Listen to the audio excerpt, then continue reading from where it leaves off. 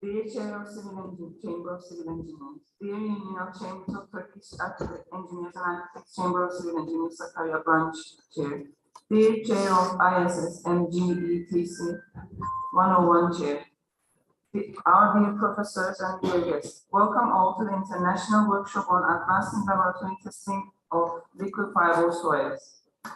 I would like to invite Associate Professor Nevi Kartal as the event chair to launch the event.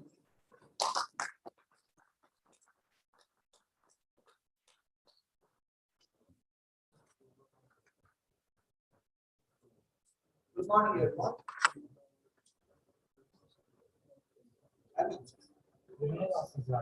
You're awesome. Good morning, everyone. I'd like to welcome you all to the third and final piece in the trio of events that we have been having here. So we started the national conference of Turkish North Cyprus, and we have the nations by solutions. Now it's time for international workshop on advances in laboratory testing of liquefiable soils. So I'd like to start by thanking the organization, the team, and advisory board. But you see this in the website or in the conference booklet, but in my mind it looks more like this because basically Abdullah has been the driving force behind everything. So I would like to thank and acknowledge him now as well.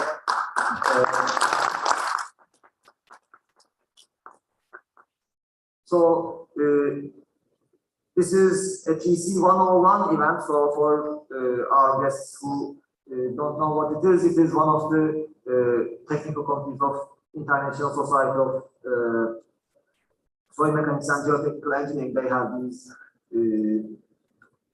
focused groups that focus on different areas of research. So one of them is I'm not sure how this works. Anyway, one of them is on laboratory testing, so that's TC101. Another relevant one is TC203, which is on earthquakes, so because we are talking about liquefiable soils as well, and we have some members of TC203 as well among us.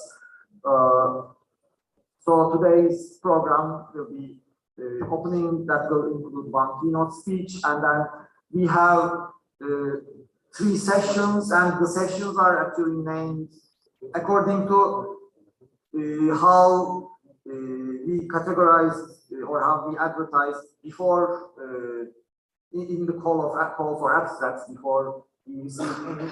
But then actually it will be a very loose categorization because when we receive the abstracts, we notice that they aren't really exactly fitting into these categories, or they are like a mix of all of these. So anyway, I hope you will enjoy today's event, and without further ado, I would like to invite the chairman of TC101, Professor Matthew Coop of the University College London, to give his opening speech.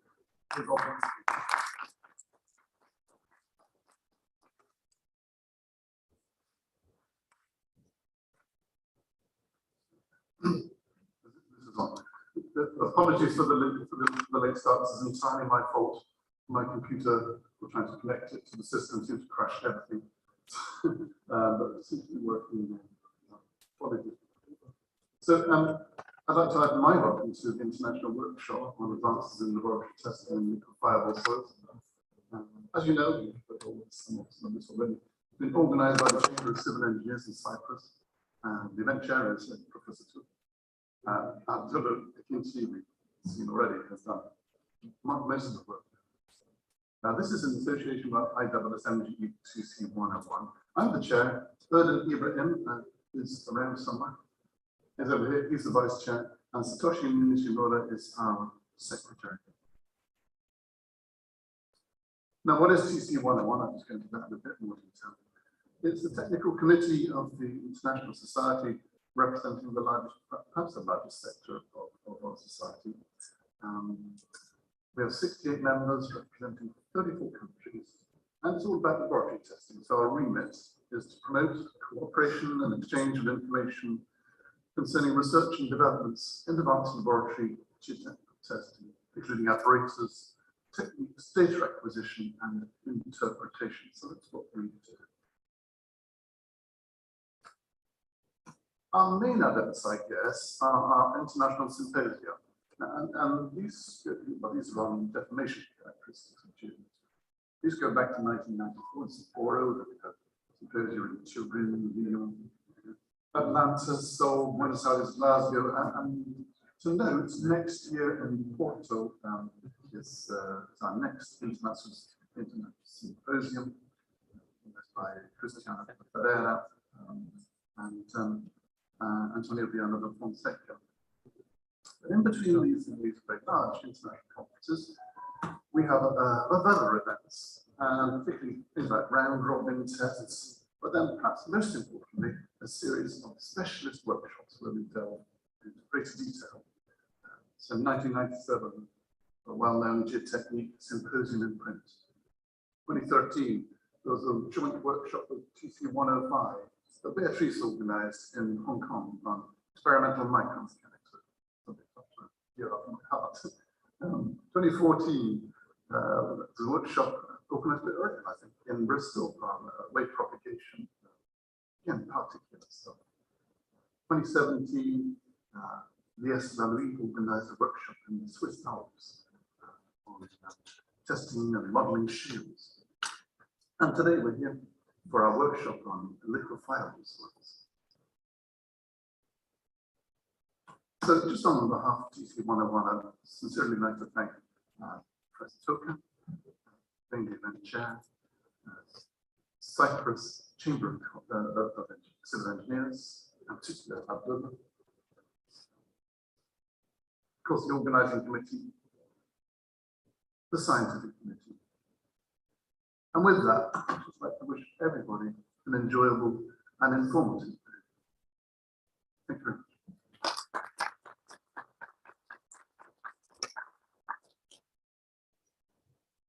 I would like to invite the president of the Chamber of Civil Engineers, Gürkan Bey, to present a token of appreciation to Professor Cook.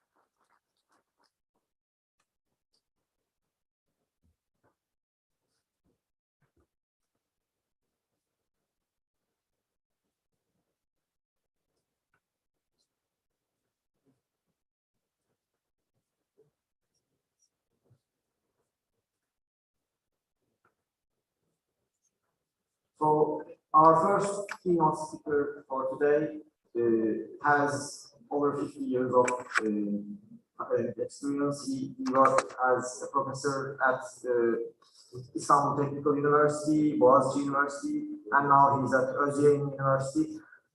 He has been the Secretary General, President, Vice President of European Association of Earthquake Engineering, as well as Editor-in-Chief of both earthquake engineering and book series called Geotechnical, Geological and Earthquake Engineering by Springer. He's also one of the two nominated members of TC203, which is the earthquake TC from Turkey. So without further ado, I have the privilege to invite Professor Atilla Ansal to the stage.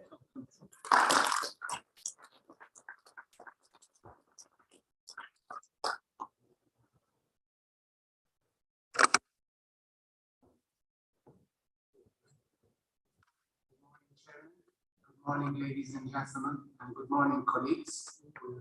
This is actually a privilege for me because my age, it's not always easy to travel, but Cyprus was not very far away. And of course, laboratory testing was one of my initial favorites when I came back to Turkey after Northwestern.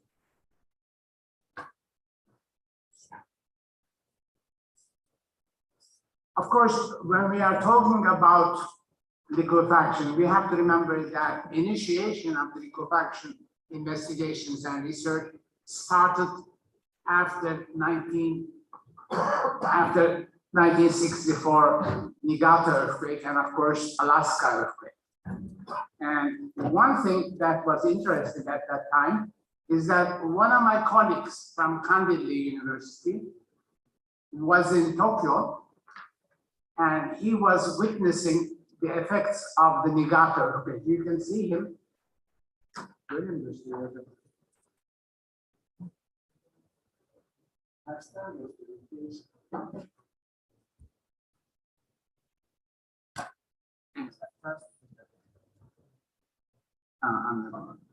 Çok parlak bir.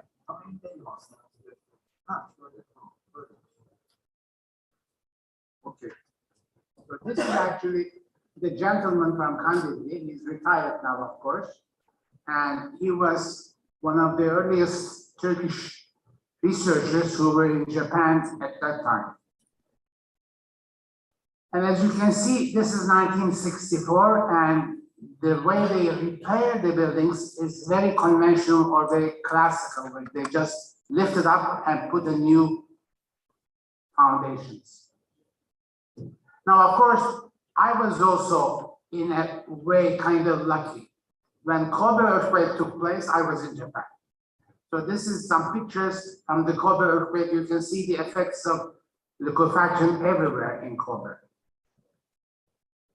And of course, one last example is from our Adapazarı. This is 1967 earthquake. And you can see that right during that earthquake, the hotel that was by the lake, due to liquefaction and lateral spreading, sink down. But engineers or owners do not always learn from the past experience. They went and built another hotel. And as you can see, in 99 earthquake, that hotel also experienced large settlements due to liquefaction and due to this lateral spreading. And of course, when we talk about lateral liquefaction, we also have to remember that this is one of the pictures that was taken somewhere else. And as you can see, as well as the settlement, we also have the movement in the vertical direction of manholes or other buried structures. Now, in the very beginning, I took my PhD in 1978, and this was the early period of liquefaction investigations that initiated in Berkeley mostly. And it was considered at that time that maybe liquefaction, because of the nuclear plant construction, is called liquefaction. Some people did not believe that there is a liquefaction in the field, because it was possible to generate liquefaction in the laboratory, but nobody believed, or very few did not believe that it was possible in the nature. As you may see, this is one of the first downhole records where we can see the increase in the pore pressure and the liquefaction of the soil profile. Now, these are the very standard factors that affect, but one of the things that I would like to stress on is in the laboratory testing, we have a very difficult task, because as you see, when we have undisturbed samples from the field, and when we compare the results with the laboratory prepared samples, there is a very significant change. So laboratory testing is always difficult to produce what we have observed in the field. And the other thing is that the laboratory test results, the curve is very flat. And if you want to do some parametric studies concerning what would happen in terms of cost or liquefaction susceptibility, the very small difference in the stress field would make a big difference. And some of you may still remember that this is a thesis done in Berkeley by Mulilis in, I think it was in 77. And he observed that how you prepare your laboratory samples is a very important in getting the liquefaction curve. And of course, after this, we had also rules how to prepare the samples and how to control the testing systems in different locations, as well as in the United States, in Japan, and we did also a little bit study like that in Turkey at one point in time. Now, this is the study actually we made.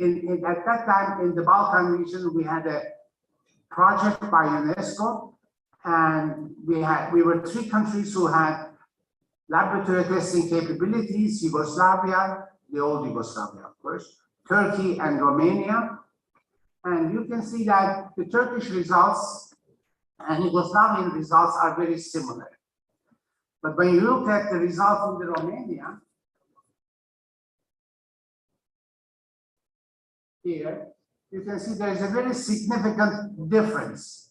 We found out that in their laboratory testing scheme, those of you who are familiar with the laboratory testing, when you do a cyclic traxel, you don't really fill up the cell. You always leave an air cushion.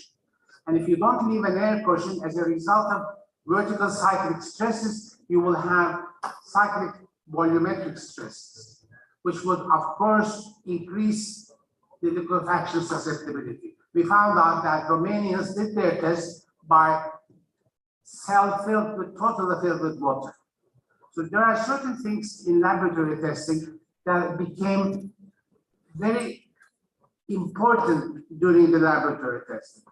And of course, you can see that this is the results of a US study where they actually had a large number of laboratories that was coordinated by Marshall Silver at that time, that they would have the same liquefaction resistance curve at the end.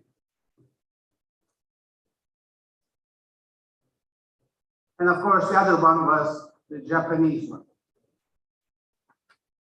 Now, one of the most important issues in the laboratory testing, that when we are dealing with the sands or liquefaction, we have to remember that these are the studies that was conducted by Holtz. And you can see that even though you may have a very large, very small relative density, the sand may behave like a dense sand under very low pressures. And if you go ahead one more step, and if you have a very dense sand, as you see here, that may behave as a loose sand under the very low confinement pressures. So there is 2 factors that control liquefaction and behavior of sand. And now I come back to my university. This is way back in 1980s. In 1980s, we had a cyclic traxel system produced by structural laboratories from the United States. And this was our testing scheme for liquefaction tests. These are the first liquefaction tests that we conducted in ITU. And of course, everything was analog. As you can see, we have analog plotters. And we would conduct cyclic tests under stress-cold system. It had a very large range of frequencies. But we, of course, conducted with 10-second periods. And the other issue that was important and is still important is at the very end, you can see here that what we call membrane penetration. These are the tests that was conducted by my first PhD student that you will hear as the next speaker, Ayfer Erkan. And in her thesis, we actually conducted membrane penetration tests with different size of particles. And we tried to come up with the empirical methodology to account for the membrane penetration. And this was the result of some of the soils we have used, from fine gravel all the way to the fine sand. And as you see at the end, this paper was published in AAC at that time. I think it was in some 70s. And you can see that if you have an uncorrected curve, your liquefaction susceptibility seems relatively delayed as a result of the penetration, membrane penetration, which would lead to a wrong results. Later, we were lucky. We again got a big grant from Japan, and we got much more or much better equipment in cyclic triaxial. And as you can see here in the cyclic triaxial, this is way back in 1990 in Istanbul Technical University. And we were able to actually conduct a lot of liquefaction or a lot of cyclic tests on different types of soils. Now, here you can see that we can account for different problems, and we can take large number of cycles and with different frequencies and large number of duration. And now I would like to show you what of the things we have at that time. We found out that, you know, if you consider different stages, you can actually come up with a modulus degradation curve, which is much more logical because you start with elastic and then elastoplastic and maybe completely viscoplastic. This is just to show how the soils would behave to people from different disciplines. And later again, this was also a part of the Japanese grant that we got in 1980, cyclic simple shear device that was originally modified by Marshall Silver and Professor Ishara. And it had an option of having a saturated soil, because in a Norwegian system, in a Norwegian simple shear, you are never sure about the saturation in your sample, and you never actually, the way you calculate the pore pressure is a little bit empirical to a certain extent, but here we had the option of applying back pressure and confining pressure and measure the increase in the pore pressure by transducer. And here you can see the equipment in the horizontal position from the general far away, and it was interesting. And as you see, we made also an addition here where we can apply static load after cyclic or before cyclic to determine the undrained shear strength of the sample prior or after the cyclic load. This is again the schematic drawing of the cyclic simple shear device. I'm sure all of you have some information about it.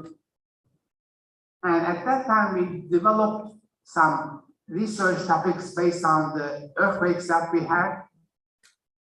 And one of the topics that we worked was the liquefaction susceptibility of the silty sands or clayey sands.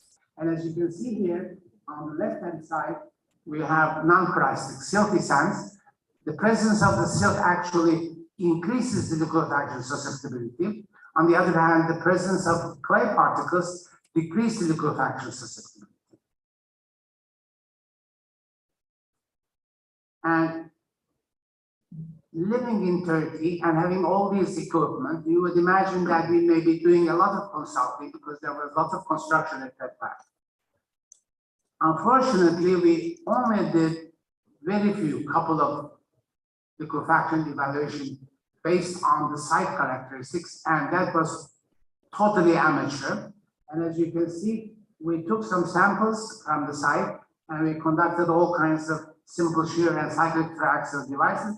And we tried to actually come up with a design criteria for the area.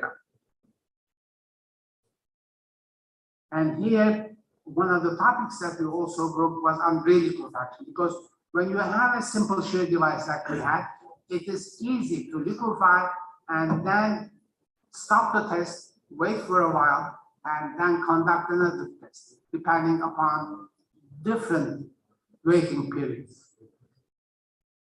And here, the real liquefaction, and it occurs actually very rapidly, even faster than the initial liquefaction. And as a last, actually, we had, again from Japan, a cyclic torsional hollow shear device.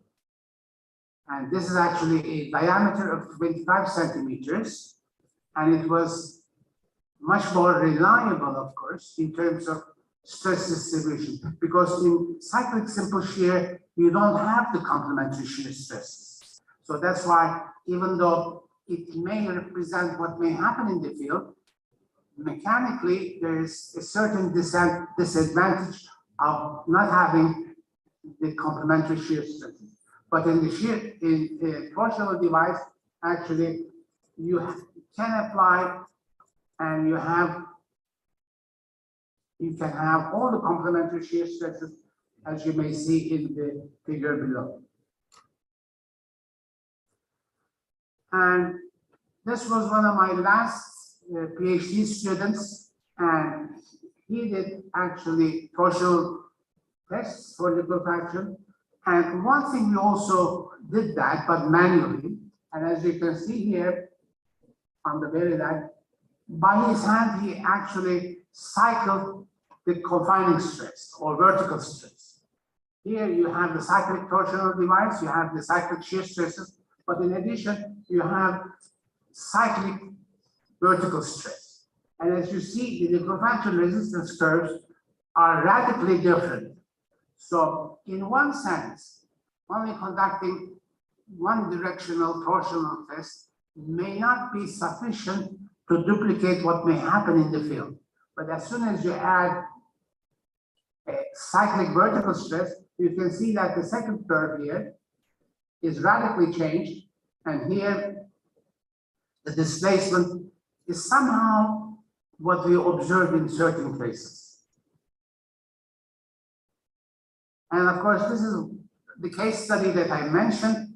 In this case study, we did all kinds of, we also utilized all kinds of empirical methods. And as you can see, for each borehole, we had distribution of safety factor under the negative side or on the positive side.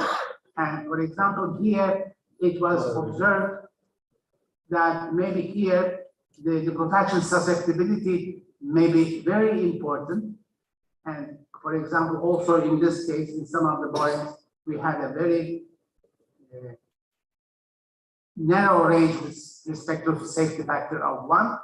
So it was decided actually to have gravel columns to build. This is the Toyota factory that was in Adapazarı, very close to the fold.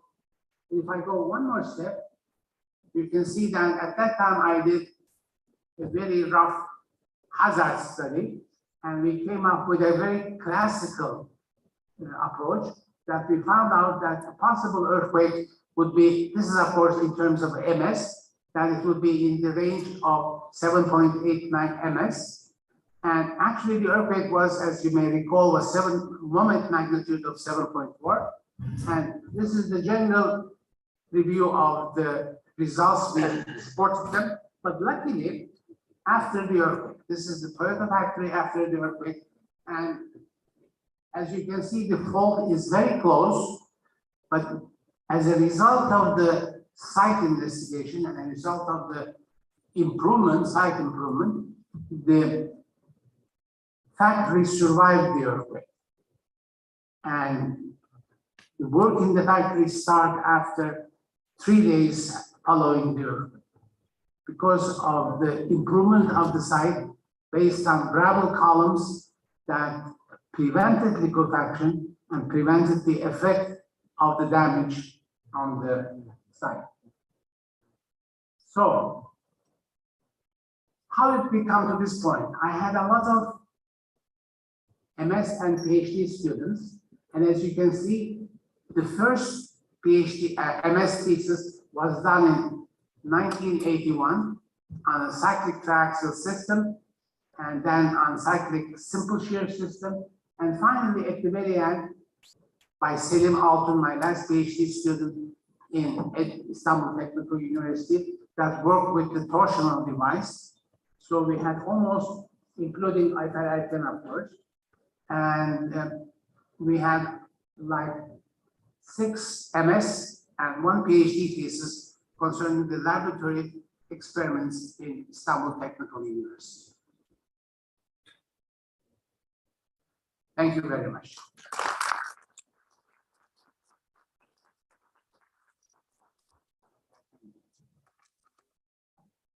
I would like to invite Chairman of TC101, Professor Merkip, to present Professor Atinansal our certificate of appreciation.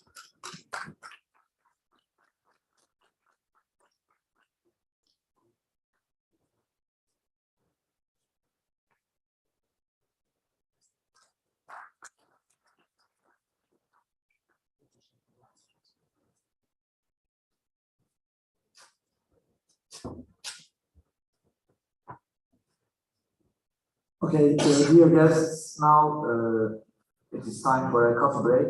So we will reconvene after 15 minutes.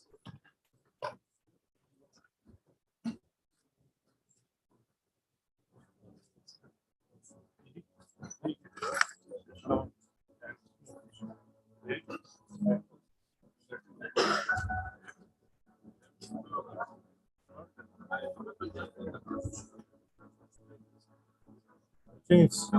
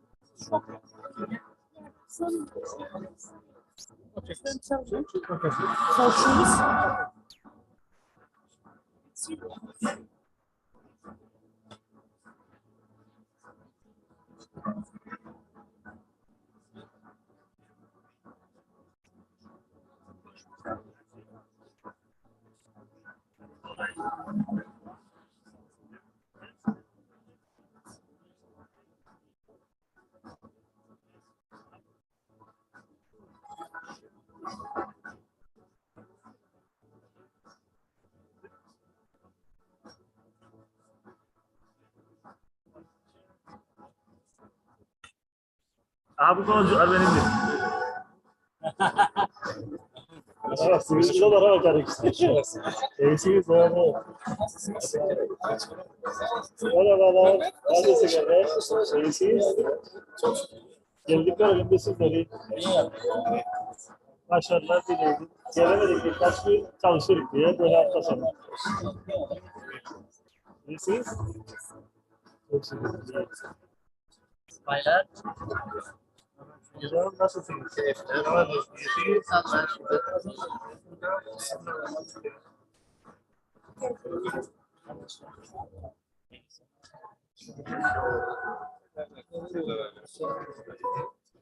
Saka koltuğu iyi de yapalım.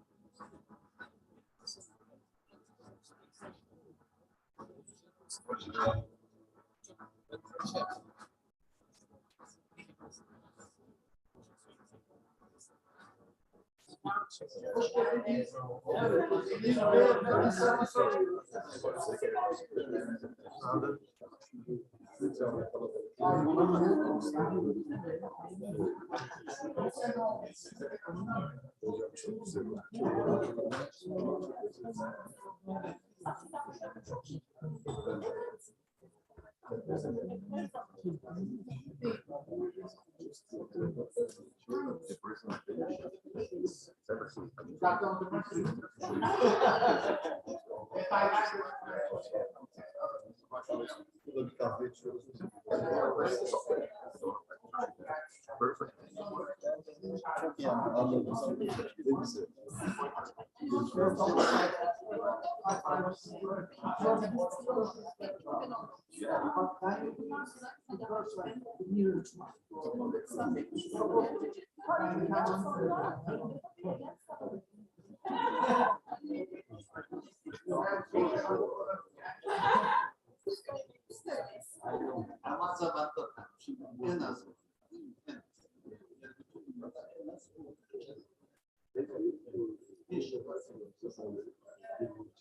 Yani kalan sahalar bizim direklerimiz. Yani arkadaşlar şöyle olduğunu yansıtıyor. Ama Yes. Not to be worried. size yaşlar. Ama şimdi her şey çok beğendiğimiz alkışlıyorum. Bu yaşta ben zorluk Nasıl genç? Ben sizden bile yaşlıyım ben. Kaçlısınız?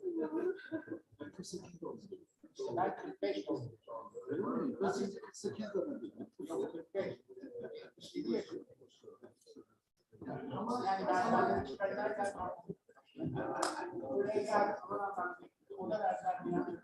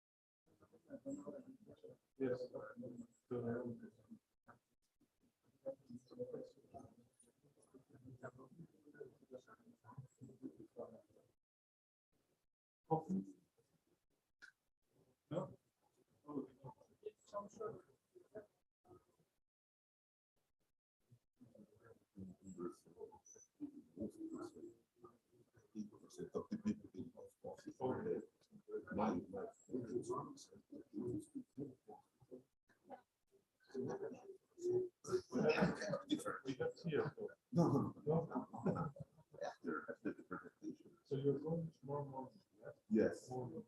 I will tell you what time it is.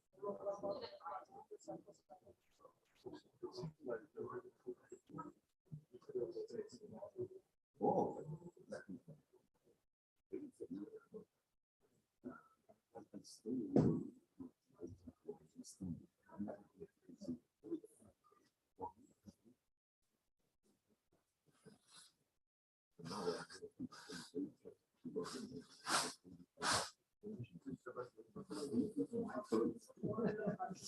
Yeah.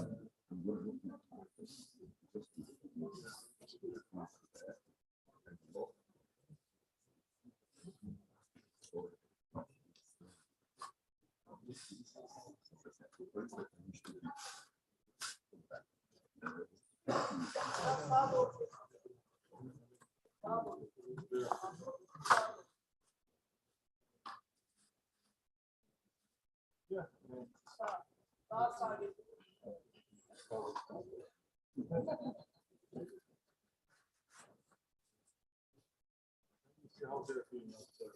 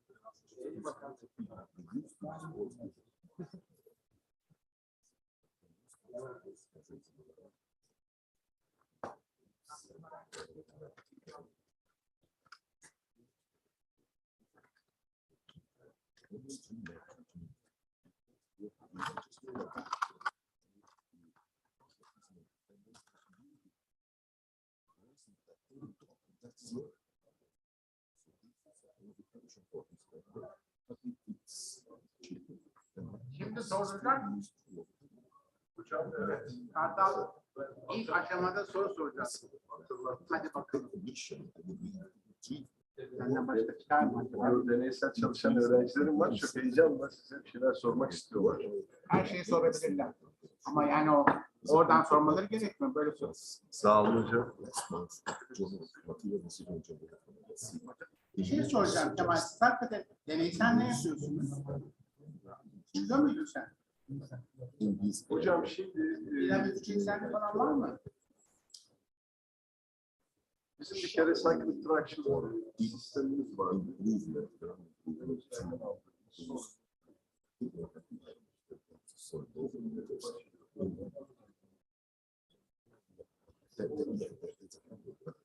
Yani o türde bir cycle reaction var. Beni geçirdiler. Tuz var.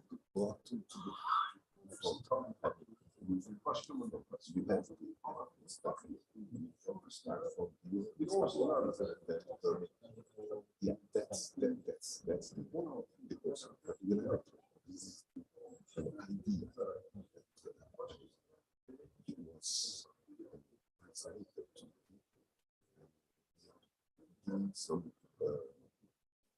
to do some small scale testing.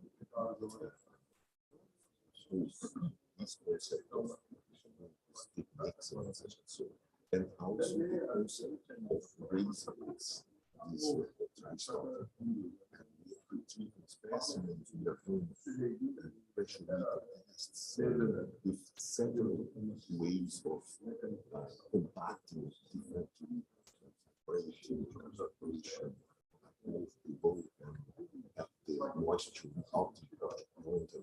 So we are doing that on the field and to use the students managing these kind of stuff in in the real field by the company. So they are doing the way that we're supposed to comply with such and so. And we are science, so we're trying to understand the results, interpretation, and see if it's really viable. But this has no coming back.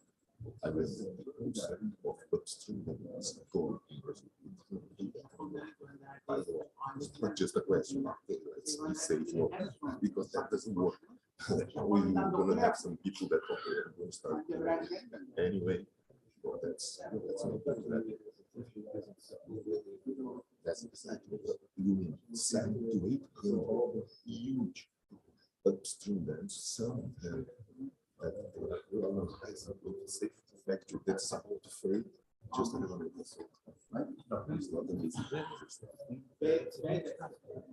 it is. That's one question that we have to look at. There's lots of organizations that are doing plenty of CBD tests in several places, some chosen ones in order for us to figure out how we are information. And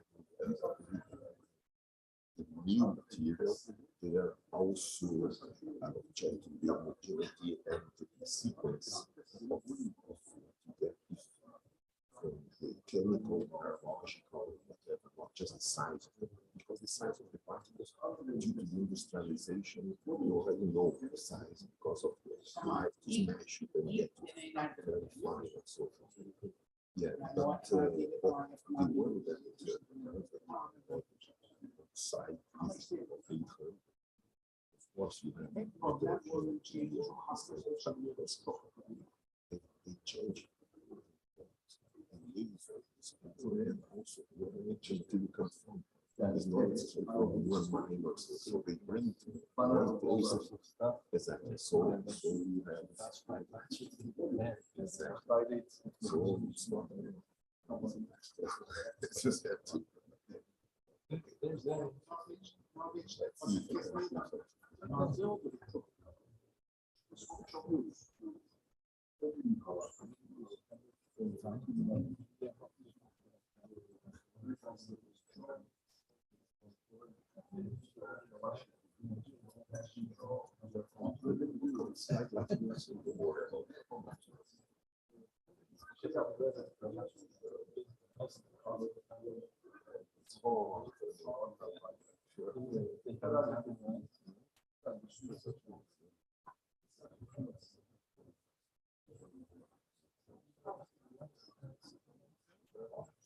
Sorry. I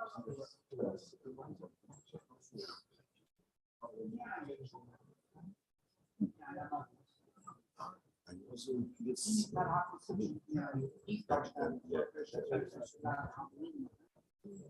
No, final. Five at cell. And huge market since the 1990s. Also,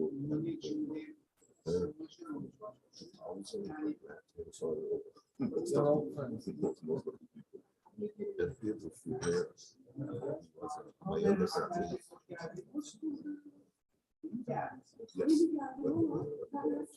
was my undergraduate student that took a master and PhD there in the supervision of one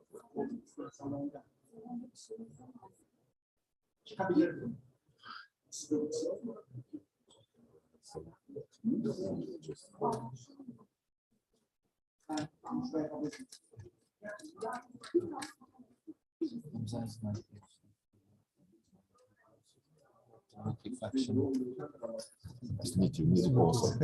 Hopefully you'll make a presentation this afternoon. I'll be here.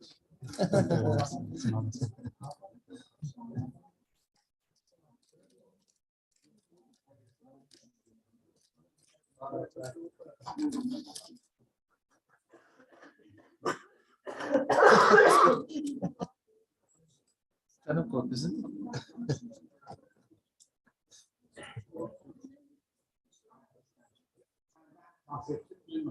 That's not the time. They need a bit of confidence. Just start with the top. Biraz daha.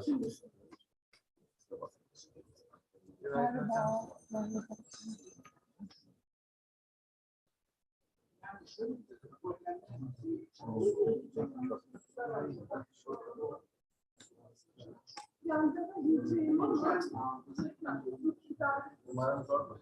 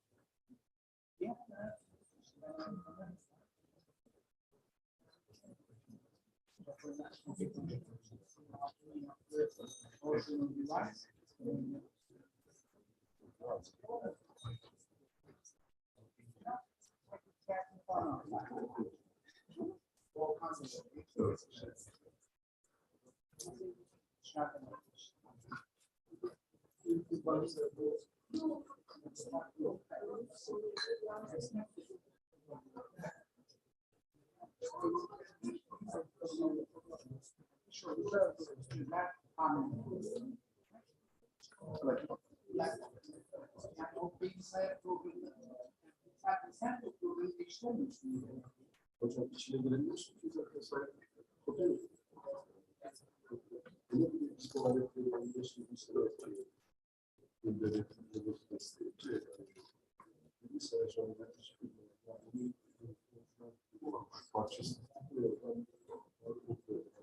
ürettiğimizde haberimiz yok. Böyle bir aletimiz mi var? Görüşürüz hocam.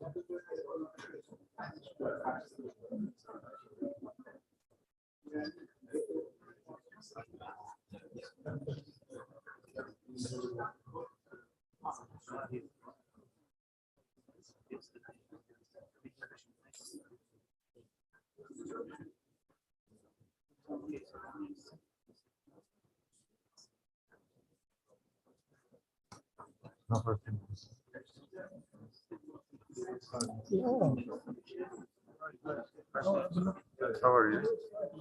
Oh, thank you. You too. Of course. No, no. Come on, come on. No, you have the vision. You have it. You see it. Please join us.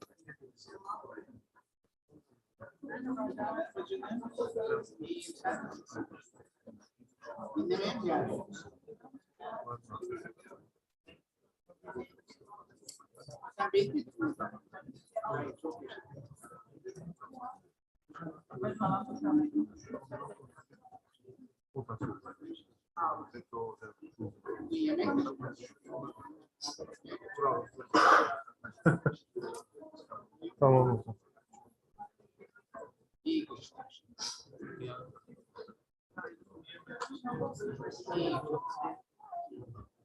Her şey yolunda. Bu binaya çıktıktan sonra her şey yolunda. binadan çıkmadım.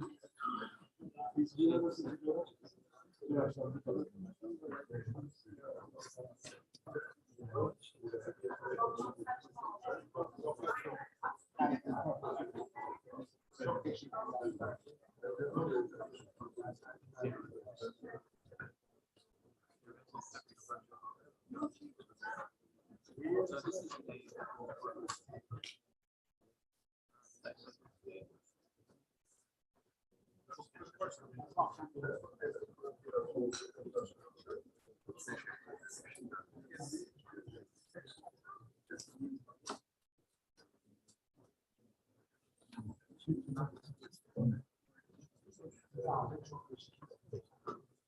Bir dakika.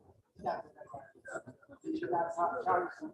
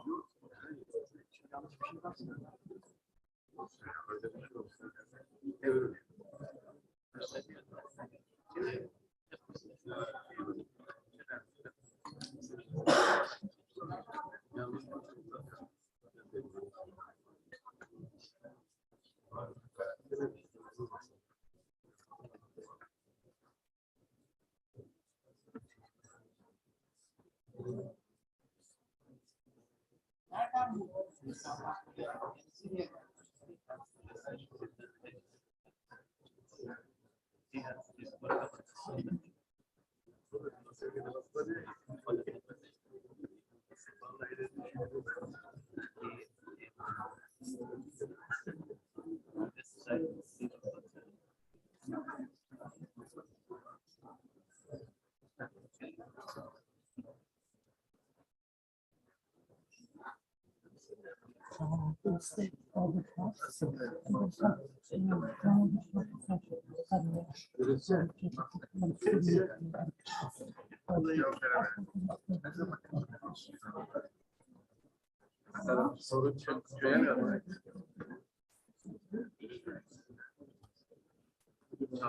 Hello again. So let's start the first session. However, actually, let's not start the first session because during or after the opening keynote speech, I made the mistake of forgetting to ask for questions. So let me first start by opening the floor to questions to Professor Atilla Ansal. If anybody has any questions or discussion to add to his speech.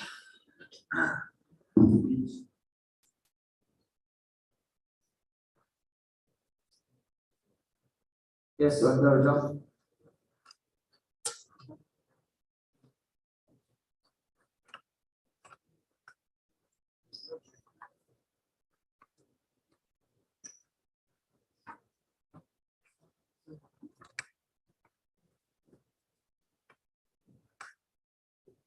Thank you, Professor Stoker. Professor Ansal, thank you for the greatest presentation ever, because first-hand knowledge is more important than the available literature. So we were privileged to listen to your talk and benefit from your experience in laboratory testing. My question, maybe not a question, but rather than a comment, is that do you really believe laboratory testing is equally an art?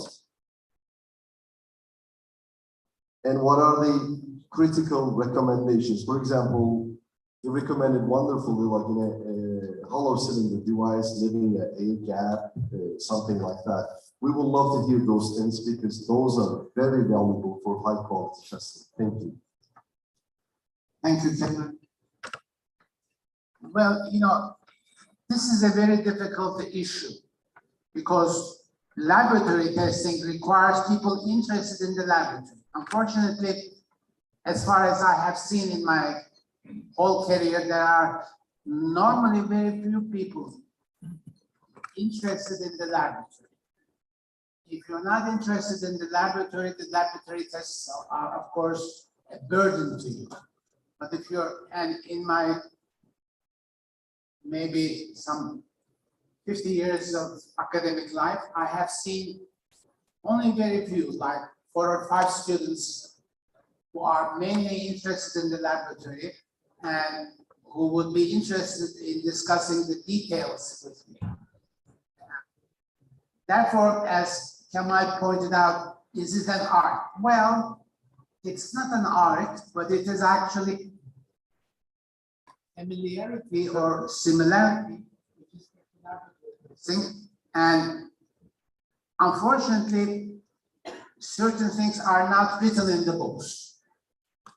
And if you don't do the test yourself, since I left Istanbul Technical University in 2002, at that time I was something like 50 years or more, I used to do the testing myself, because if you don't do the testing yourself, if you don't fill the cell with water or whatever, you don't really understand what is going on.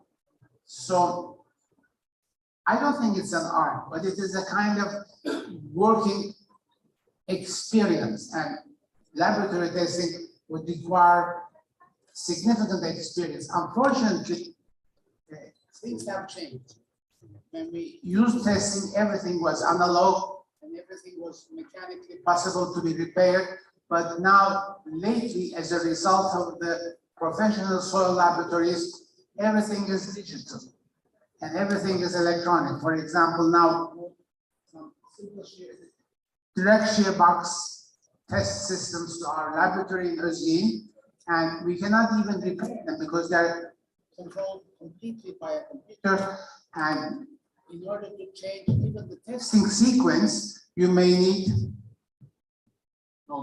it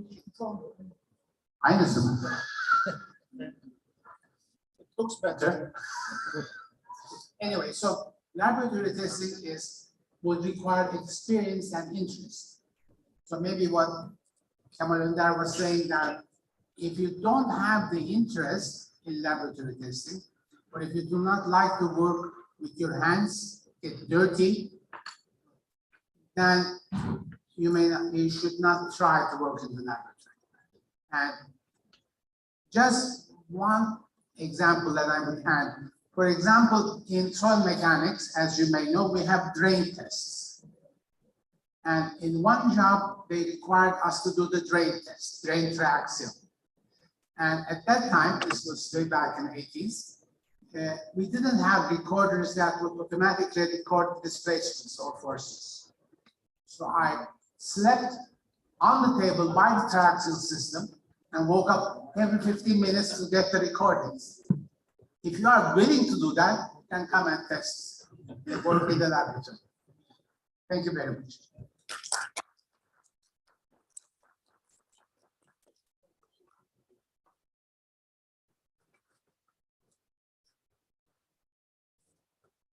Hi, I am Muhtasar Zarzul from Middle East Technical University, a PhD candidate working with Professor Kamal on the research. Professor Attila, while talking about cyclic triaxial test, you talked about the airspace should be left above the soil. Is it a limitation for all apparatuses, or it's still we need to do this in our tests? Well, if you have a vertical or lateral cyclic stresses, it will also, if you have a cell, and if the cell is filled with water, it will also induce cyclic pressures in the water that would be cyclic confining pressure. So there should always be an air cushion. The term is air cushion. So that when you do cyclic testing, confining pressure does not change. So air cushion is a must in triaxial testing. Even if we control the certain pressure automatically, or we keep it at a constant volume? Well, if you control the volume change, as we were discussing with Kemal Önder, but the problem is cyclic stresses. Even if you control the volume change, automatically, if you're actually cycling the confining stress, you would be changing the volume accordingly. So even in the volume change control system, the cell should not be totally filled up. It should have an air cushion at the top.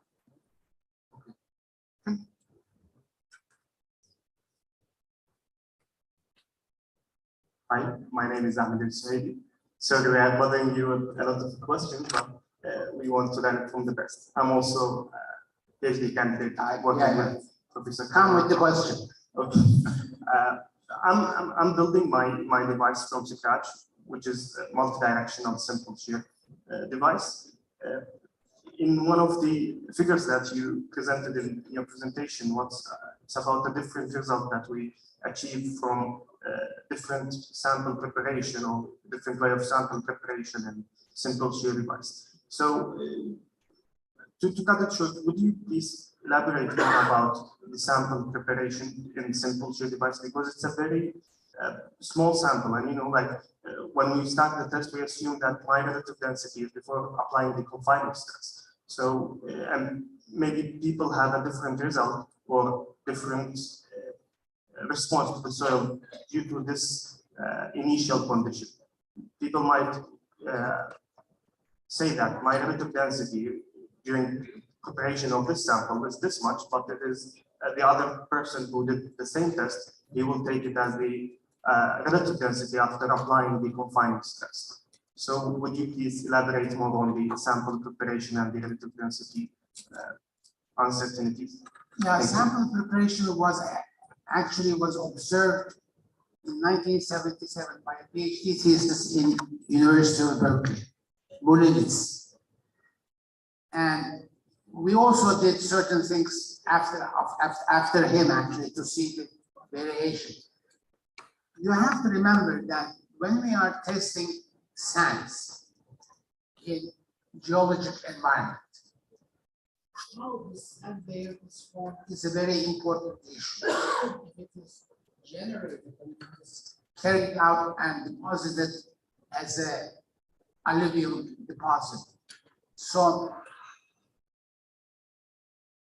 the issue that was observed by Mulinis and of course by researcher afterwards, if you are preparing samples by classification, by vibration, or by other methodologies, you may always have a higher liquefaction resistance.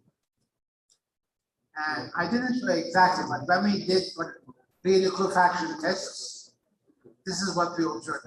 In the and when we did standardization tests, normally we prepare with air pluviation or water pluviation. You have water and you pluviate in the sample. That also, I haven't mentioned that all during my talk, but one of the most important issues in the sand is to get B-check over 95%.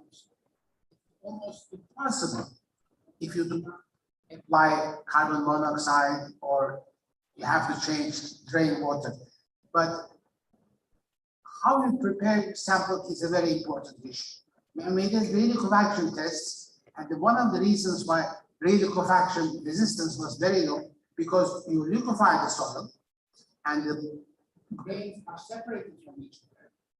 And when they dissipate the water, they are actually simulating what may have happened in water during the resettlement, and they have much more affected or much more liable to liquefaction because of the structure. This actually, the structure and the fabric, in a sense, was not initially observed in early 70s.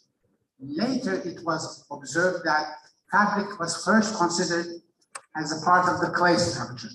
But later, after detailed investigations on sand, it was observed that the fabric and structure is an important issue. So no matter your sample is small or large, you have to make sure that your sample fabric or your sample structure to a certain extent should be same or constant. Whatever you do, but you have to always do the compare your results among your tests. So fabric is an important issue in sands. And of course, the reason why constituting samples in the laboratory is important because all of them give to a different fabric. Thank you very much for both questions and for all the additional insight from Professor Ansal. So with that, let's start the first session. So I would like to invite Vice Chairman of TC101, Professor Erdem İbrahim from University of Bristol.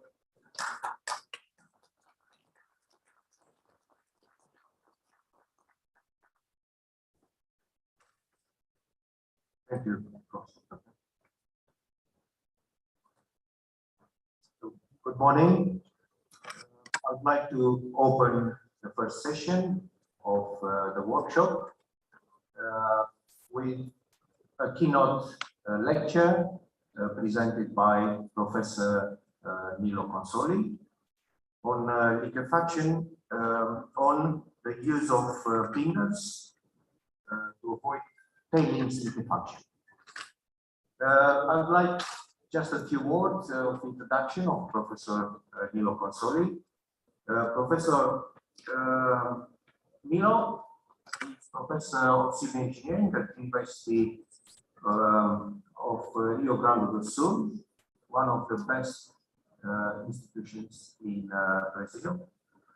He graduated from the same institution in 1985 and he obtained his PhD at Concordia University in 1991. Professor Nilo is not only a very prolific publisher research with more than 200 papers, but his research on ground improvement, artificially cemented soil, fiber-infused soils, offshore and onshore foundation is often at the forefront of new discoveries recognized by prizes, international prizes. He is serving as associate editor and as editorial board member for a series of top international technical publications. So, Professor Nilo Consoli, so please. Thank you very much, Professor. Thanks to for an invitation to really true to everybody from Cyprus, and so it's an honor to be here. And I want to present to you some experience that we have in Brazil regarding tailings disposal, static liquefaction that we have had, and the possible solutions that are being looking at, and that we are doing some research in order to see if we can find novel, as I said, novel ways of getting stabilized these materials without problems that we have had, like 2 huge failures with more than 300 people were killed in the last few years. And I'm going to show you something regarding the problem and the ways that we are trying to look how to solve it. The problems that are already in, just for you to have an idea, we have about 800 upstream dams in Brazil that we have a lot of them that have they are realizing the safety factor is nearly 1. So we have to decommission all of them. And the size of it, there is a law that was introduced after the last failure that killed 250 people or more, that it's forbidden from 2020 and on to raise new upstream dams. So this, as I said, we have 800 and we have to decommission them, and we cannot build new ones. They are the cheapest, and so that's why it was used, but now it's not possible anymore. That's the reason that I'm going to present to you the problem and possible solutions for new disposal of new material and ways to decommission also these tailings that still are with some problems. Okay. Just also to tell you, which is interesting, if you wish any kind of contact with me, that's my email, and I would love to respond or get in contact with anyone. So it's consoli@ufrgs.br. Okay. The first thing, just for you to have an idea, I have some experience with tailings dating 30 years ago in my PhD in Canada, in which the problem that we had at that time was completely different than the one that we have nowadays. At that time, we didn't know how to manage about the volume of tailings that we could dispose behind a dam and a reservoir. So at that time, my PhD was regarding this kind of solution, a numerical solution. So I worked in the development of a constitutive model based on critical state solid mechanics with a former student of Rusko from Cambridge, Professor Purshad. That's why even I have chosen university to work with him. And he was the one that started to look at sandy materials from the critical state solid mechanics side. Because, you know, Schofield, Rolf, and all the others, they look mostly to clay materials. And then he was looking, that's one of the reasons, because the tailings, you have silty and sandy material at that time. So, and I went after to solve this problem, as I told you. And in the end, I have published a paper. It was basically a real problem that we have with bauxite tailings that this slurry was disposing some point like here, and it starts to be taken by the water, and so you have sedimentation and also consolidation, everything occurring at the same time. Bring it back. So we have to solve it numerically. At that moment, we didn't have, even nowadays, you don't have an analytical solution for it and such and so. So I have to develop two codes, one in finite difference to deal with the conduction of the sediments, the sedimentation, and after large strain consolidation and whatever. So using DO's theory and whatever, except of course, everything numerically speaking. So I did that, and I published a paper after some more studies with during a period that I was at Oxford working with Professor Gillian Sills. She was an expert also in sedimentation and such and so. And my first paper was published in Geotechnique at year 2000, and I was lucky to get even a prize for this paper, which was fantastic when I started having just to have it recognized as a good solution for the problem. Just for you to have an idea, when we are dealing with this bauxite tailings, these dots are results of the void ratio with depth.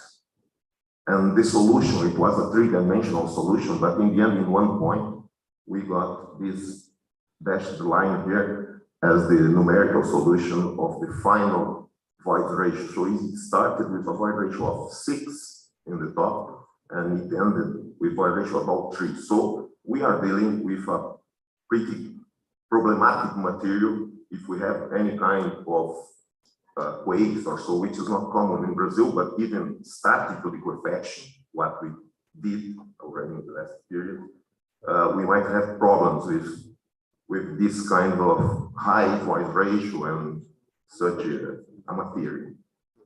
But what is interesting also to see here is that due to transport of the material and just segmentation, we could solve the problem saying that we have a possibility of putting like 500,000 tons of material behind a dam in a reservoir. But if you consider the consolidation, the real consolidated height, I mean, considering small, large strengths and Eulerian or like Lagrangian viewpoints and so, it almost doubled, and that was what really happened. Almost double the amount of material that you could put behind that dam, really.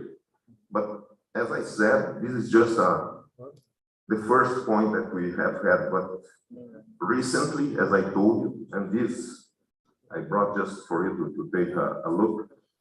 This is iron reservoir with it was raised with the upstream way. And in 2019, we have had the failure. So these are just the sequence of it. And in this one, we have had more than 250 people killed. And that's everything changed from that moment and on in Brazil. Because of that, even if possible, there's a link here where you can see the video of this failure. I just took some pictures to show you what was the problem that we have had and why it is forbidden in Brazil to do such a disposal from then and on. So as I said, we had to start thinking about novel ways of solving the problem. And so at that moment, Vale, which is the biggest mining company that we have in Brazil, they approached me at the university because they wanted to look for solutions using dry stocking, which means you filter the material, the slurry, you get it to a certain moisture content, then you compact in layers, and then you can do, as they expect, these dry stocks up to 300, maybe 400, even 500 meters high. So the problems start in such a situation because, let's say, I start compacting in the bottom. When I get it to 300 meters high, what's the pressure that I'm going to have in those materials? Is it going to be the breakage of the grains? If it does, is it going to have some change in the critical state solid mechanical parameters due to that? So all of this stuff is still not well known, mainly for this kind of man-made materials, let's say these tailings that they are non-plastic and they have their own characteristics, even though you might have even some small particles with clay size or something like that. They are not clay minerals, so they do not have the plasticity or whatever that you would have. So it's different from the natural material, and we have to look at deeply about the basic behavior in order to be able to solve this problem. And there were also some questions regarding this this filtration and compaction, and in the end to go for this dry stock up to 500 meters.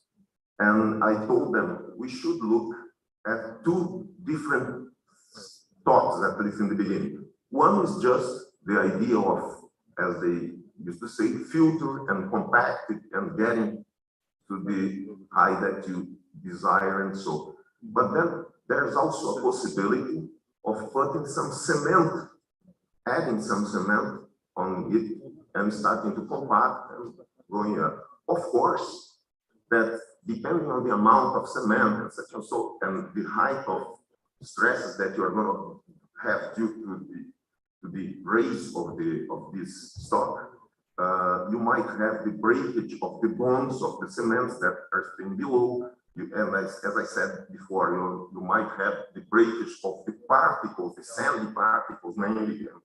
So this is still something that we have to understand better how it really going to change due to these particularities that we have for such a solution. But I'm going to show you some of the problems that we are already starting to look at for this solution. The first problem is a practical problem that was recalled for us, which is like, okay, do you have any problem due to compaction? For example, might you have some breakage of the particles, sandy particles, due to high energy, because the equipments that are supposed to be used in the field, and they are already doing it, have huge energy and high frequencies and such and so on. Would that make any difference, I mean, regarding possible breakage of the particles or things like so? We are studying that, and we have done carried out some tests for 2 different equipments, but we have done in the lab and also in the field to check it out. And for example, in this case here, we have a 22 tons vibratory roller compactor for compacting up to 50 centimeters. And in the other case here, you have an impact roller to compact thicker layers and also see if what is going on to happen. So this is an ongoing research that we are doing, but just to show you, this has not been shown before. We're still writing something about that. But at this moment, for example, for iron ore residues, tailings in this case, we could not find the breakage of the particles due to this compaction, applying the energies that we might have, cyclically or not applied, let's say, up to reasonable pressures that you might have, these particles that are mainly silica, sand and such, and so they do not break. However, we got much higher pressures than the ones that you might have in the field. And then, yes, you do have breakage, but that's not real. I mean, we have even to check it out if it was going to occur, which were the pressures to do so. But the good news for Vale, which was the one that they were paying for this research, is that for the usual pressures that you get from these equipments, you don't have the change of the size of the particles due to compaction for this material. This is something good technically for them. Okay, but what about if we are looking at, as I told you, real high pressure due to the stocks being for 300, 400, or even 500 meters high? What's going to happen for the material that is below when you are raising it? And this is something is also hasn't been shown anyway. It's just anywhere. It's just a initial result here, in which we have the 2 different pieces of the material. One is like both come from iron ore tailings, but they are retrieved from the process in different moments. And you have one of them that is mainly silt, and the second that is mainly sand. And we apply isotropic stresses up to 120 megapascal, of course, much higher, at least 10, 20 times higher than the ones that you are going to have, even with a 300, 400, 500 meters high stock. But just to have an idea what's going to happen. And for the silty material, even reaching 120 megapascal, we did not have any breakage of the particles. Okay, but when you do have mostly sandy materials, from a certain point, as I said, just applying confining stresses, I'm not shearing at this moment, and you do have the breakage of the bonds, as can be seen here, these on the top are almost are the results for the silky material that they are similar before and after applying such a high stress like 120 megapascal. But here in the bottom, you have the materials that were compacted initially in a dense way or in a loose way, and they both have you have the breakage of the particles, and so you have smaller size particles and so. And we are looking, of course, at the real situation too, and that's something that's still ongoing research. But as I told you, the concept that we have in Brazil, which differentiates from 2020 and on, is this idea of using dry stock. And in such a case, at this moment, they have already decided that we shall go at least to 300 meters high in stock, which, as I told you, we have some specific knowledge that still not has to be studied. There are some points that have to be clarified about possible particle breakage and other points that you might need to understand it all. Here is a paper that was just accepted at Geotechnique. It's still not printed, but it's going to be soon ahead of print, in which we have a decommissioning kind of problem. So this is a reservoir for a copper tailing, and we have got specimens from, here's a discharge point from what we call upper beach and from the lower beach. Of course, the difference is basically the size of the particles that in the lower beach, due to the transport of sediment, such and so, they are smaller size than these ones that are in the upper beach, which is interesting that we see here just the difference. Both are silty sands, but they have some differences in the amount of silt, basically. Here we have plenty of results, drained and also undrained, and we have analyzed these results for, in this case here, is just for the upper beach material. We have made the decision of looking at 3 different compactions energies. So we have different densities of initial voice ratio. So in 3 different ways, and we want to look at the influence of the voice ratio regarding liquefaction or things like that, what is going to happen, and also through the base of the critical state soil mechanics viewpoint. What's going to happen?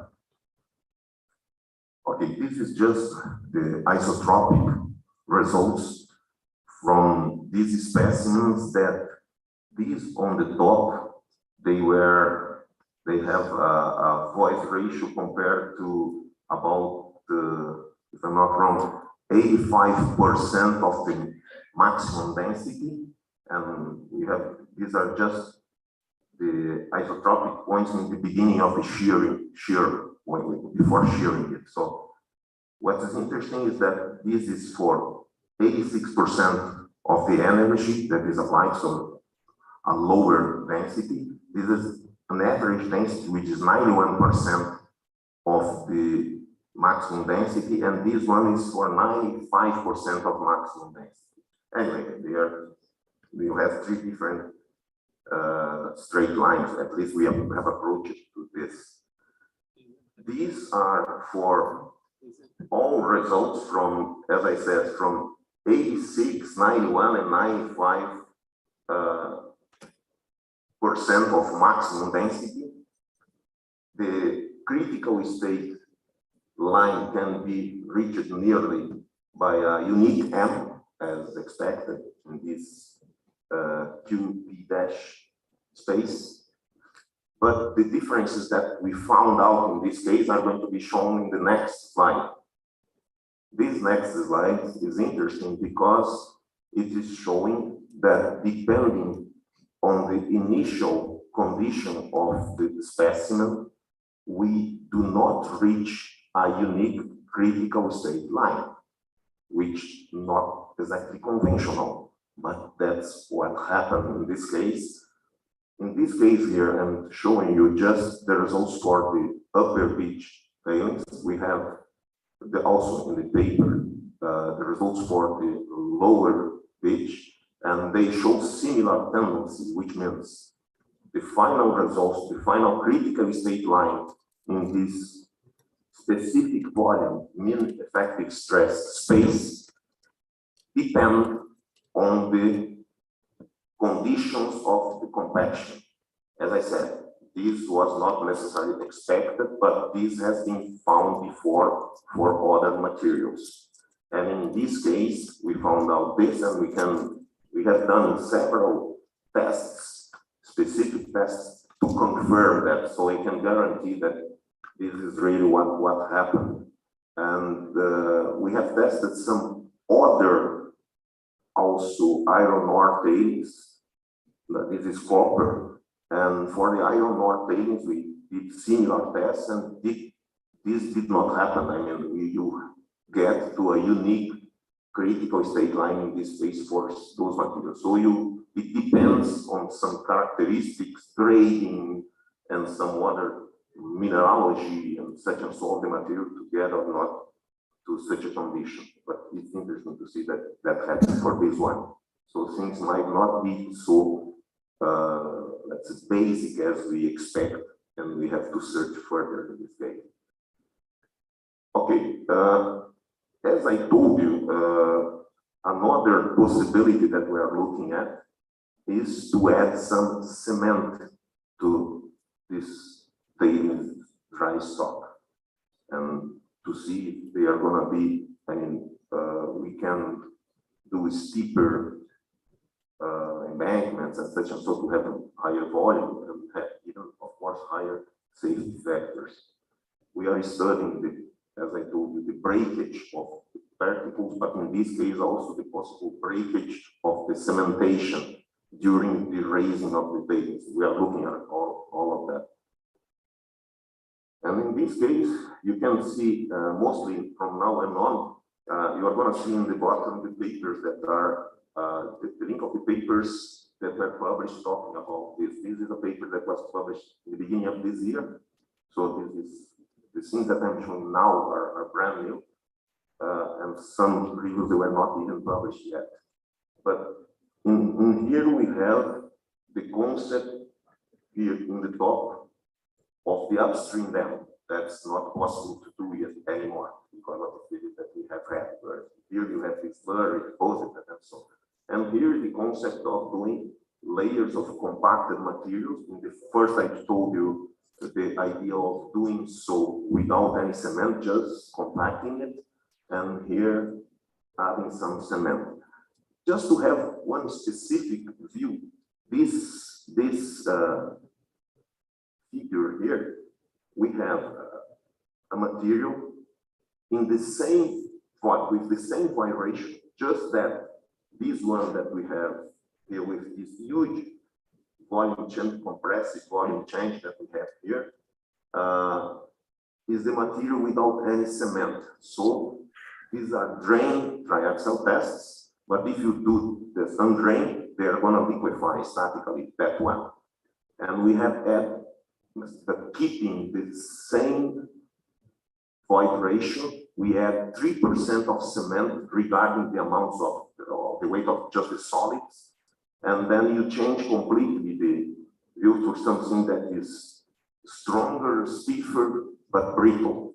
So there is a problem in the end with the brittleness of the material. But you see here in the bottom that it stops basically the reduction of the volume, and you even have some dilation on it. These are, as I said, drain tests. Here's something that I know that Abdullah and some of the people here from Turkey and Cyprus and some other places in the world are already using. And as I'm going to talk a little bit about the cementing the material, it's just interesting to show something about this, the concept of this index that its porosity divided by what we call the volumetric amount of cement, the CIP. We call it that. It started with some research in the middle of the 2000. This paper here for 2007 is the most cited paper that I have. It was published in Journal of Geotechnical and Environmental Engineering, and at this moment it has 313 citations at Web of Science. And what I'm going to show you now is that this index control what's unconfined compressive strength, splitting tensile strength, initial shear modulus, bulk modulus, initial bulk modulus. It controls peak of triaxial tests, the value of it. It controls durability of the loss of mass. It controls the expansion of clay that has some expensive minerals on that. It also, we can control the amount of expansion that you might have to this index. Here are just some basic ideas that we have, just the concept on how to look at it. For example, here are several energy of compaction. We can make some molds in several points. We get the function, for example, with several amounts of cement, function of porosity, the strength and confined compressive strength due to porosity with different amounts of cement. But in the end, when we show that with that index, the unconfined compressive strength can get to a unique line. Okay. Here it's a joint work that was carried out with between University of Bristol with Professor Erwin Ibrahim, Professor Andrea Tiambra, myself, in which the study was like to have some analytical base for that index that shows that, because we knew it experimentally that was working. But then with these and some other further works that were published from 2017 and on, we have the analytical proof for why that index controls really these cement tissues materials. But I'm not going to enter in details, but that was, as it's shown here, was published also at the Journal of Geotechnical and Environmental Engineering in 2017. This is a paper also from the Journal of Geotechnical and Environmental Engineering from 2010, in which it was the first time that we showed that the unconfined compressive strength and also the tensile strength, split tensile strength, you could get unique curves using different void ratio, different amounts of cement, but you would get a unique curve for unconfined compression, a unique curve for tensile. And if you get these curves and divide the equation one to the other, you get a scalar that is unique and doesn't change with the amount of cement or the density. So it's quite interesting. So as I said, it was published in 2010. Let's go on.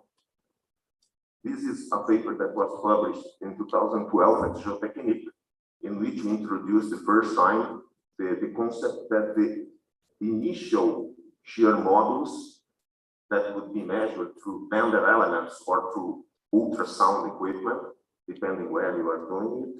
It also is dependent on this eta CIP kind of index. So you have for different materials, this was a sandy material from Brazil, and this was a sandy material from Portugal.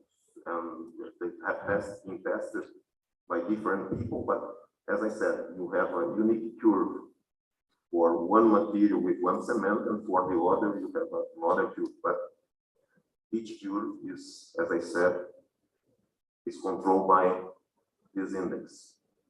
Here is something also interesting that was published in 2009 already, showing that if we have, for example, these triaxial tests, that they were molded with different void ratio, different amount of cement, but the same at the CID in the same index, they have, these are, let's say, with under a specific confining pressure, they have the same behavior from beginning to the end. I mean, you can see the whole curve that is the same, even though, as I told you, the voice ratio and the amount of cement of both specimens are different.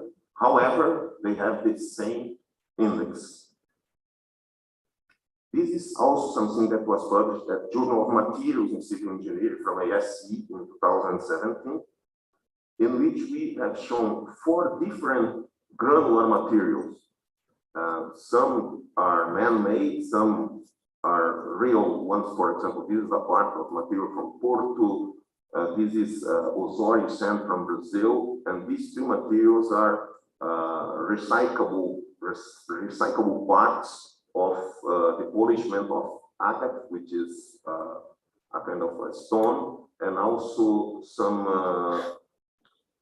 materials based on the rest of crushed basalt. But anyway, they are all sandy-sized kind of particles, but they do have, as we can see here, quite different angularities and roughnesses too. Okay, but we have tested basic tests as unconfined compressive strength and splitting tensile for these materials, and each one of them we have used different cements, different amounts of cement, different densities, such and so, and each one of them, of course, we can see here some results, as this green one here are the results for several amounts of cement and several densities, and just the splitting tensile strength, we can get this unique green curve. And the other curve, the red one, the blue, and magenta, and so other materials, but from those 4 materials with different amounts of cement. And as I said, this green one is unconfined, it is splitting tensile, the others are unconfined compressive. What we did here, just to have a kind of possibility of normalizing it, we have divided each one of these curves by the result that we have of the QU or QT, which are unconfined compressive strength or the splitting tensile strength for at the CID 20. So we get 20, see where it beats the curve gets here, and divide the whole curve by that. Doing so for each one of these and much others, we get a unique curve for different sandy materials that I show you, with different roughness, different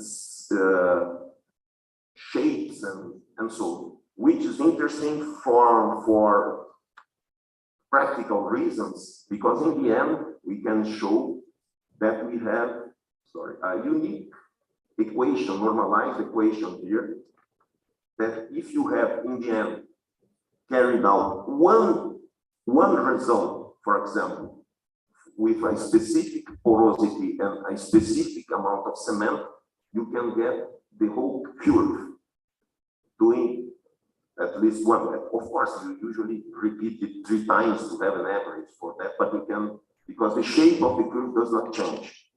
That's quite nice for practical purposes. So we have similar things for clay and silty materials here. That was published at Soils and Foundations. That is the previous, previous one. Let me come back. Okay, this one here was for sandy materials. This one was for silty and clay materials, was published at Soils and Foundations, 2016. These are just examples in which I just have one point, for example, this one blue here in the top, and I could draw the curves, and all these other points are lab results that we carried out later. They were not used to fit this curve. We just have one point, and then the others fit really the curves. This is for another material, gold tailings, and this is for coal fly ash tailings, just to have an idea. So this is a paper that I'm bringing back from preview that was published in the beginning of this year, in which we have shown, here is a kind of, not a good picture, but we have here curing periods from 2 days to 90 days. And also we have 3 different dry densities used, and we have a fit for each and every curing time, and they show the same curvature. The only thing that changes is scala in front of the equation. So this is for results for several, each one of the curves is for a different curing time, but the unconfined compressive strength for this iron ore tailings with Portland cement, and this is G0, which is the shear, initial shear models that we have had. Here is, I'm gonna go after, this is the idea of the accumulated loss of mass versus also this index that we show that it works. Let me go faster. Here just some triaxial tests with this material with a specific amount of cement, but 2 different densities to see how they do work. We have written, if we can go on. What I mean besides that we are also searching for novel kinds of cement that are made of residues in order to raise these tailings, and maybe using even residues that can be used from the tailings. We can do cement, for example, sodium silicate, using the silica from the iron ore tailings. We are doing so, and we have been successful in getting it stabilized. But so this is just the concept of what we are doing. I mean, looking for several residues in order to build brand new cement types that can reduce the price, of course, of the cement and be more sustainable in a sense that you are using the proper residue to stabilize the material. That's the concept. We are also looking at the sustainability, that because so much people talk about sustainability without looking at the numbers. And we are looking at it from the environmental, economic, and also social viewpoints to show if such a material or such a solution is really sustainable or not. So it's some interesting stuff that we are carrying out. Here is a paper in which we produce, for example, a very good line, much better than the commercial one, with using eggshell, for example, at this moment, burning it. And so we produce slaked and unslaked lime with a fantastic amount of calcium oxide and such and so, which is quite interesting. Here is a cement that is made, it was published in 2019, this concept, grounding some glass and putting some of this hydrated lime, and we show here what we get, that you get to permeate, which is the similar thing that you get on Portland cement and so, but that's just some ideas. Here, as I said, there's some papers. This one was published in Geotechnique showing that this cement works for different materials and basically sand materials. Here is the same concept that we have. Let's go on. And this is something interesting because this was a paper that was published in the Journal of Geotechnical and Environmental Engineering in 2021, in which we used for the first time in a geotechnical way, a geotechnical solution, in this case, the idea of alkali activation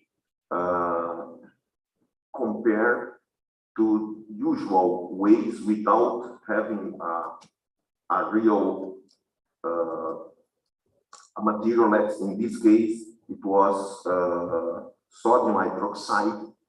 We have added to lime and to some amount of ground glass. So, which is interesting from this viewpoint is that it gets much stronger and fastly stronger in a few days. the material, the stiffness is higher. So it's interesting to see that different cements might get, of course, different results, and it's nice to look at it. This is just a paper that was published in Journal of Cleaner Production 2016. We have some others published in other papers showing this sustainability kind of viewpoint from, when we look at sustainability from the environmental viewpoint, most of the people, they just talk about one of the several points that we have to look when we discuss sustainability. In this case, from environmental, you have embodied energy, you have acidification, global warming, such and so on. In this case, we have been showing what's going on for each one of these, for some solutions that we carried out. So this is just to finalize, also regarding the commissioning, because in Brazil, all the commissioning of the tailings is being done retrieving the whole material from behind the dams. And here is a suggestion that has been just accepted to be published at the Journal of Materials and Civil Engineering. Now it's going to be published just in 2023. But the concept of, if you have this problem with these upstream dams, the concept of improving it in some points to mitigate it with deep soil mixing or even with shallow soil mixing. And what is interesting from this is the paper that I told you. You can see here, you already have the DOI here, but it's not online yet. These are some results that are interesting regarding static liquefaction that has occurred for these materials. These are gold tailings in a very soft disposal. And here we try to mix in the lab with some different amounts of cement there, since very small amounts to large amounts. And here are some results for this cementation that we have. But what is more interesting, I think, from this paper is specifically are these figures here. I'm going to show you, for example, here you have this dark result in here that are the material without anything with high voice ratio, and it liquefies when you are shearing it. We have added 6 kilograms per cubic meter of cement, and it continues to liquefy. And we see here in this figure here, the liquefaction occurring. But when we put 12 kilos per cubic meter of cement of it, instead of liquefying, you see this red line here, the stress strain, and you see here the dilation, or in this case, the production of negative pore pressure that you have in here, completely different due to a small amount of cement. But okay, in this case, we can see also here that the critical state line does not change. This is interesting because in the end, you get the same critical state line, some liquefy, but this one with, we call, regarding weight, is 1% of cement regarding the solids that we have in here. It turns the material not to liquefy.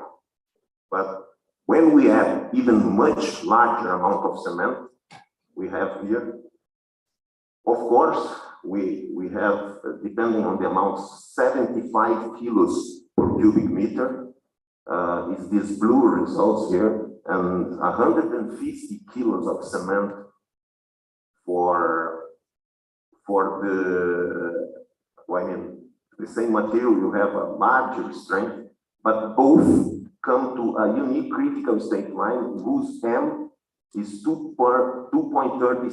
This value is much higher than this that you have in the beginning. It's just 1.41. So you change completely the material with high amounts of cement. That's why you have different critical states parameters too. So this is just to finish, and thank you very much.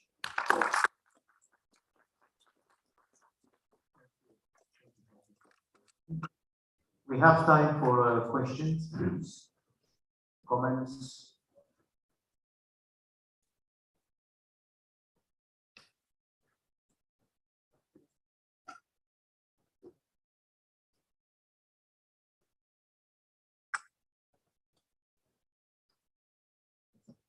Yes. Thank you very much, Professor Consoli. Your talk was like a classical music. It started from sand and silt at particle level, cemented, traditional ways, moving exotic ways, taking us back and forth from site to lab. So thank you very much for your talk. Earlier in your talk, something took my interest when you were talking about the breakage of particles. And I'd like to know your view on something that I've been casually studying in the past years on this site. Myself and a couple of friends, we collected some 11, 12 sands from across the board, defected ones and non-defected ones like recently port sand, very port sand. And we subjected them to a range of milling, range of interrupted milling, range of energies, and reduced them to a range of particle sizes. So we did particle size distribution and looked into shape and texture. We tried to allow particles to split and also to break down fatigue, if you like, fraction. It seems like, and that's what I'd like to hear from you, because I might be completely wrong. It seems like to me that particularly on the synthesizer range, we have certain, if I'm allowed to say, universally favored and universally unfavored size ranges. So with universally unfavored size ranges, I mean gaps in the particle size distribution or particles that almost always break at some point, either under fatigue or under a high stress. And on the other side, we have particles that almost always survive because of their particular shape and size. And also it appears that we have some particles that on particle size distribution and mode distribution analysis, they gain and lose population. So it seems that they are breaking and then reaggregating. So, some form of self-healing. And many years back, there was two papers, Tanner and Yotsu, and then we have this Tanner and Yotsu gap that are pretty much about these universally unfavored sizes. Is it something that you think possibly true, or? Unfortunately, I don't think that I can respond. I need to do much more because we're just beginning at looking at these results. And I just show you the really base without so much analysis for it. We recognize that we have some failure. We have tested some other materials that they are much more fragile than these quartzitic sands, and such and so on. They have completely different results. But the number of contacts that you have, I think that makes the whole difference. If you have, something where you have the coordination number, the number of contacts is higher, you are going to break much less. But of course, the shape of the particle, the size of it, and all these kinds, and basically also the mineral, they are going to make the whole difference in the end. So at this moment, as I said, I don't have a response, a universal response, but for what we have seen up to this moment, the coordination number is fundamental.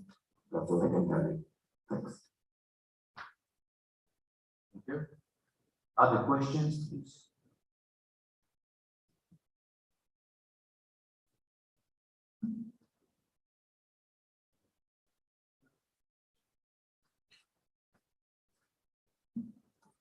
Many thanks, Professor, for the excellent presentation.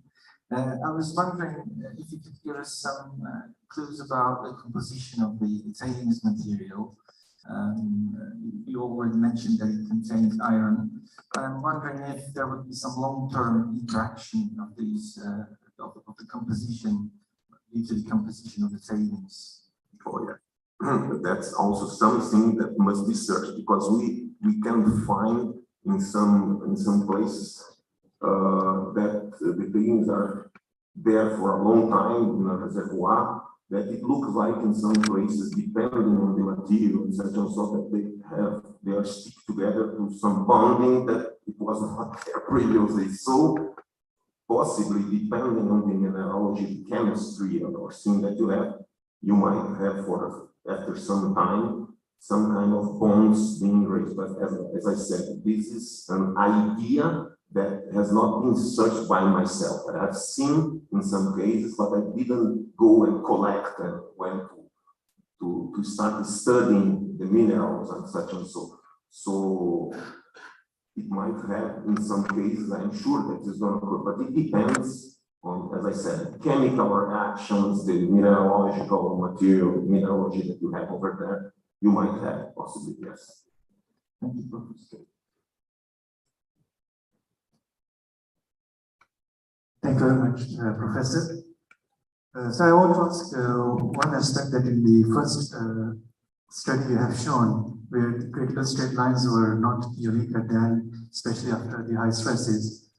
I want to ask, does the particle crushing or the particle breakage factor was taken into account after the test? Also, like, what is your opinion that when the particle breakage occurs at a certain stress level, just beforehand there is also a particle crushing factor as well. So does that affect the critical state lines as well or not? Thank you very much. On those cases specifically, we have not had any crush of that material. So that's not due to crushing those different critical state lines in the specific volume. That's not due to crushing, I can tell you that, because we have seen after and we didn't have any crushing. The size of the particles are kept the same. The maximum confining stress that we have used before shearing was about 400 kPa. So it was not even near the amount of pressure during isotropic compression, or even after, during shearing, we didn't have any kind of breakage. So what's the second point? My second point was, does the particle crushing also affects the critical state lines in the location, especially if we start adding additional factors into the main sand? Yes, it does.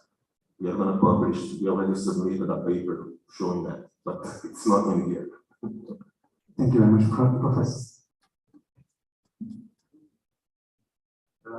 I've got one question. So, with reference to the fabric and in situ rearrangement of material following processes for fabrication, how is this taken into account in the testing? Well, we are studying at this moment. I have a few PhD students that are looking at the compaction energy, and when you compact it at, let's say, the optimal moisture content, maximum density for standard energy or for modified energy, or as it happened in the field, sometimes you cannot get the moisture content that you wish. It's higher or it's smaller than that. What is going to happen for this material? What I can tell you is that that makes a difference. You have still we have not published. I have results. We're still discussing it, but we have carried out plenty of these results in which it shows that this structure also is very important for this silty sand material. Yes, as Professor has told us before, for other materials, also for these tailings, it's quite important, even though they are non-plastic or like that. You might have silty and even some small amounts of clay size, but not clay minerals, that is clear. So it's non-plastic material, and even though you have a huge influence of the molding structure on the results, stress, strain, and strength. Yeah.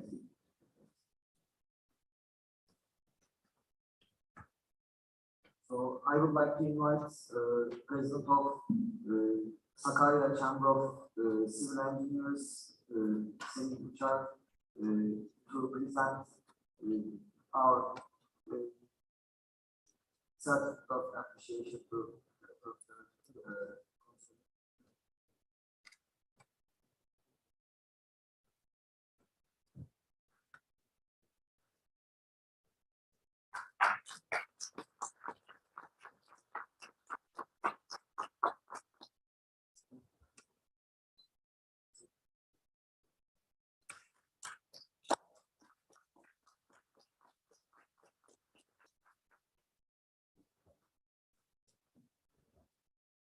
The session continues with three presentations.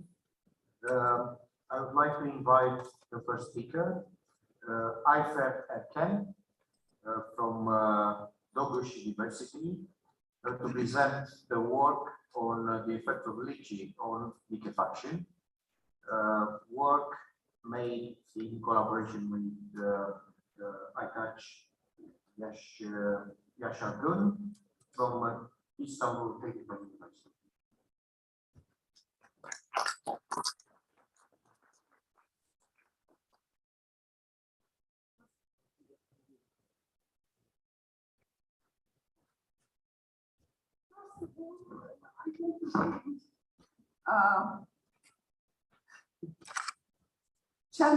Chamber of Civil Engineering in Cyprus, and dear Kartal Soker to invite me. I'm really sorry, I am a little sick. This is my voice.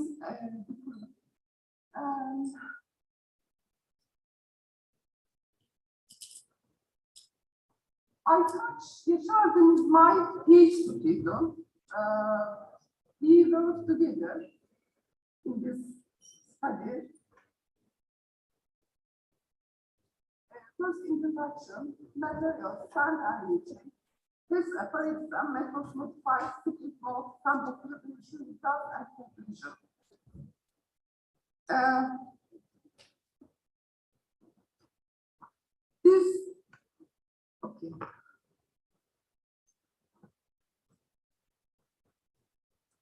The storage of solid and liquid waste is one of the important environmental problems. We have some problems in rural parts of Turkey, but in big cities we have they are under control.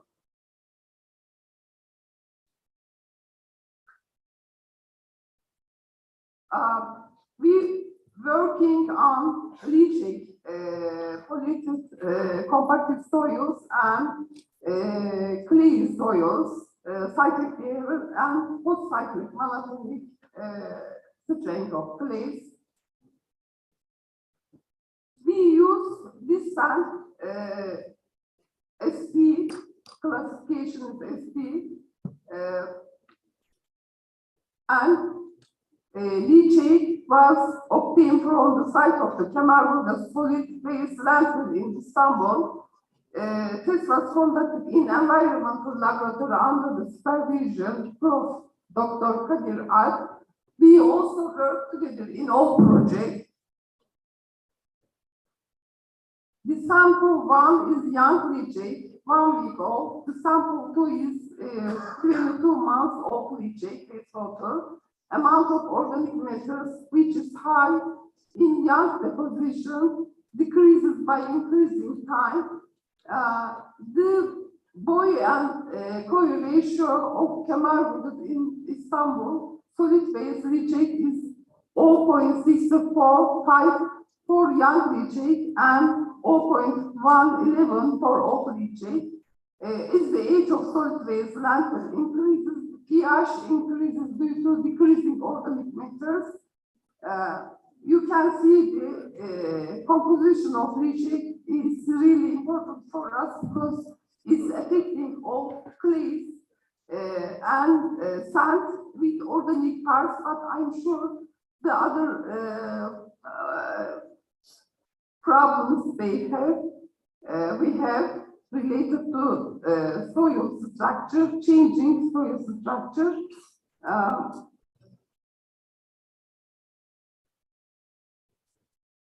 Here.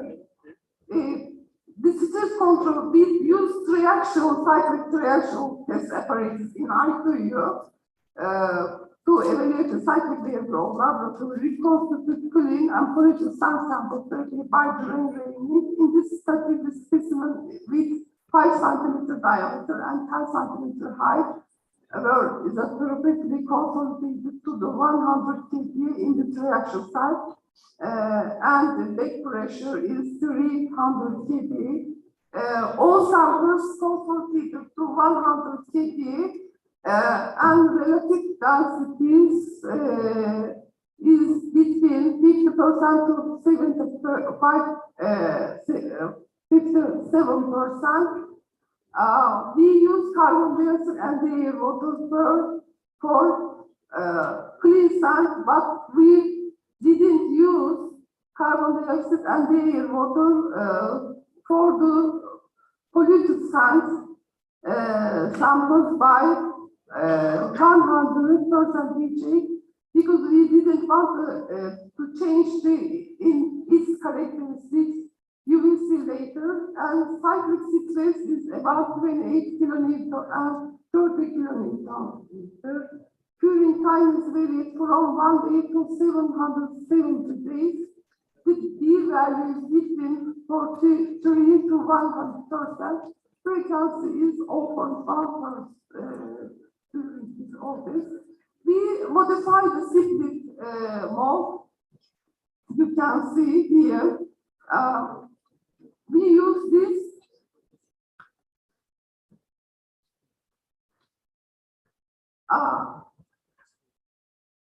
tab for bottom and for upper part. There are 6 holes.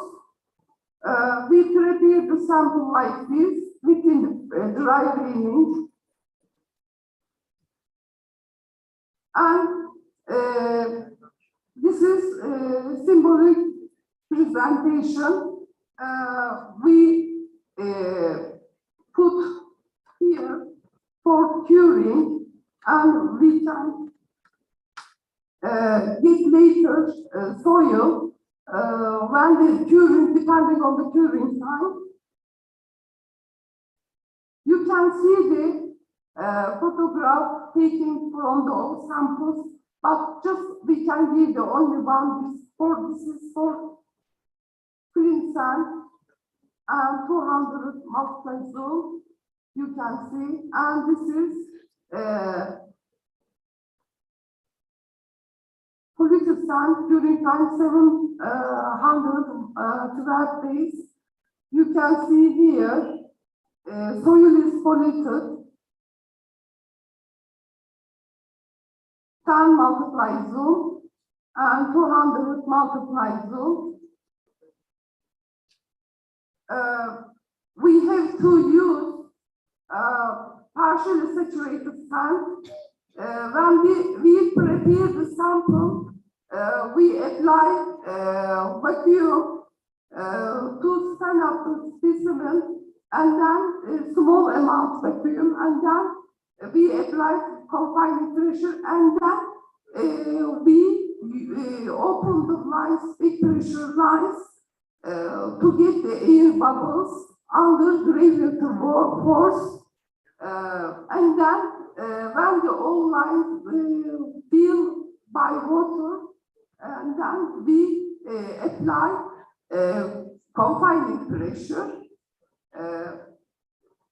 We waited 1 day, and then we conducted tests. We never applied carbon dioxide and under vacuum, and then we never use water under vacuum.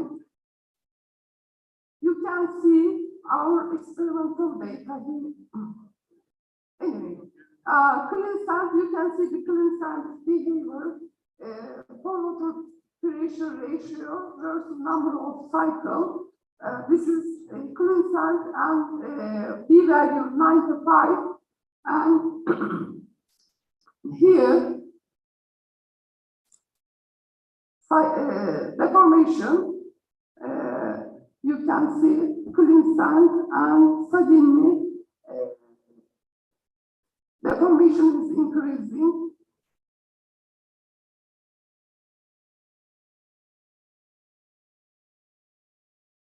This is clean sand. First, we have to run the clean sand. Here, B value is changing 0.98 to 0.48 here. You can see the forward pressure ratio here. Forward pressure ratio versus number of cycles, and the other is deformation, actual deformation, and number of cycles. As the B value is decreasing, soil becomes brittle, it shows brittle behavior. Here is polluted sand, and during time, B value is changing 70 to 45, pure time 102 days to 146 days intake. I made a mistake when I was writing. And you can see the forward pressure ratio versus number of cycles, and the other is here, dynamic axial deformation and number of versus number of cycles, and it becomes brittle under 45 B value. Then we find critical deformation level here. This is polluted sand. This is clean sand. And polluted sand, B value of 62% here. Critical yield strain level 0.5%. This is cure time 717 days. You can see we compare the results with other research. Here our data, here this is saturated, but the other is this part is B value 45 to 52% here. And we obtain this is clean sand, saturated, and then partially saturated, this part, partially saturated. The other is polluted sand, reaction 1 to 15 days here, and pure time is 1 to 15 days. And the other is second, third intake, treated sand, pure time 30 to 62 days. And the other is 90, this one circle, black circle, 90 to 146 days. The other is less one, pure time 299 to 707 days. It's liquefied quickly when the cure time is increasing.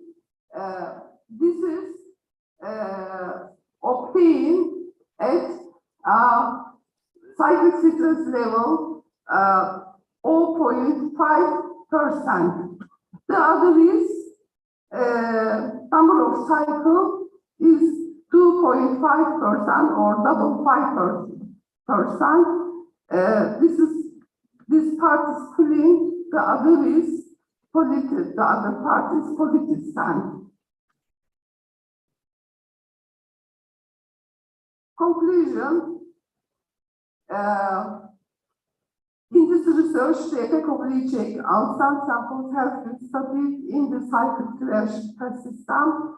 According to cyclic loading tests, the following results have been obtained. Soil pollution is one of the factors affecting liquefaction. The samples treated with 100% leaching have no significant effect during a short time during period. Liquefaction resistance increases as the degree of saturation decreases in clean sand and polluted sand by leaching, increasing pure time courses and increase in liquefaction potential. Thank you very much. Thank you. I visit my room. I was really sick. Today I'm okay. Thank you very much. Thank you, Professor. I think we're going to have questions at the end of the session for all the presentations.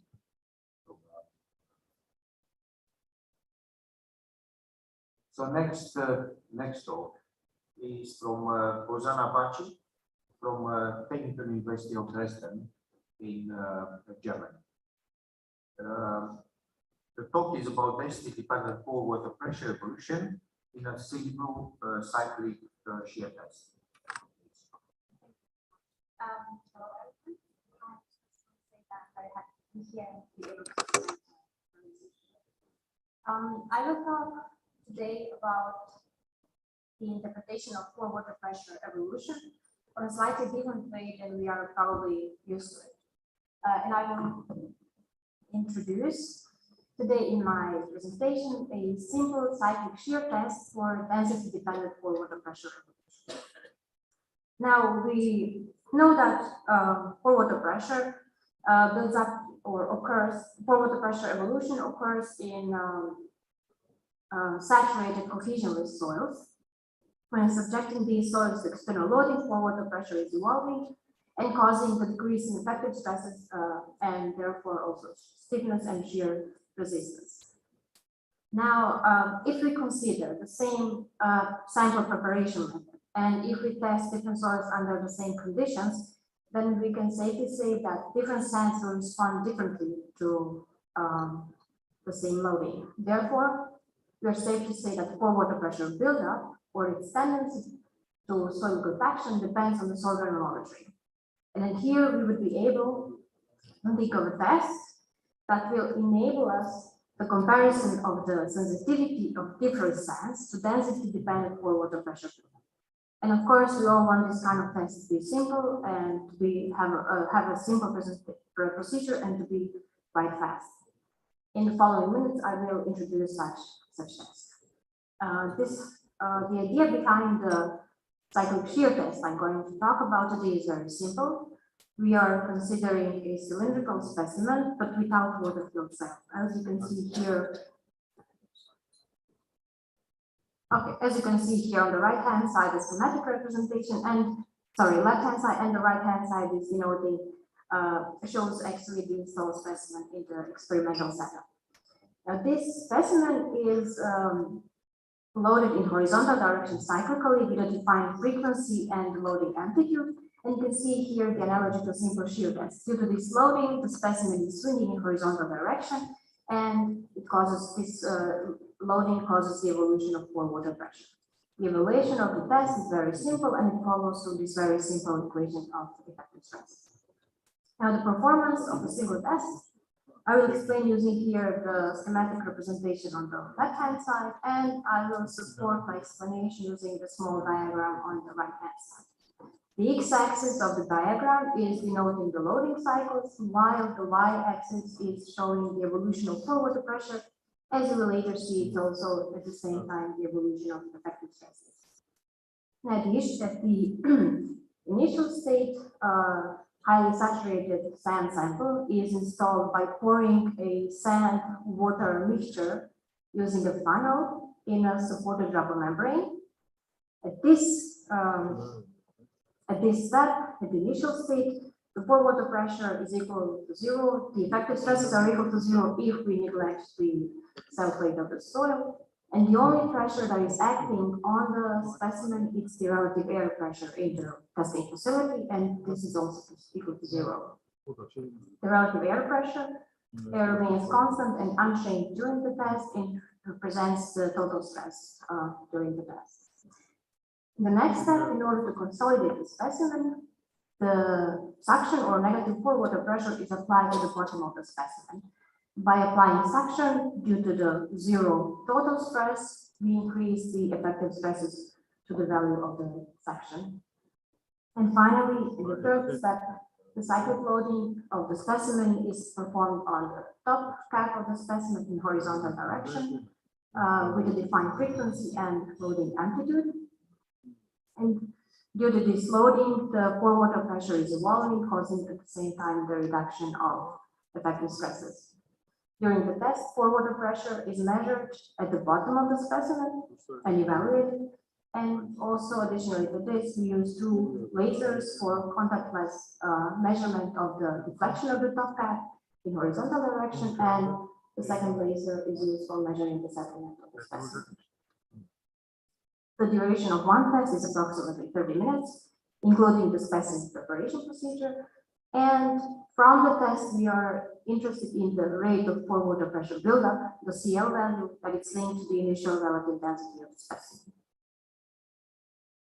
Now, the evolution of a single test, I will explain in more detail. On the left-hand side, you can see the raw data or the evolution of pore water pressure within one test, plotted against the number of cycles. Now, in order to obtain a dimensionless rate of pore water pressure buildup, in first step, we normalize this data using the initial value of the pore water pressure and determine the CL value as the slope of a second line in this normalized graph.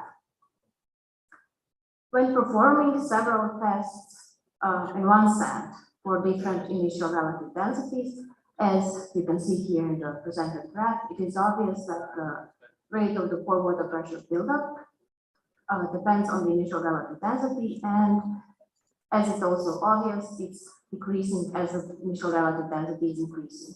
Now, for each one of these tests, we can determine the CL value. When plotting the CL value against the initial relative density for these different tested specimens, we see that obviously there is an exponential decay between the CL value and the initial relative density. Now, to quantify this dependency, we can also plot this data in a similar rate of representation. And obviously, the dependency now becomes linear and can be approximated using a linear regression. The quantification of this dependency can be expressed to the regression coefficient, the KL value here. And considering some reference value of the initial relative density, we are also able to find a reference value of the rate of pore water pressure corresponding to this reference value of the initial relative density. Now, taking into consideration the KL value and our reference value of the pore water pressure rate, we can determine the rate of the pore water pressure buildup at any given density, considering this exponential relation denoted on the graph. And what happens if we consider several sands? For simplicity, I will talk here about 2 different sands. Those sands are sand A denoted with a straight line and sand B denoted with a dashed line. Now, if we consider the density 1, we see that, I'll try this now. Okay, yeah. So if we consider the density 1, we see obviously that the CL value in case of sand A, the red dot, is lower or smaller than the CL value in case of sand B, the blue dot. It means further on that by testing these 2 sands at this density 1, the sand A is less prone to pore water pressure evolution than sand B. If we densify these sands to density 2, we see obviously that the CL value in case of this density is the same for both sands. This means that by densification or when testing these sands at this given density, they will both show the same sensitivity to pore water pressure buildup. Now it is obvious that the difference between these in CL values between these densities is different in these case of these two sands, as the KL value is also different, which means further on that the sand B has larger KL value, as can be seen also here. This further on means that by densifying these two sands from density 1 to density 2, sand B is experiencing larger change in the pore water pressure, in the rate of pore water pressure buildup, and therefore it is much easier to influence the sensitivity to pore water pressure buildup of sand B than of sand A. Now, before I show some real experimental data, I want to introduce three different sands used in this study. Those are sand 1, which is coarse grain sand. Sand 2 and 3 contain different kinds of grains and also very, very small amount of fines. All sands were installed underwater, and in case of different densities, acidification was achieved by applying tapping to the installation mold. They were all consolidated to the same pressure of 60 kPa, and the geometry was the same in all cases, and also the loading conditions. Now, I presented here the results in this sum-algorithmic representation showing the dependency between the initial relative density and the CL value. And as we can see here, obviously that the KL value, this regression coefficient in case of sand 3 is larger than in case of the sands 1 and 2. Also, it is noticeable that the initial densities here in the loosest state fall in a middle dense to dense range. I still want to notify here that these are still the loosest possible states according to this distillation method. But when determining the initial relative density based on the conventional limits of the density, they fall into this middle dense range. There is also obviously some scatter in the results. We are working on clarifying this scatter. Most likely the scatter comes from the saturation. In order to compare the results, to compare the sands among themselves, I will perform the comparison at the initial relative density of 0.6 and then again at 0.75. Now, obviously, when comparing these three sands at the initial relative of 0.6, we see that the rate of the pore water pressure buildup is the highest in case of sand 3, meaning that this sand is at this given density the most prone to pore water pressure buildup. And this sensitivity is decreasing as we are moving towards sand 1. If we compare the comparison now at the density of 0.75, we see that the CL values at this density are very similar and relatively small in case of all three sands. Which is also noticeable here that in case of sand 3, sand 3 is experiencing the largest change in the CL value when densified from 0.6 to 0.75, and this is also expressed to the largest value of the KL parameter.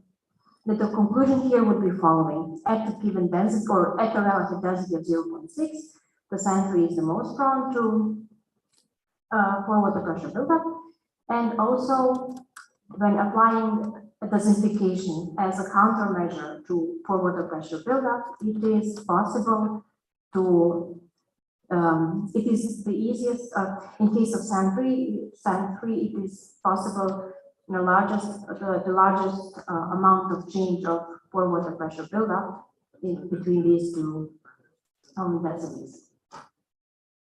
Now, to conclude, I hope I was able to convince you that the presented cyclic test provides us a possibility for fast testing of pore water pressure buildup with change in soil density.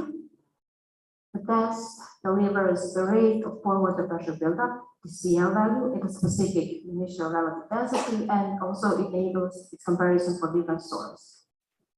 Further on, it gives us information on the change of the rate of pore water pressure buildup by soil classification, which is expressed through the parameter KL.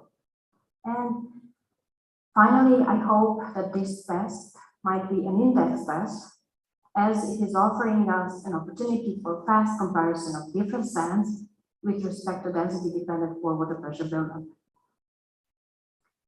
To conclude today's presentation, I would like to direct your attention to the lecture of Professor Casagrande from 1971 on liquefaction phenomena. In his lecture, Professor described a simple cyclic test, which he considered useful for demonstration of soil liquefaction in laboratory, and he termed the test the poor boy's simple shear test. And I quote now, "In this method, the center of a triaxial specimen was oscillated laterally by hand to failure." I think there is an obvious similarity to the presented test today. The only difference is that we don't apply loading by hand, but by a defined loading frequency and the amplitude. And thank you for your attention. Thank you very much. Thank you.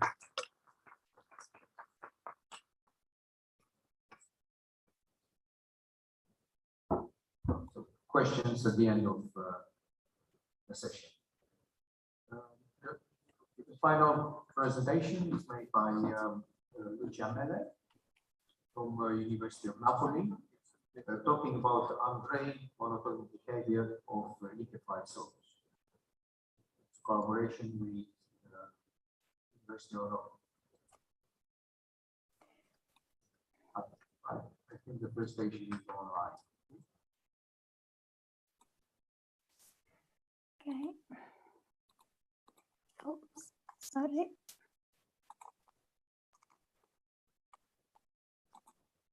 Okay. Hello, everyone. Thank you very much for this presentation. I am Lucia Mele, and I come from Italy. The title of my presentation is Undrained Monotonic Behavior of Liquefied Sand. This is the summary of my presentation. I will introduce briefly the problem. I will discuss the main goal of my research, and I will show you the main results of my experimental activity. And finally, I will summarize the conclusions, and I will show you my future works. So we know that liquefaction is a phenomenon marked by a rapid loss of shear strength and stiffness, which may occur in loose, saturated sandy soil deposits subjected to earthquakes or other form of rapid loading. In laboratory, we can simulate in situ conditions by performing cyclic simple shear tests, because they are also able to simulate the rotation of principal stress directions. So we know that liquefaction is followed by the dissipation of the excess pore water pressure, and as a consequence, we have an increase of relative density of the soil. Despite the increase of relative density, several case histories show that reliquefaction is possible, even though a weaker input motion is recorded. This topic has been widely studied in literature, and in particular, I reported the results of Oda and others. They performed the cyclic triaxial test on virgin and post-liquefied soils. They showed that the virgin soil exhibit a higher liquefaction resistance than post-liquefied soils, despite the densification of the soil. According to the authors, it is an effect of a fabric change, because when liquefaction occurs, the structure, the original structure, is completely destroyed and a new one is formed. In particular, we know that N, which is the vector's normal to contact plane between soil grains, results parallel to the major principal stress direction when liquefaction occurs. It means that in cyclic triaxial test, the structure of the soil can be sketched like this one, a column-like structure, which is weaker than the traditional one, than the virgin soil, okay? And it is the reason why the post-liquefied soils exhibit a lower liquefaction resistance than virgin soil. But what about monotonic test on liquefied soils? Because the cyclic behavior of post-liquefied soils has been widely studied, but very little has been done on the monotonic behavior of liquefied soils. In this framework, my research is involved in order to better understand the undrained monotonic behavior of liquefied soils. We believe that it is important to study the monotonic behavior of liquefied soils after dissipation of the excess pore water pressure, but also without the dissipation of the excess pore water pressure. This is the reason why I performed the test in both cases. So let me present you my experimental activity.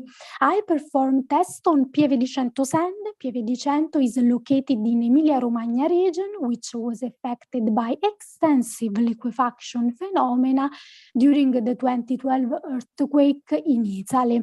I reported the grain size distribution curve and a table with the physical properties of the sand.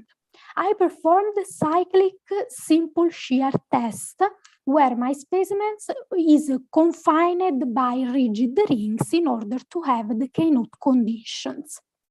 So I prepared the specimens by moist tamping technique, and my test can be divided into two groups.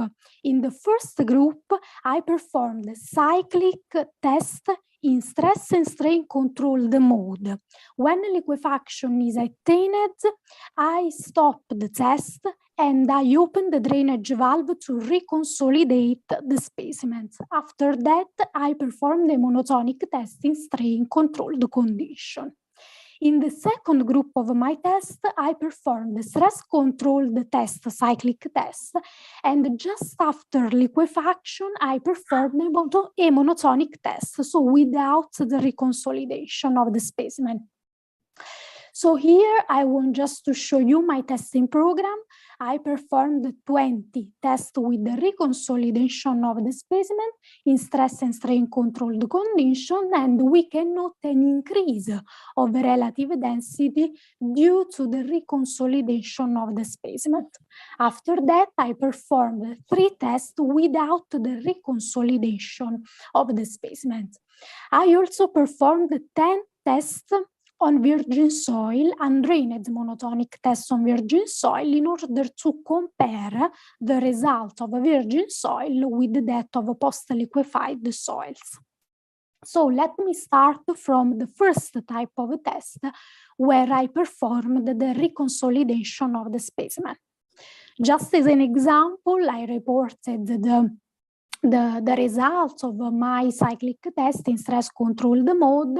We can note the CSR with the number of the cycles in stress strain plan, stress path, and gamma and RU with the number of cycles. So in this slide, I reported the results of an undrained monotonic test on virgin and post-liquefied soils. I want just to say that I am showing you just 3 tests, but the considerations are the same for all tests of my data set. So the black curve represents the monotonic behavior of a virgin soil, while the gray curves represent the monotonic behavior of post-liquefied soils. We can note that at a given relative density, more or less, liquefied soils exhibit a higher final shear stress than that of virgin soil.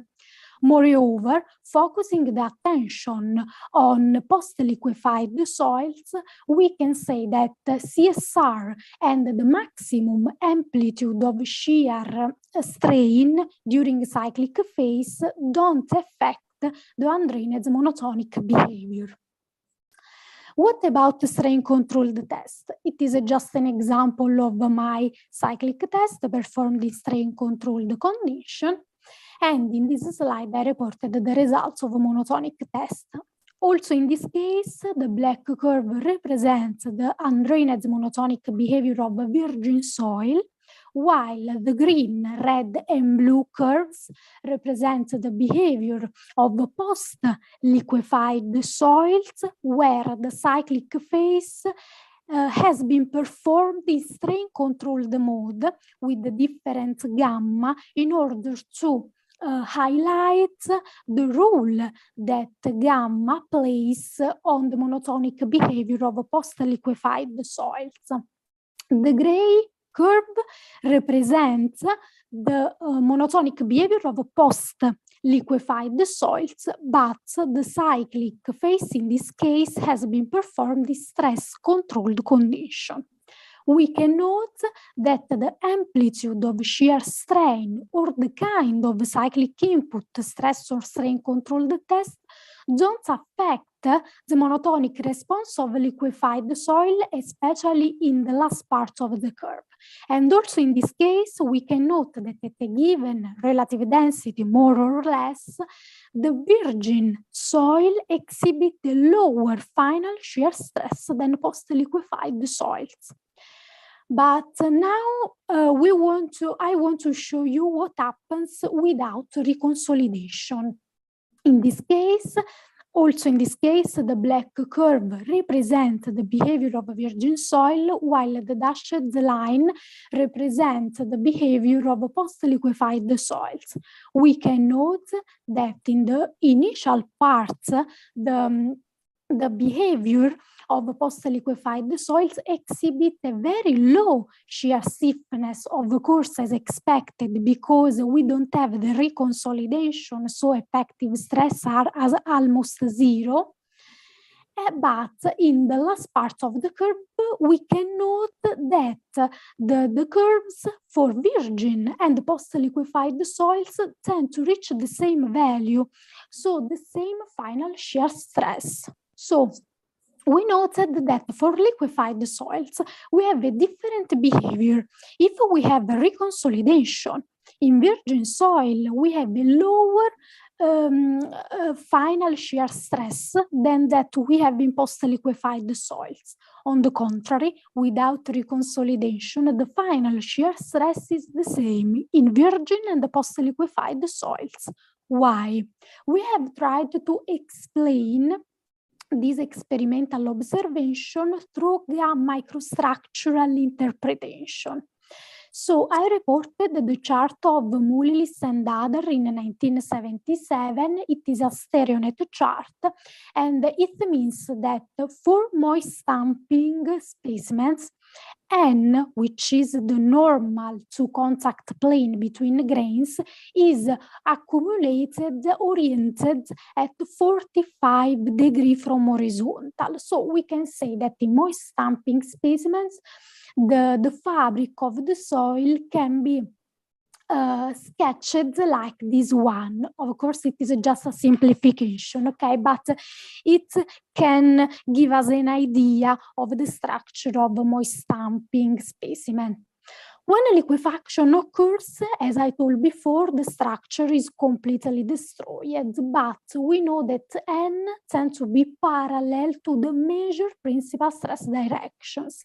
And we know that in cyclic simple shear test, the measure and the minor principal stress directions tend to 45 degrees from horizontal. So it means that in the stereonet chart, we can say that also for post-liquefied soils, N is oriented at 45 degrees. So we have the same orientation in post-liquefied soils and virgin soil prepared with moist stamping technique.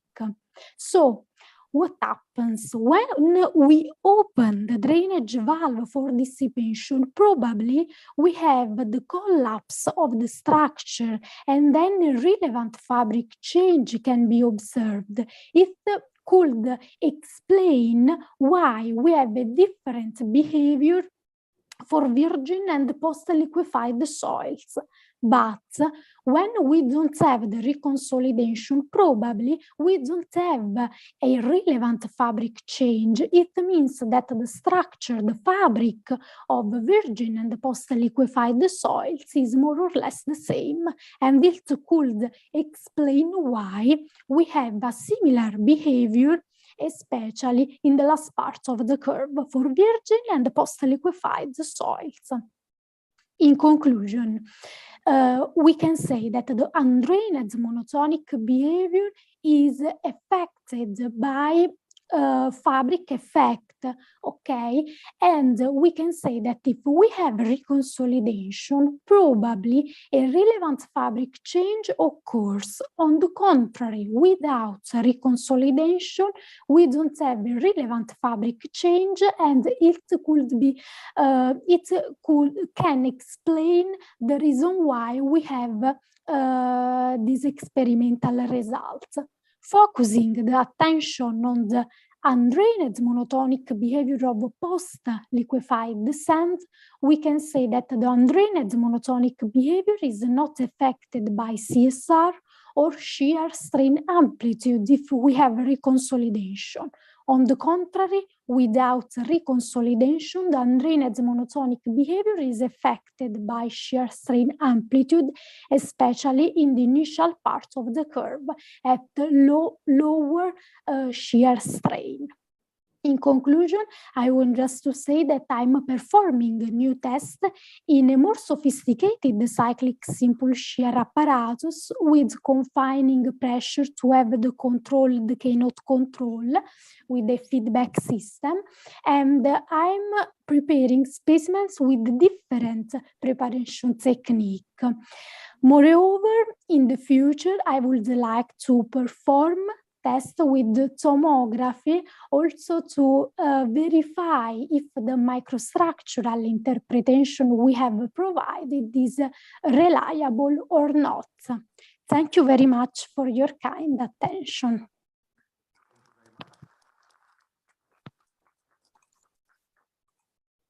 We have a few minutes, so please, if you have questions for speakers.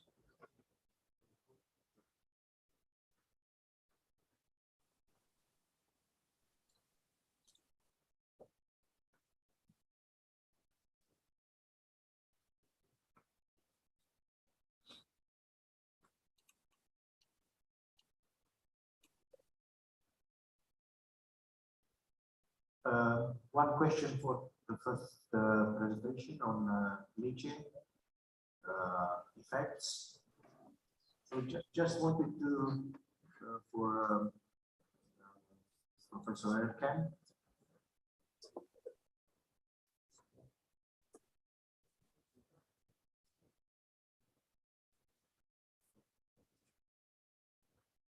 So the question is whether have you done other type of tests? Other infection. I have a lot of projects because you know Turkey is earthquake country. After every earthquake, I have project. Because we have 1992 Erzincan earthquake. After I got a project related to the infection, I had a lot of boreholes and underserved sample, and then institute tests. We conducted a lot of tests using simple shear test apparatus. Then I had another project, after dinner week, we conducted, Professor Ansan is also in that project. We conducted a lot of borehole institute tests, and then we had a lot of undisturbed sample, clay soil, sand soil. I have a lot of, but my students were together, we worked. And then 1998, Ceyhan earthquake. We observe a lot of liquidation. I have project. And another project is after 99 Kocaeli earthquake, another project. It's ITU project, also JICA supported, also our government supported. I have a lot of project related to earthquake in Turkey. We conducted a lot of, I also conducted a lot of tests, dynamic reaction tests, inclusion tests myself by using undisturbed sample. Undisturbed sample is very important because we, after boring, we have the samples from careful because structure cannot change. Then we drain the samples. We use frozen freezer, and then I conducted because it's really hard. But at the same time, I prepare reconstitute sample in laboratory sample. I also use slurry consolidation test apparatus to obtain laboratory undisturbed sample. I like laboratory tests, dynamic tests. Also, I use resonant column when I was seeing in Tulsa University 2.5 years. I worked in an NSF project related to dance, steady state. I also use heating table tests when I was staying in Japan.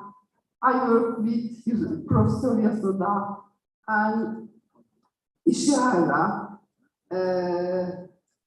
That's all. Thank you very much. So, other questions, please?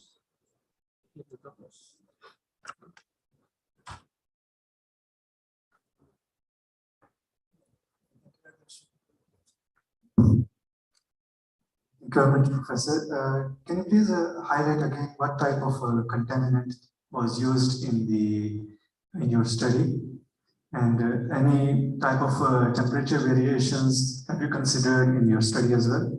Our laboratory is 20 degrees always. We keep this temperature, not the frozen samples, just we keep this temperature. But I didn't use the other chemical contaminated liquid, just leachate. I use leachate. Okay. Thank you. Another question. Merhabalar. Türkçe konuşuyorum. İnşaat Mühendisleri Odası Sakarya Şubesi'nden geliyorum ben. Ayfer Hocam'ın, Atilla Hocam'ın yine bu konuda Sakarya'da ciddi çalışmaları olduğunu biliyorum. Sıvılaşma ile ilgili Sakarya'da işte 48, 67 ve 99 yıllarında ard arda 20, 25 yıl, 30 yılda bir tekrarlayan depremler yaşıyoruz. Sıvılaşma sonunda da binaların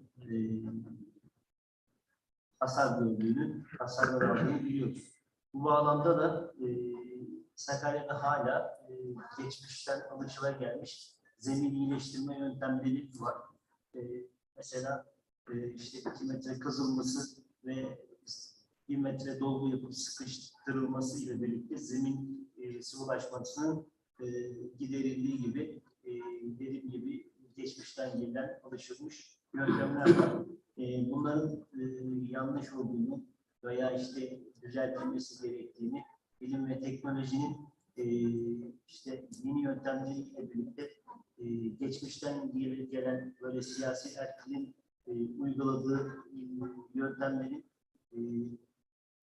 yok edilmesi ve yeni yöntemlerin uygulanması, sağlıklı yöntemlerin uygulanması adına böyle kesin sonuçlar nasıl yapabiliriz hocam?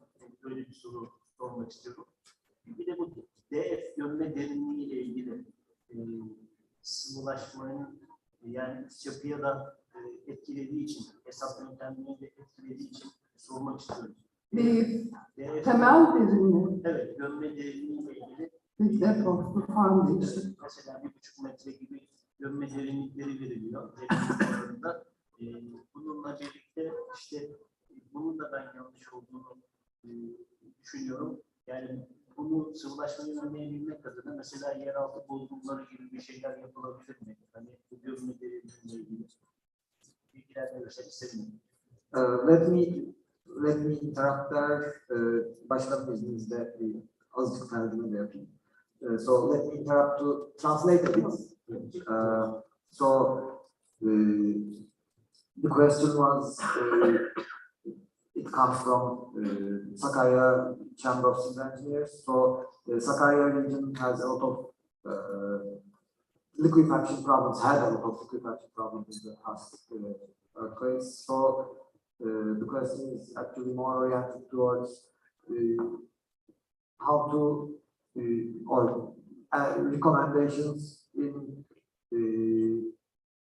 how to improve the anti-liquefaction practices in the field, like because there are like improvement of soil, etc. But they are in practice they are quite outdated, or that's what the question said. So how can we improve that? And that was the question.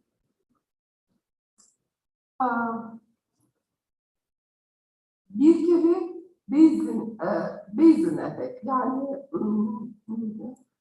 basen etkisi var. Basen etkisi var. Çünkü ana kaya merkezde 1100 metrede. Bunu da Japonlarla yaptığımız araştırmada bulduk. Dolayısıyla bir basen etkisi var. You can change if you want. Translate. There is a basin effect in Adapazarı because bedrock is 1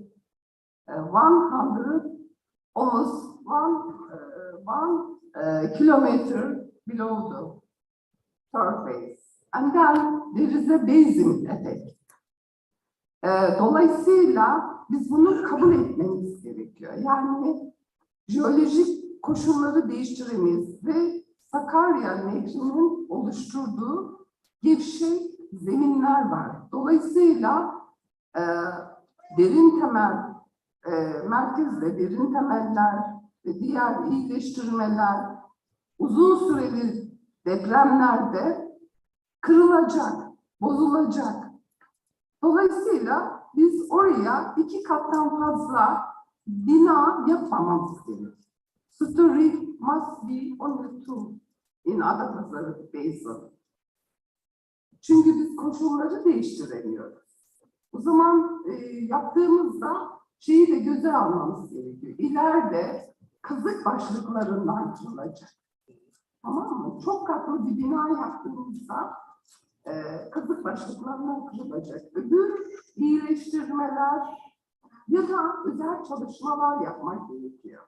Yani hakikaten yapmak gerekiyor ve bu da açıklayayım. Bir proje geliştiriyoruz. Adapazarı'nda gerçek koşullarda deprem makineleri, işte kamyonlar uygulayarak öyle bir yer bize gösterirseniz biz arazide deney yapıp size bir takım bilgiler verebiliriz. Haberleşelim, tamam? Öyle bir projede geliştiriyoruz.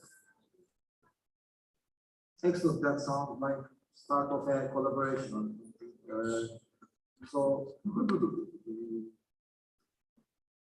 now actually, now that we are ending this session, I would like to invite the chairperson of Department of Civil Engineering of International Cyprus University, Dr. Ayşe Balkız, to present our certificate of appreciation to our session chair, Erdem İbrahim. And of course, I would like to hand you the stage.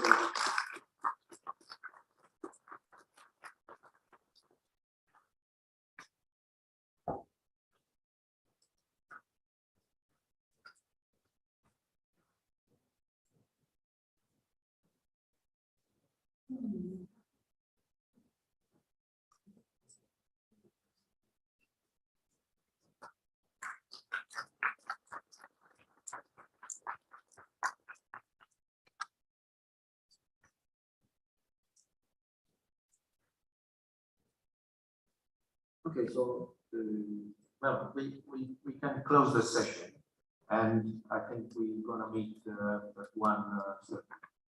Yes, so now we lunch break, and after lunch in 1 hour we will come in here. Thank you very much for the speakers and for the keynote.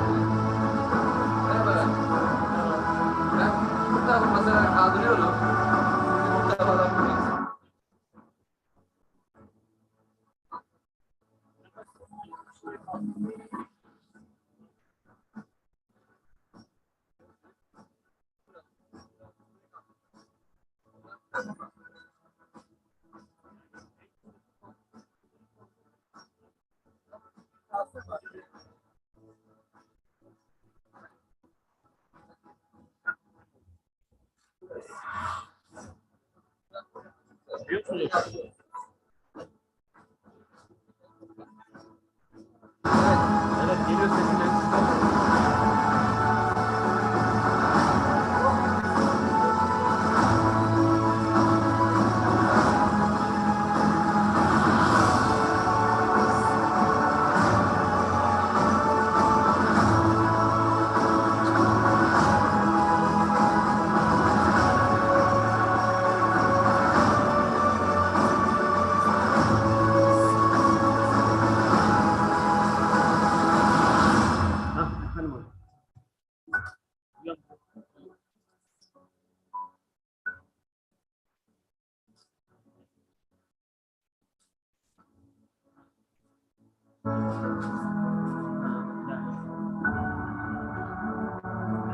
Eşyaları mı alacak?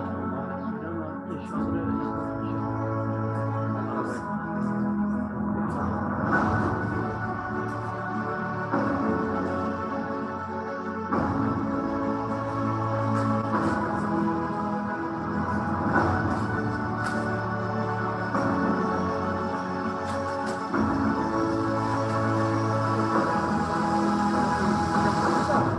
eşyaları en azından taşımamız lazım. Muhammed'e söyleseniz de Muhammed'in zaten sunum yok. O yemeği sonra da yemiş. Biz eşyaları topladık. Tamam ben yemeğe gittim de ben söyleyeyim.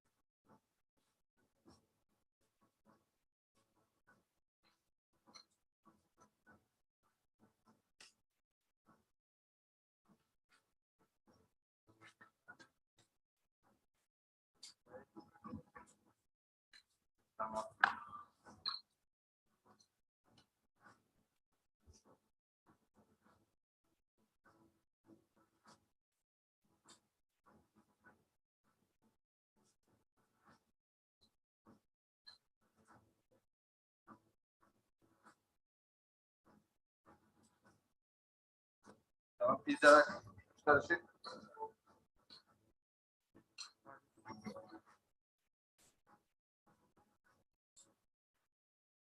Kaç var?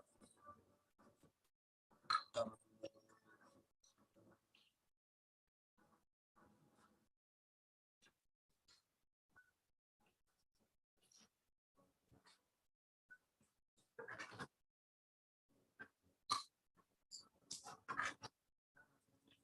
Pizza, 2 hamburger, pizza da süt yok. Acente.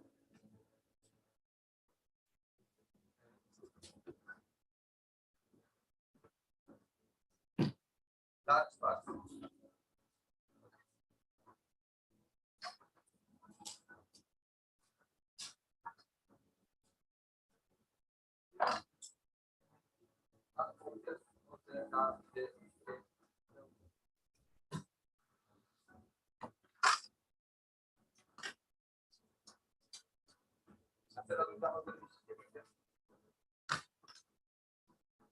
Yok abi kardeşim var.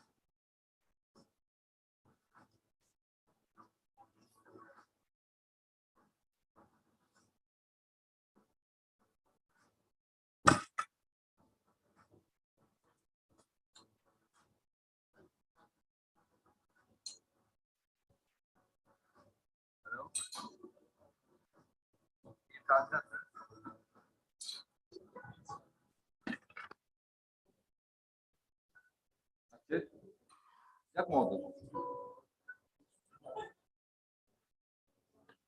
Tamam ben bir daha tekrar arıyorum şimdi. Tamam.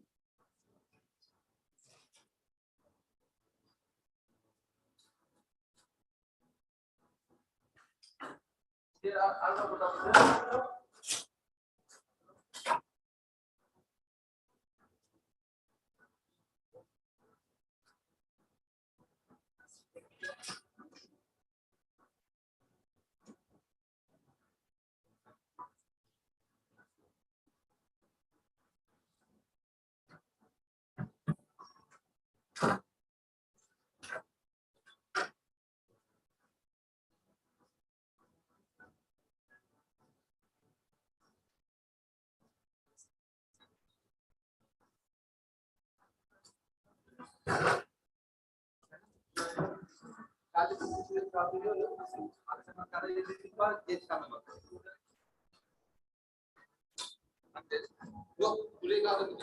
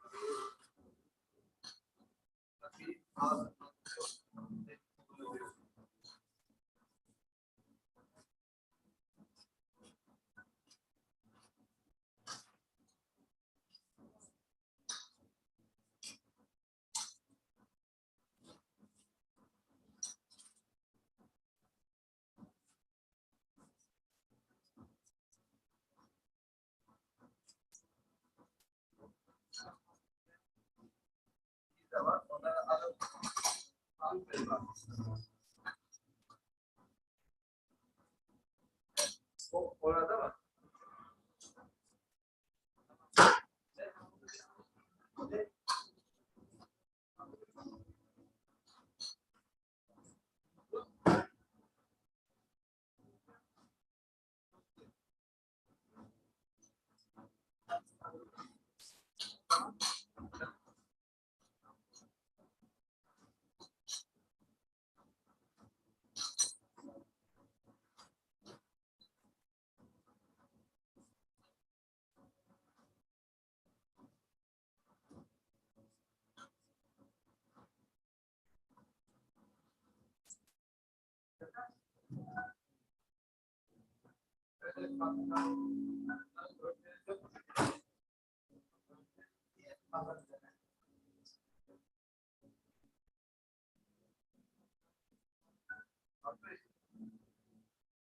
Abi aşağı. Ha, söyledim ben. Şu an nasıl? Tamam.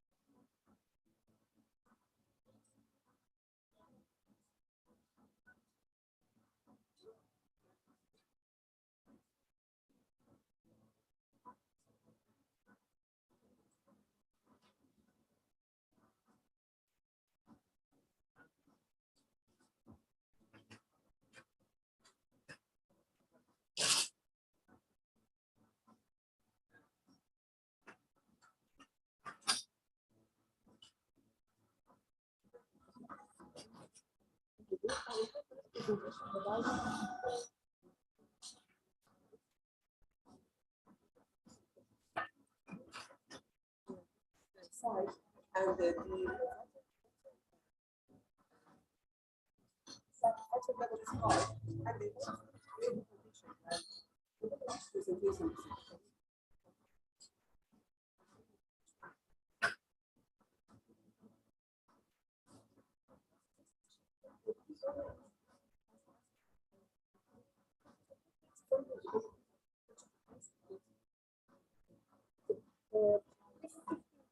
Very high and we want to, for example, build the 230 square minutes. Then the height inside and the bedrock is too far, you may not reach it. And the perfection is most probably during the earthquake. How can you prepare such kind of foundation to be safe enough for the earthquake?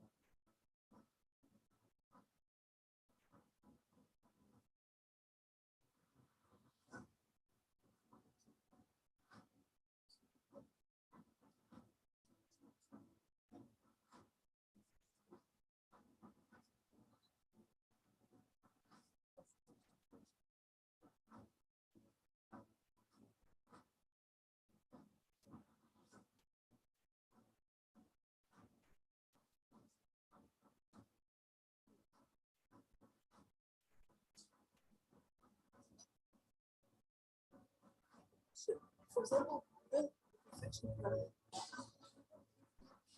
it, for example, this is a very important building, and you cannot change the site. For example, that contracted building, very huge, expensive part of this, and they are insisting to build that. And the bottom of it, you cannot change it, and the bedrock cannot change it. Is it possible? I don't know, because it's for my question. For example, if you have something, anything as a file, which is not, the friction doesn't matter, but the shear. If you have a file, and the liquefaction happens, the shear doesn't matter because the friction. Because the liquefaction happens, and the shear pressure or the shear of the soil will be nothing. So the liquefaction happens. There are thin shears. The shear of the soil and the friction of the soil and the friction.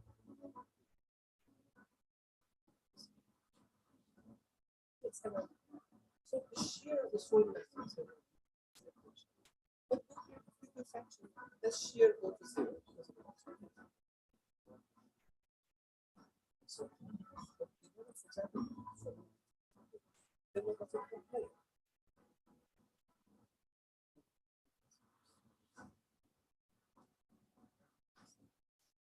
That's the difference.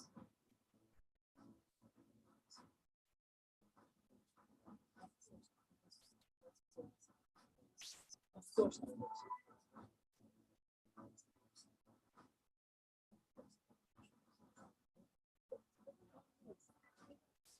So a little down than one more, so you have some friction and you have some, let's say, that's not good enough.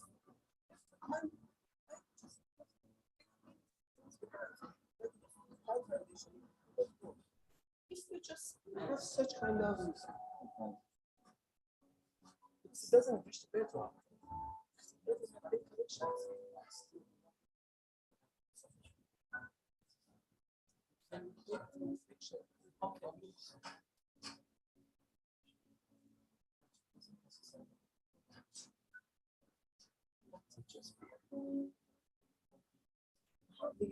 when the liquefaction happens, but the water comes up and soil becomes like water. But this part, louder than how much first is no, but because someone can't so you cannot trust so you cannot trust this. So you cannot trust it as a solution.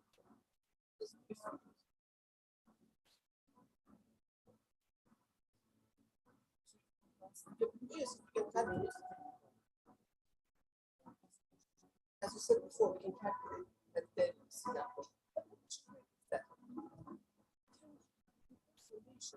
My foundation knowledge is very less, as you know, sometimes. I have some bad background, maybe that will not ask the question. But of course, I want to ask a question as your knowledge and you need to find it.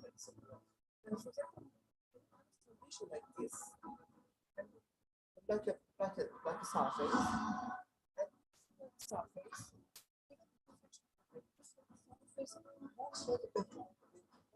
But very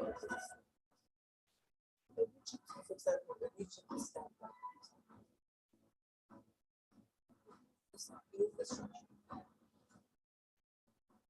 For example, to to some, I don't know how much, but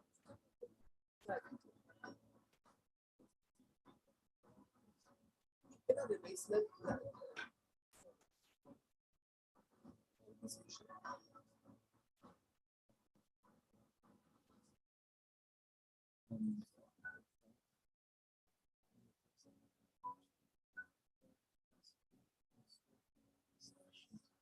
So if I sorry, if another basement this system become and another question, because in the looping function things happen.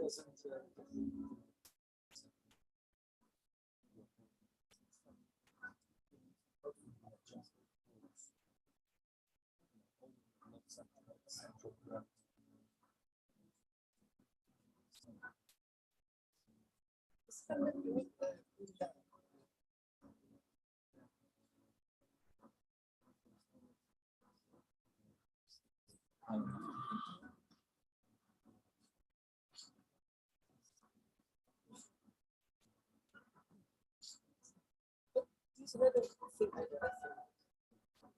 There's another thing. I work in a base insulation that you just go like this and stiffness and so you this one. One thing I see before is seismic insulation as a vertical insulation, right? With structures and going up and down. Something. Now I want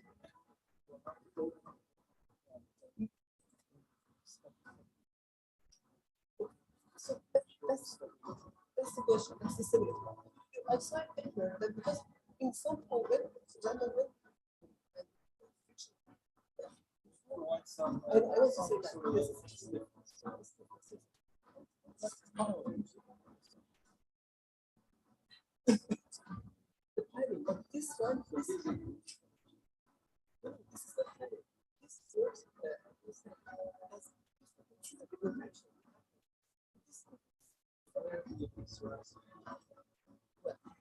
that's the problem.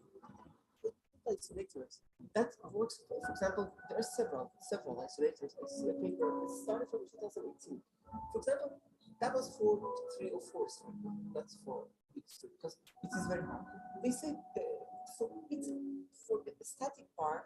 It can gravity load the system to extent. Then it reaches a height, for example, 1.2 or 1.24, it will activate. So if this load happens, it can go as up and down. So we have stability of the structure. If we have a settlement, it means the structure is going down.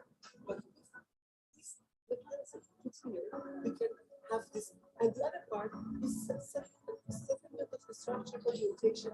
So we can get the rocking because I saw a rocking that was worked with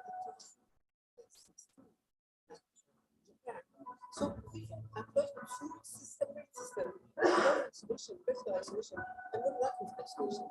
So if you put it together, it means that that's the perfection.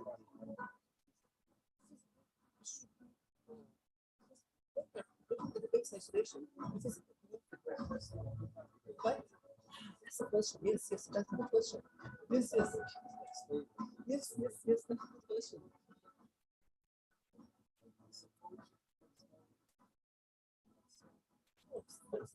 That's a good question.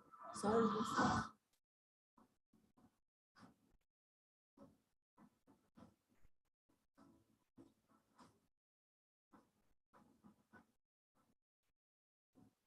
So I have to find a way to work with the structure and doesn't that can control the system. Çok teşekkür ederim. Structure. Çok teşekkür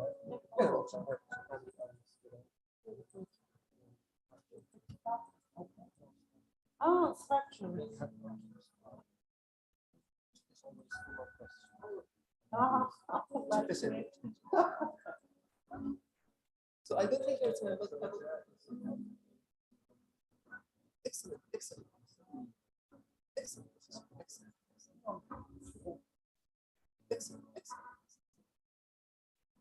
I will ask you a question later. No, you can.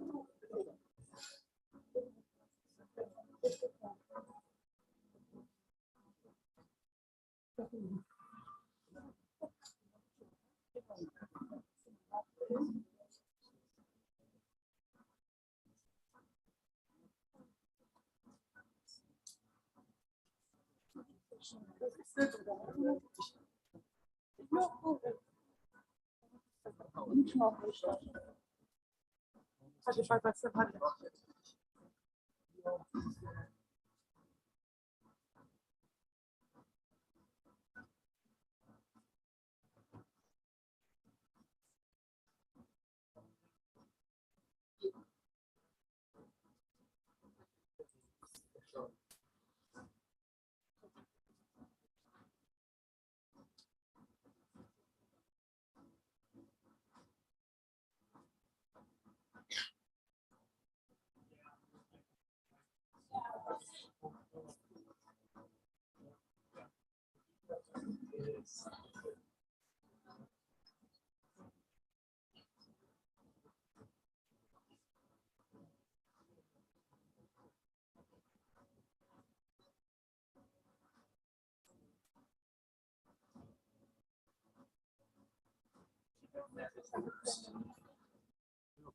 Asıl aynı.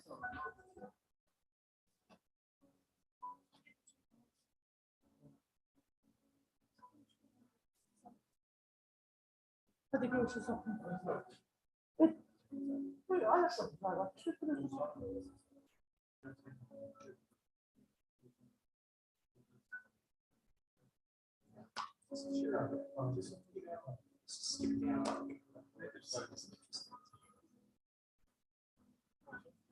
Alıyorlar.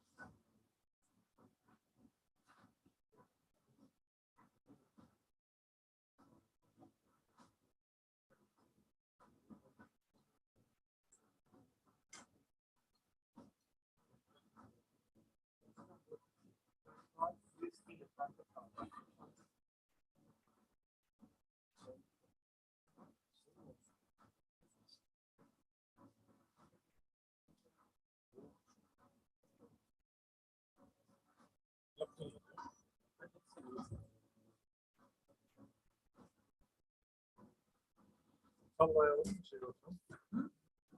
Sallayalım. Orada insanlar var. Ben herkesten hocam size güzel bakıyorum.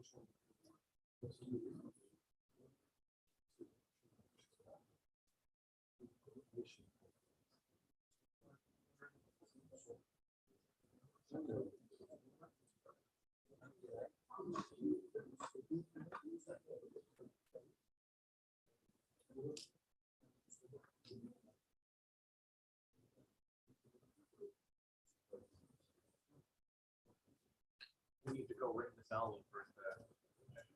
Yeah.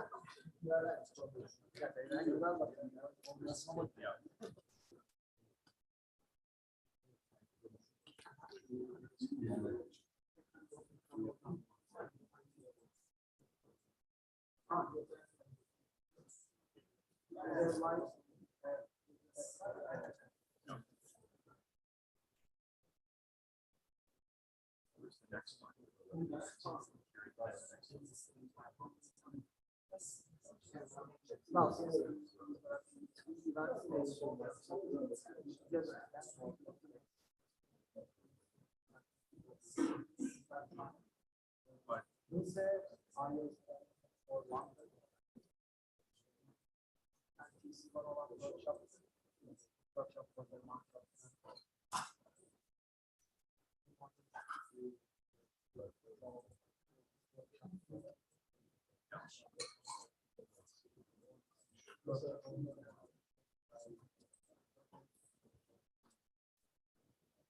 And was that the one that you were mainly involved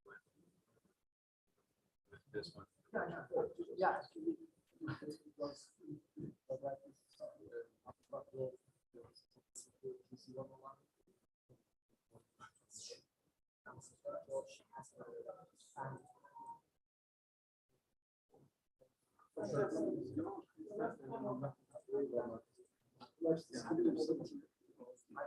Yeah, yeah, yeah.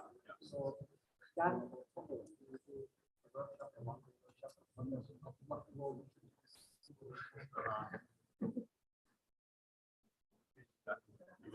You got dragged. Yeah. And in hindsight,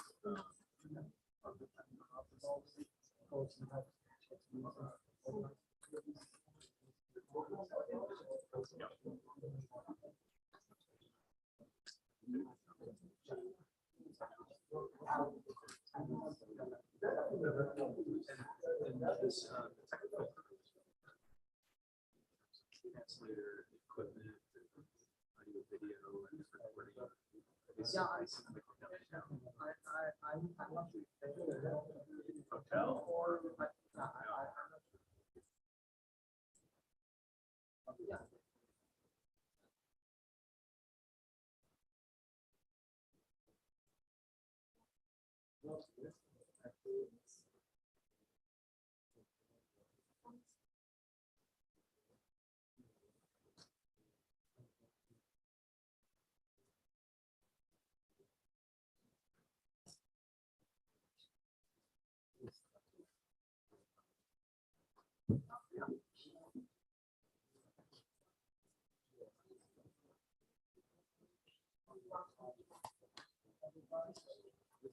oh, hard copy.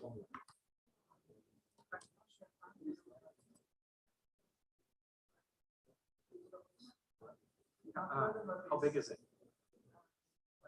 Is it gonna fit in my carry-on? Okay.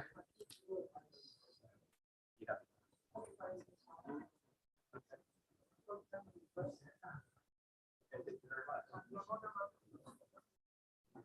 you have an audio? Yeah, you can, yeah, just look at that. That's pretty. Yeah. Excellent, thanks.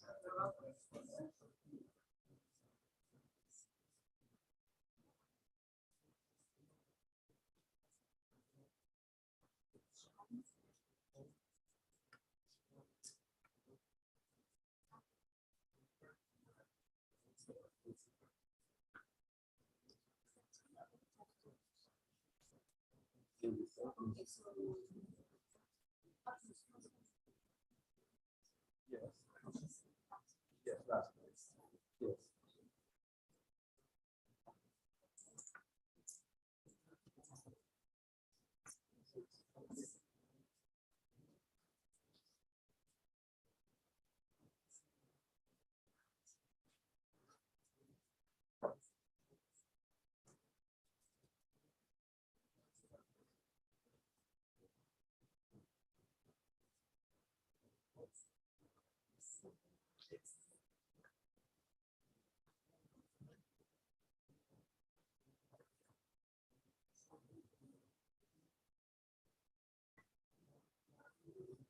Attendance. Oh, good, yeah. Mark is as present, Just in case, ask your certificate. did you see I have the card home exams participation? Just don't put it in the territory. Just, you can do it in the. I can see it.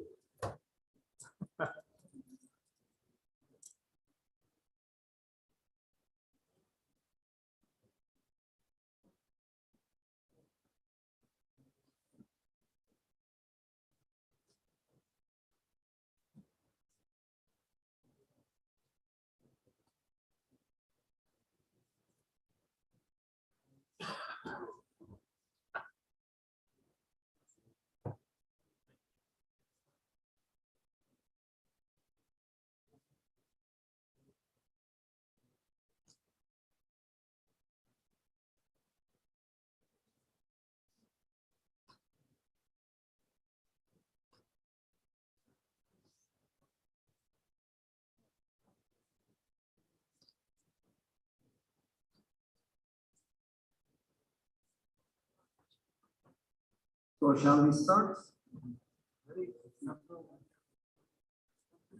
Otherwise, we will try to run like so for the second session, I'd like to invite the session chair, Associate Professor Eriş Uygar of Eastern University.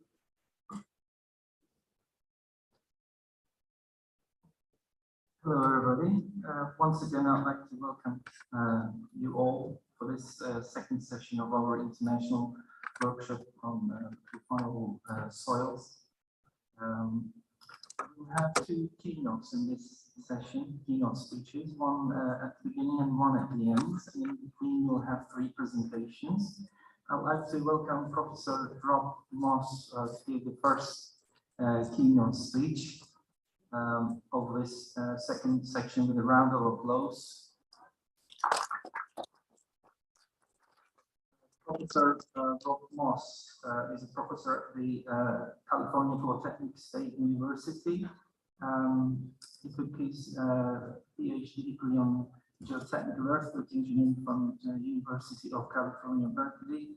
And in the past 20 years, he has been researching and consulting on various extensive amounts of research projects on flow failures, residual strength of liquefiable materials, reliability, risk and reliability within seismic design and earthquake effects, dynamic earth pressures for basements and retaining walls, probabilistic fault based in hazard analysis and seismic hazard analysis, and many more.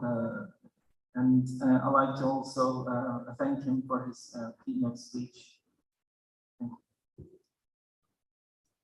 Thank you. I want to thank the organizing committee for inviting me. This is a great way to end the summer.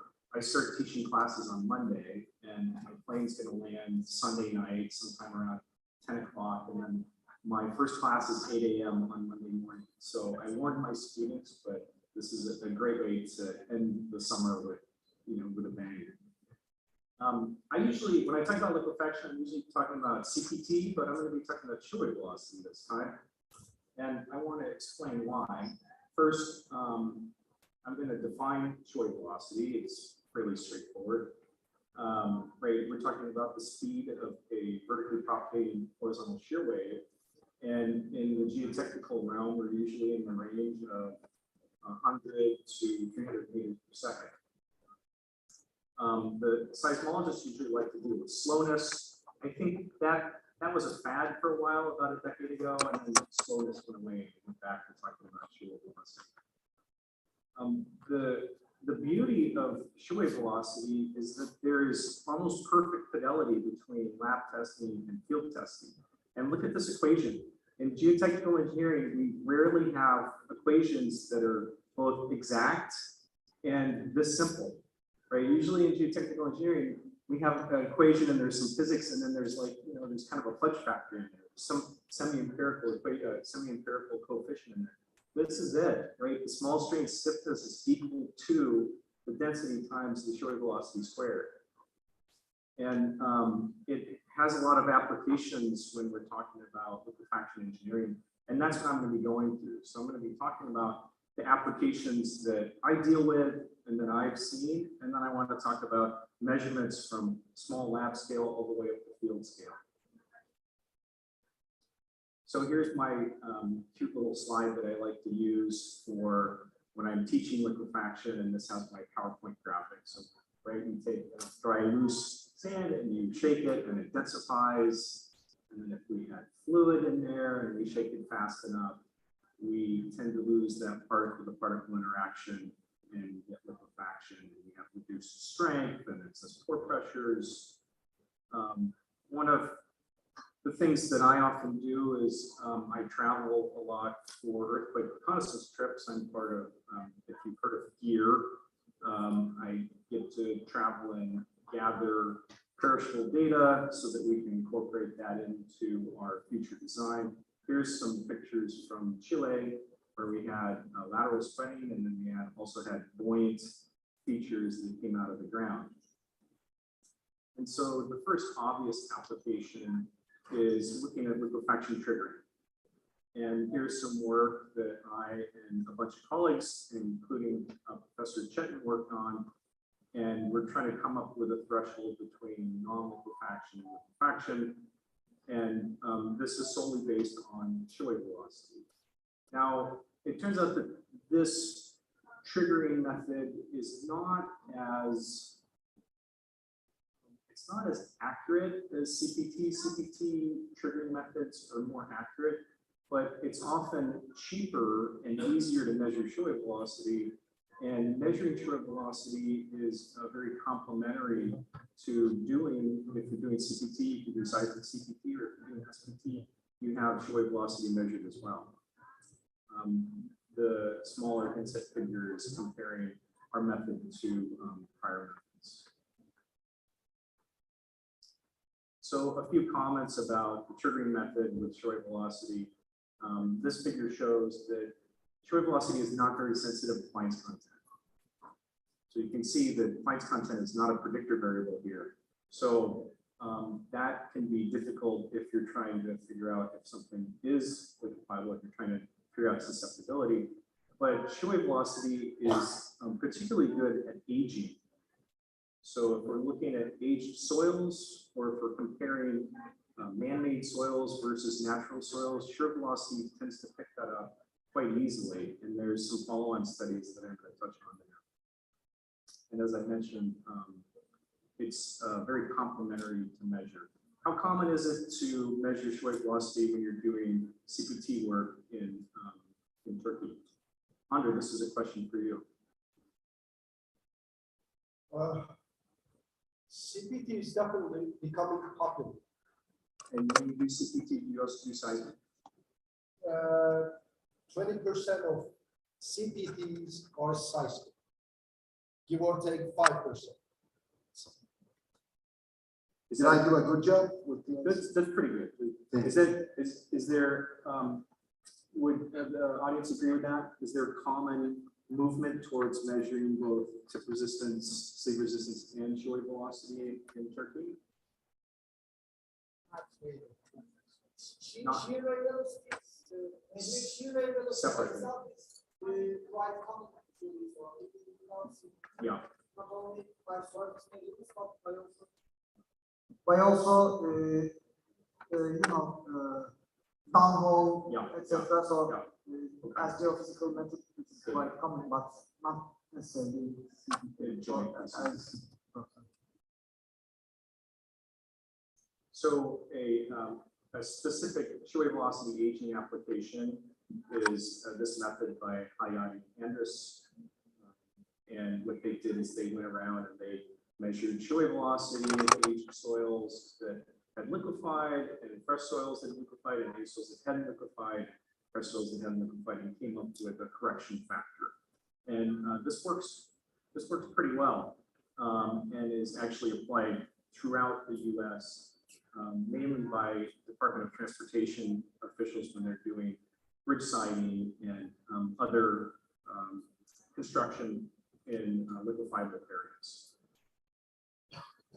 A separate study, and this was a colleague and I, where we combined the CPT and show velocity into one predictor parameter, and also found that it was really good at picking up aging. And we came up with this correction factor called KG. And older soils have higher show velocity, higher small strain stiffness, higher cyclic resistance. And kind of a vote of confidence there is that Peter Robertson, who is Mr. CPT, has since adopted it for all of his methods. And so this has a lot of promise, and we're hoping to continue to develop this method where you're measuring CPT, you're also measuring show velocity at the same site.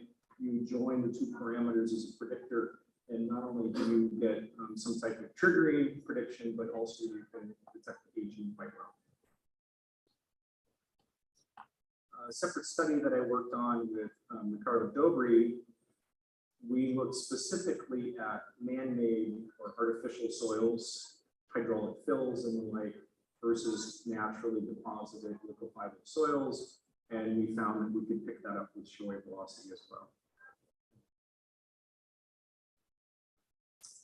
And then this was a recent study. So this is liquefaction, but this is from a different perspective. This is for debris flows. And a debris flow is a liquefied material. The triggering is completely different. It's often rainfall induced, or there could be some other inducement. But then once it starts flowing, you get to that steady state behavior. And with this study that we just finished, we found that show velocity in terms of VS30 was a good predictor and could easily replace a rather cantankerous predictor variable that the USGS had been using for years. So those are some applications that that I use and I see other practitioners using when we're talking about liquefied material. And what I want to touch on here is measurements. So again, the point of my talk is that show velocity has perfect fidelity from the lab to the field. If you're doing, we've been talking about lab tests, and how do you get a lab test to correlate to SPT or CPT? You often have to say, well, here's the relative density, and then that relative density relates to this tip resistance or this penetration resistance. So there's that empirical gap that's in there. Whereas when we measure this in the lab, we can also measure show velocity in the field one-to-one. So let's start out at small scale. We're doing small samples. We're doing cyclic triax or cyclic simple shear, and we want to capture the small strain stiffness. We often stick fender elements or piezo crystals in there. And an example from my lab is here I have a simple shear device, and we have the ultrasonic platens. And that works great for at the beginning of the test, you can measure it during the test. I have not been able to successfully capture show wave velocity while it's liquefied. That's one of my goals. My long-term goals is to capture the show wave velocity during while the material is liquefied. And then after the test, we measure show wave velocity equally. The ultrasonic patents have very high frequency, and so those waves don't really transmit through liquefied material. The second one that I'm going to show is a medium scale. I had this old data acquisition system. It was about 25 years old. It was great. We had all these accelerometers and pore pressure transducers and displacement pods, and you name it. We had it hooked up. We had pressure sensors, and we had been limping it along for 20, 25 years. And finally, we can no longer get the computers that the buses hook up to. We were ordering it from China, and there's no longer any scrap computers left that we can. So my lab colleague and I built this data acquisition system, and we're rather proud of it. This was about $4,000. We have this National Instruments, we have 2 accelerometers, we have 2 pore pressure transducers that hooked up the load cell. I think we have 12 channels on this. And then he created this nifty little box. And what we're using this for is we're doing medium scale. These are essentially slump tests, but we're doing debris flow slump tests here. And we're looking at capturing both the deformation characteristics. So are we able to predict the deformation based on parameters before the flow happens? And then we also want to capture the strength of the liquefied material or the liquefied debris flow. This is version 1. That's why it's in a kiddie bowl. We're going to move to version 2 pretty soon.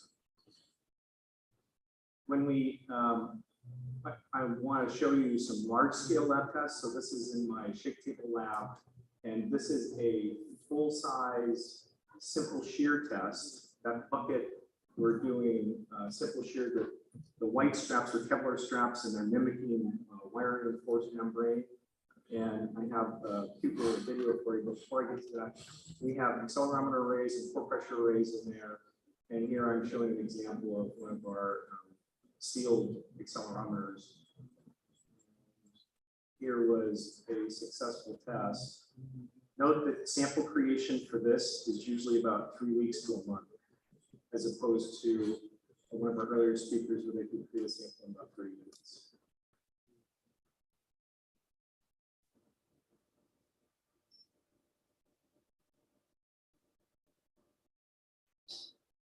It's already liquefied. I don't know if you saw that bulge at the bottom. This is a 0.2 CSR, 30 cycles.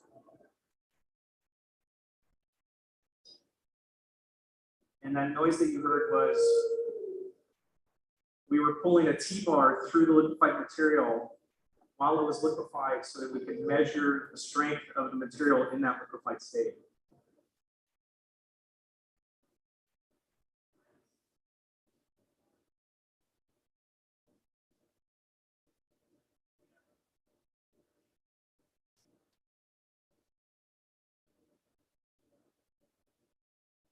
That was 2 master's students and several years in the making to try to get to that stage. So here I'm showing on the right a show wave velocity profile before and after. Before is the solid line, after is the red dotted line. And we can see void ratio redistribution, which is really hard to capture in small scale lab. It's hard to capture in the centrifuge. You can see that we had loosening in this range and we had stiffening in this range. We also did CPT before and after. We could see void ratio redistribution there. And then, as I mentioned, this is just a little sidebar. Here we pulled a T-bar through, and you can characterize the strength based on the flow around this T-bar. And this matched really well with existing predictive methods for coming up with the liquefied strength for flow failures. So this is one of the things that I'm after, is that liquefied strength. I find it fascinating in trying to capture its deformation properties and its strength properties. Okay, So then we get to field scale. So we have invasive and non-invasive shear velocity methods. I'm going to talk a little bit about accuracy and precision. And the invasive methods are usually winners when it comes to accuracy and precision. But doing seismic CPT, you have to mobilize a truck, it costs a lot of money.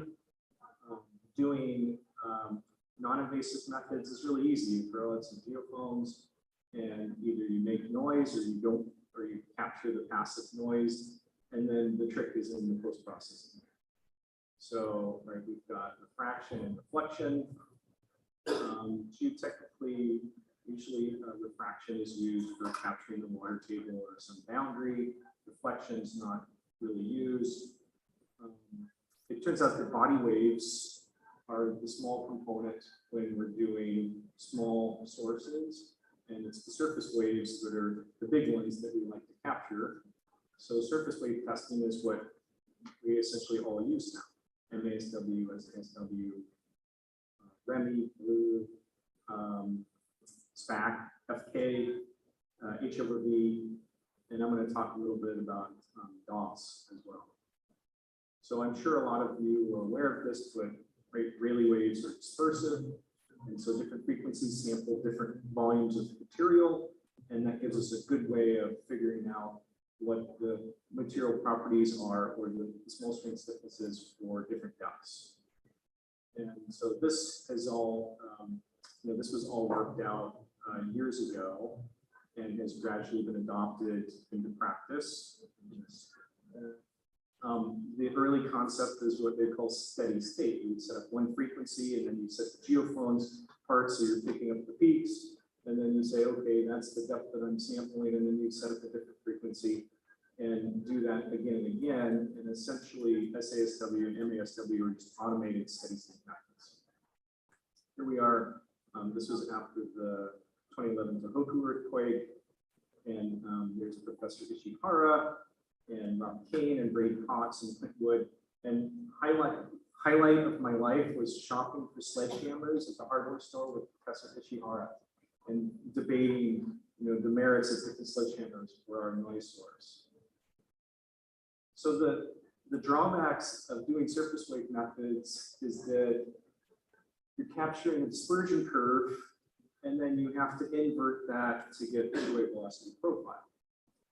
There's movement towards just characterizing things based on the dispersion curve. Not there yet. People still want to see wave velocity, and so that inversion process is where things get a little bit messy, and you can have non-unique conversions, and then you argue about, oh, is there a stiff layer, is there a soft layer? So the drawback of surface wave methods is that for liquefaction, we're trying to capture the properties of usually one layer or one region. And with surface wave methods, there's a lot of smearing. So it's an approximation best. These are just comments about doing that conversion. Passive methods, which I'm very fond of, so we're not actually hitting a sledgehammer or having a vibrosize, or I don't know if you guys have seen the shotgun, the Ginnies for the shotgun is loaded with a thing and shoot it into the ground. Here, we had a project where we're comparing all the methods that we could throw at it. This is, we're doing a linear passive array where we're doing REMI, FK, SPAC, and this was in downtown San Francisco with my grad students there. And so here's just some thoughts on passive methods, which have the same caveats as SASW and MASW, which are active methods. My personal favorite is SPAC because you're using a two-dimensional array, and it tends to have, it tends to pick up more than the other methods that I play with. FK, definitely second. REMI, the caveat with REMI is that sometimes it works, but you don't know when it's working and when it's not working. And then, I don't know if you've seen the recent movement of using fiber optic cables, and that's called DOS, that's distributed acoustic sensing. And basically, any fiber optic cable that's not currently being used, it's called a dark fiber. You can put what's called an interrogator, and you can turn a line of fiber optics into as many seismic sensors as you want. You can discretize it into any size. And there's a lot of neat applications that are happening with that right now. So surface wave testing, you measure the dispersion, you fit a theoretical dispersion curve, and then you get a velocity profile. Here's DOS, where you have a fiber optic cable, you attach an interrogator to it, and essentially you're doing the same thing, is you're coming up with a dispersion curve and then you do the conversion. The neat thing about DOS is that you don't throw out a bunch of geophones, you're just using the cable and then you discretize it as much as you want. We're doing some offshore work right now, and those are called Schultz waves, which is surface waves where there's a water boundary and geomaterial boundary, but it's the same thing as Rayleigh waves. And we're imaging the seafloor instead of doing traditional offshore geophysics. And then we get to invasive methods.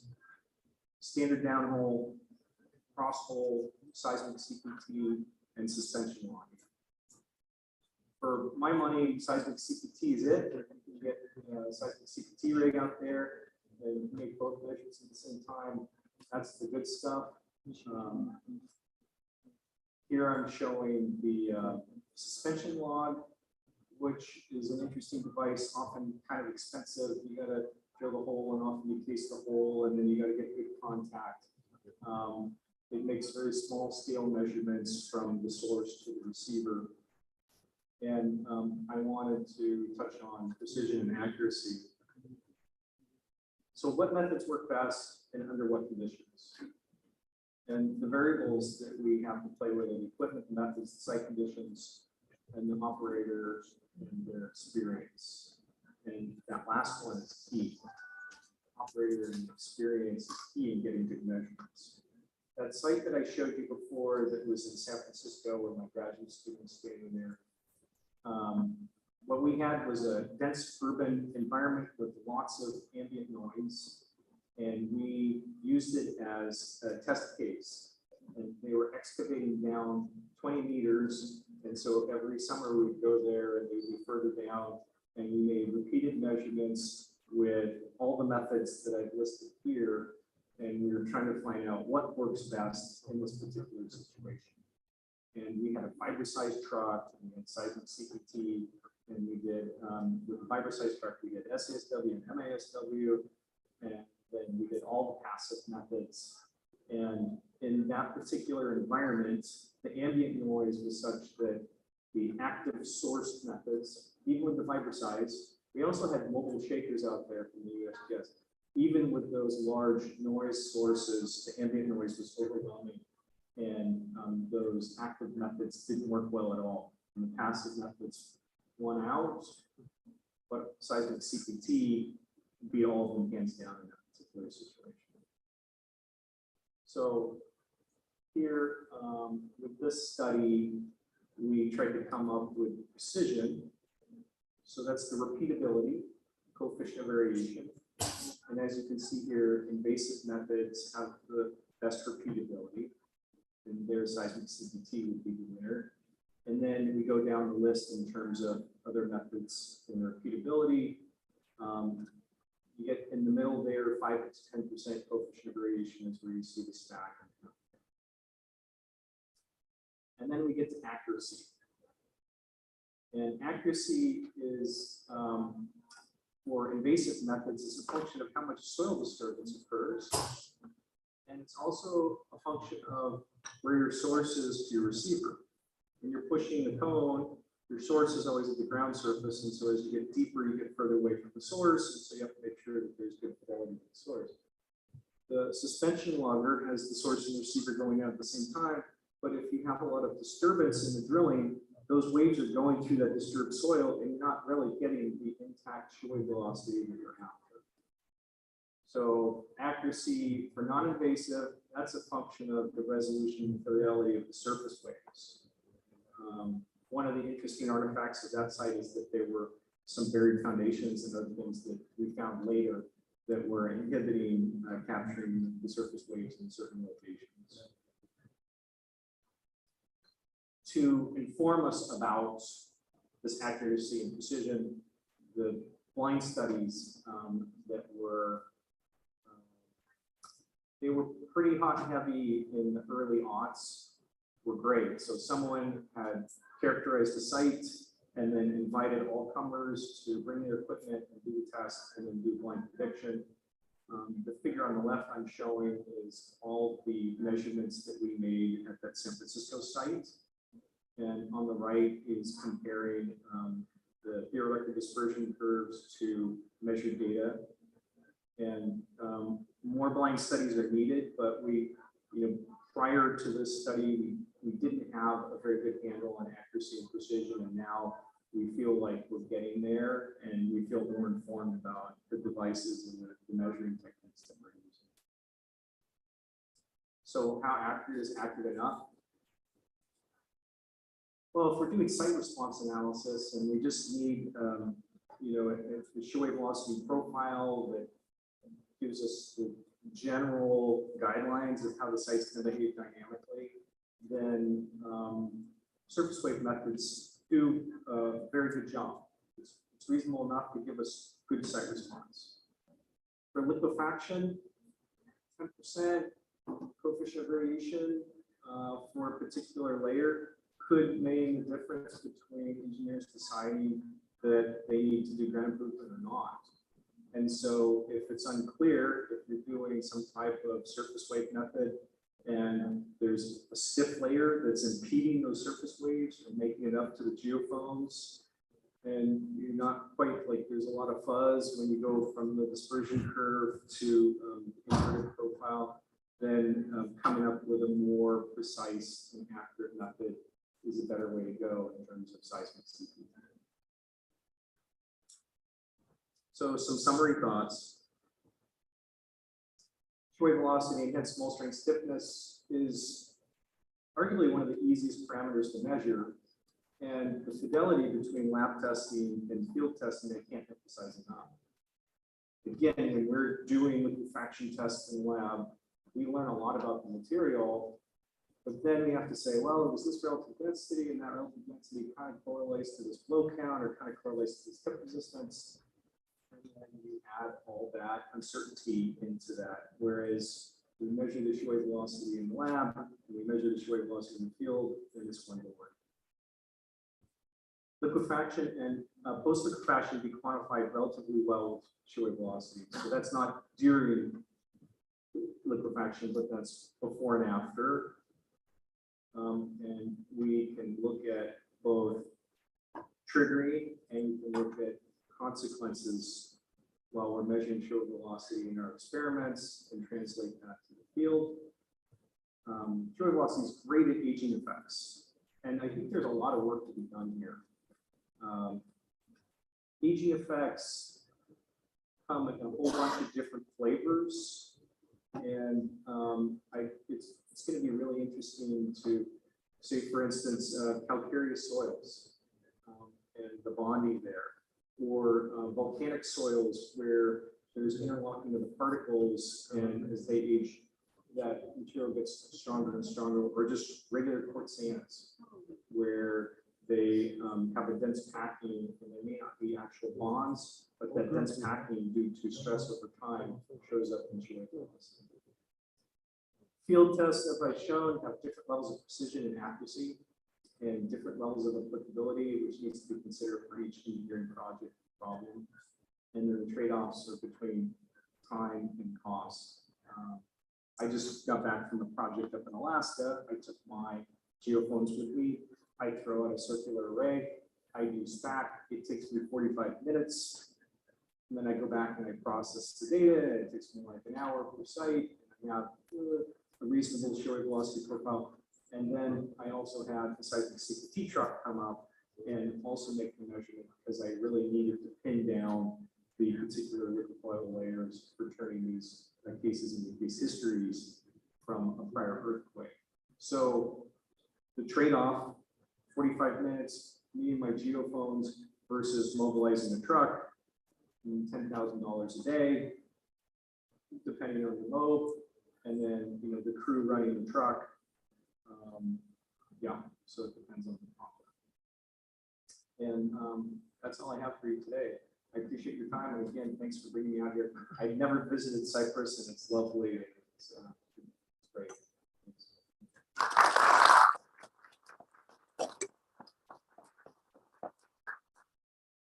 Thank you very much, Professor, for the excellent presentation. I think we can have questions now.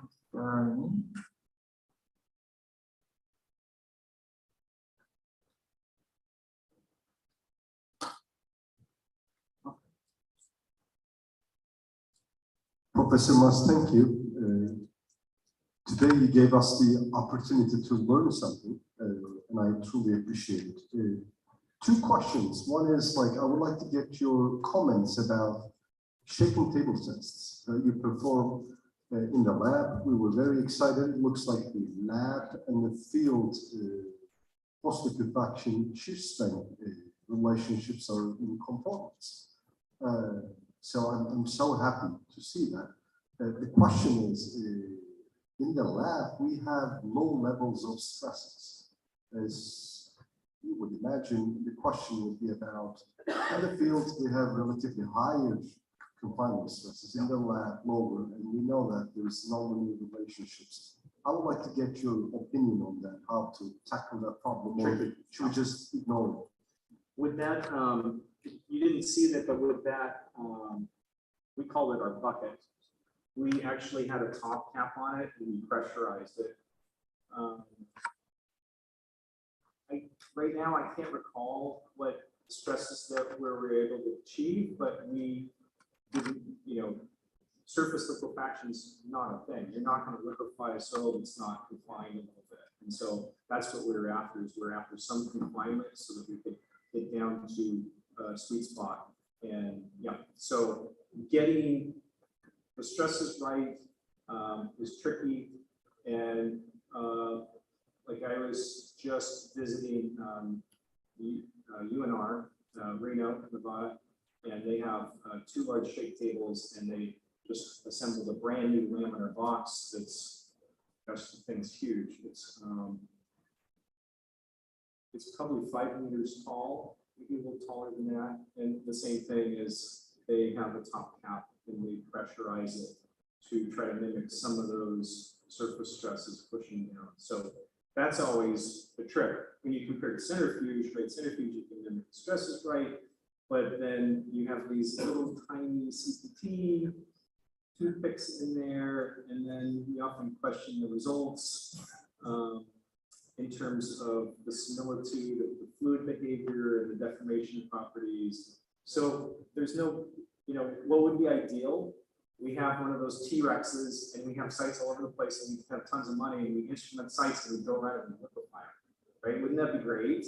Is we have all these candidate sites. If you have a site and you know that there's going to be liquefied material and you're going to have to do ground proof it. What if we got a mobile shaker out there, stuck some accelerometers and pore pressure transducers in the ground and shook it before we did the ground improvement? If we did that regularly, we wouldn't need centrifuge or shake table tests. So that was question 1. Thank you so much. Actually, I'm glad I asked that question because it's obvious that you apply some cap stresses to basically eliminate that problem. The second question was about ship wave velocity measurements with invasive and non-invasive methods. It looks like we need to standardize it for engineering purposes because the differences could be significant, as you very well presented. As we have standardized SPD and CPGs, would you recommend a standardization for ship wave velocity measurements? We have colleagues that are working on it right now. Fodi, who's in Europe, and Brady Cox, who's in the US, have been working for years to try to come up with some standardization. In order to standardize, you have to be able to quantify the uncertainty in a very standard way. And that's one of the tricks with the surface wave methods is what is a reasonable uncertainty band for a given set of conditions, and what is operator error and people just not doing it right. And they're getting closer, but it's not there yet. There's some preliminary standards that they've been working on, but trying to say this is the known unknowns and then this is garbage is the tricky part. Discerning between what good surface wave method tests look like and practices are versus someone who doesn't have expertise, that's the tricky part right now. And you probably noticed I'm not a big fan of REMI because REMI is a wild card. Sometimes you'll get good REMI results and sometimes you get what look like good REMI results but turn out they're bad and you don't know when they're good and when they're bad. So there has to be that loop that closes in terms of the testing, you're getting good data and you're able to do an inversion with a minimum amount of epistemic uncertainty that we've introduced into it. Thanks for the good questions.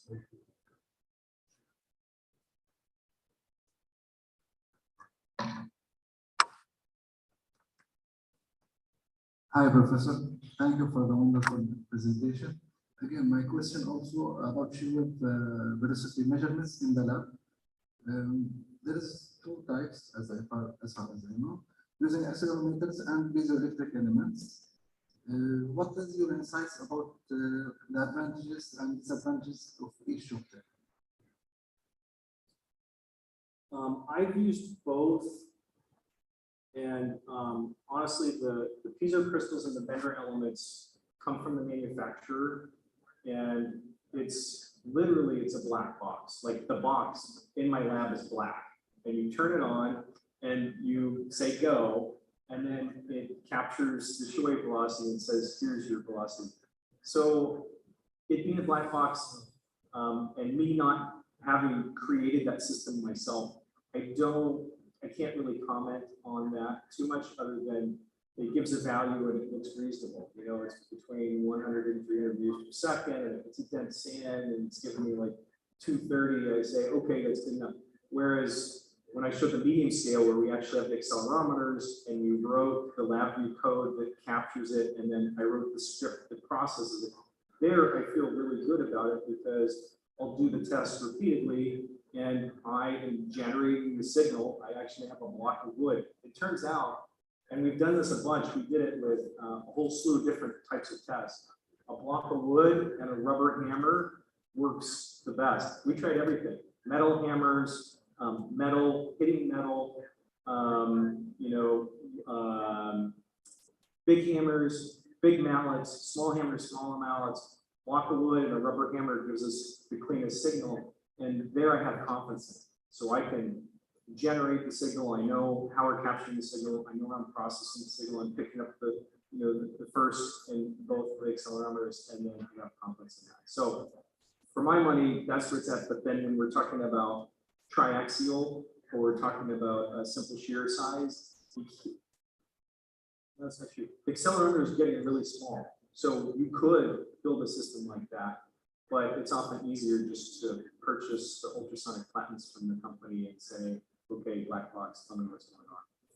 So with a torsion shear, you might be able to get some of the small accelerometers in there yourself, because I know you guys are manufacturing the equipment. So, great question.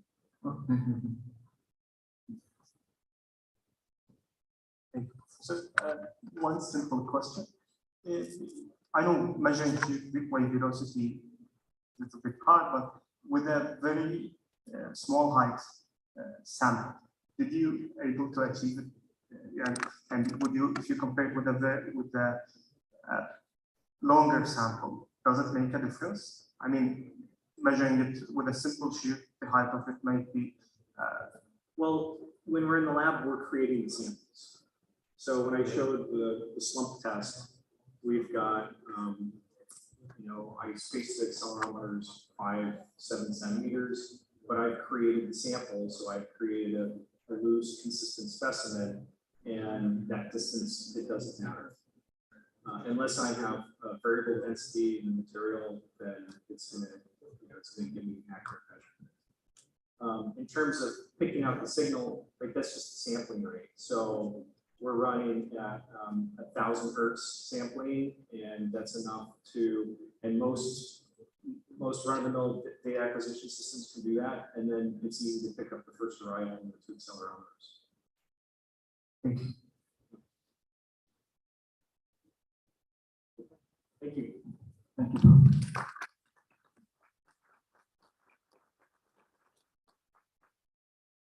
So, in order to express our appreciation, I would like to invite Professor Kemal Önder of Middle East Technical University to present Professor Mosley's slide. Full disclosure, Andre and I go way back. That's the last. Thanks for joining us. That was actually and then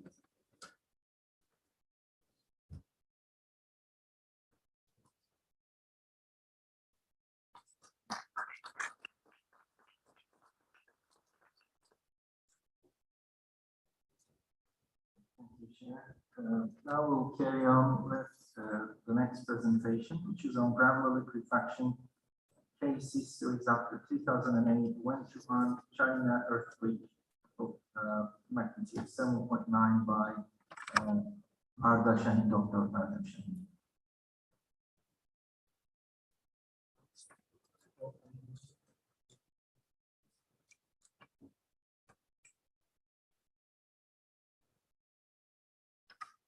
I think we have around 10 minutes and completed within that time. Okay. Welcome everyone. I'm Arda Şahin, and before I start, I would like to say that I'm glad to hear, and I'm very happy to present in front of all of you. Let me introduce myself a little bit. I graduated from Middle East Technical University Civil Engineering Department, and currently I'm doing my master's degree with Professor Dr. Kemal Önder. So we are working on gravelly soil liquefaction as my thesis topic, and during my studies I came across with a case history that has one of the biggest data set for gravelly soil liquefaction. So I just studied on it, and I want to share my findings with you. So first of all, I'm just going to give a little bit introduction about liquefaction. Most of you know all of this. However, I'm just going to give small introduction, and after that, I'm going to move on to the gravelly soil world. So let me define the liquefaction for you. All of you know this. However, it is pore pressure increase due to cyclic loadings, and with pore pressure increase, we know that shear strength and stiffness parameters decrease. The important part here that we should know that liquefaction is not a failure mechanism. It is just a reduction in shear strength and stiffness, and due to this reduction, excessive settlement or exceedance of bearing capacity might occur. So let me just elaborate on surface manifestations. How can we know a site is triggered or not? So we can observe some fissures, or like I said, excessive settlement, or lateral spreading on a flat surface. Why do I call flat surface? Because if we have a lateral spreading in a site, and if it's sloped, we know that it might occur due to a slope stability problem. So we have to know that it should be occurred on a flat surface so that a liquefaction is triggered on that site. After that, I want to say a few words what soil types are considered to be liquefied. So as we know, we have clay, silt, sand, and gravel soil types basically. And there are some parameters saying that if they are probable to liquefy or not. So we have particle size with different, like clay has small, and up to gravel, it has large particles. After that, we have to check for permeability, and with permeability, actually it's pore pressure dissipation capacity differs. And most likely, all of us think that we have low probability on clay and gravel, and we have the highest probability for sand to liquefy. And silt is between these two ends, actually. Let me show you some triggering curves developed. So, like we have curves for sand and we have curves for gravels, actually. This is just a spoiler, maybe, but we have gravelly liquefaction triggering curve. So we have checked-in-Morse cane, Rollins to Rollins, and Sao for curves. And the important thing is we have a site investigation method selected for each of the triggering curves, actually. So what can we have? We can have STT blowout, we can have slip resistance, we can have shear wave velocity, we can have DPT or LPT. I couldn't find a triggering curve related with LPT, but you can use it in order to use for your triggering curve. So let's move on to the soil liquefaction, gravelly soil liquefaction part. So do gravelly soils really liquefy, actually? So why do we think they doesn't liquefy? So we have large particle size, we have high permeability, and due to this, we have high pore pressure dissipation capacity, actually. So they are considered to be non-liquefying. However, we have some cases, actually a lot of cases showing that we have gravelly soil liquefaction, and from these cases, we understand that they have some probability to liquefy, actually. So after this, recent studies show that we have some triggering curves, and they are using some parameters inside their triggering curve. After Sao, which one of the mostly used curve currently, Rollins is adapted moment magnitude inside to his triggering curve. So I would like to talk about a little bit of its applicability of STT and CPT. Why do we have to talk about this? As you know, we have some dimensions about CPT cone and STT sampler. CPT cone has 10 centimeters square cone, and STT has a thickness of 7.5 millimeters. And as you know, the boundary between gravel and sand is around 4.75 millimeters. What does that mean? The thickness of the STT sampler and the area of the cone might be measuring the strength of that one particle, not the whole soil layer of that one particle, which might result very high resistance. However, it might have very low resistance in the whole layer. So let me move on to the Wenchuan earthquake, which I studied. So Wenchuan earthquake is in China, and you can see the epicenter, and it occurred on May 12, 2008, with a moment magnitude of 7.9. And in 73 different locations, investigations were performed by Sao and his team, and total of 112 measurements are taken in the means of VS and PPT. So I grouped these locations into 10 different parts. I grouped them accordingly to the biggest cities in Wenchuan County, and there are some gradations curve presented by Sao. And with these grouping, I just take the average of PGA and the number of measurements to summarize it. And after this, I have a procedure to evaluate the triggering, liquefaction triggering relations, and I just want to show an illustrative case history for that. I selected Songbai village. You can see the location there, and it's 20 kilometers from Dayang city, which is one of the biggest cities there are. And here, fissures and lateral spreading is seen in the site. However, when I examined, most of the sites has not excessive settlement problems for gravels, and I just thought that might be not relevant to gravels when excessive settlements are occurred. That might raise a question, actually. And In this site, VS and EPT measurements were taken. I estimated Jainur distance as 38 kilometers by using the coordinates and also the stations in the site. By using this distance, I entered to ground motion prediction equations for different researchers, and also there exists an event-specific shape map for this presented by USGS, and by using both of these, I estimated a PGA as 4.29 actually. Also for this site, there exists a gradation curve for the relevant critical layer. I will come to the critical layer part, and as you can see, the D50 value is around 6.16 millimeters, which shows that we have a higher gravel content than 50% actually. So for this procedure, I have to select some other parameters. So first, unit weight. For unit weight, I used a correlation between D50 and dry unit weight actually. And this is proposed by Chen actually, and it corrects its equation for well-graded gravels. So it is a good estimation for my sites. And I also used proposed solution by Chetin between SPT and dry unit weight actually.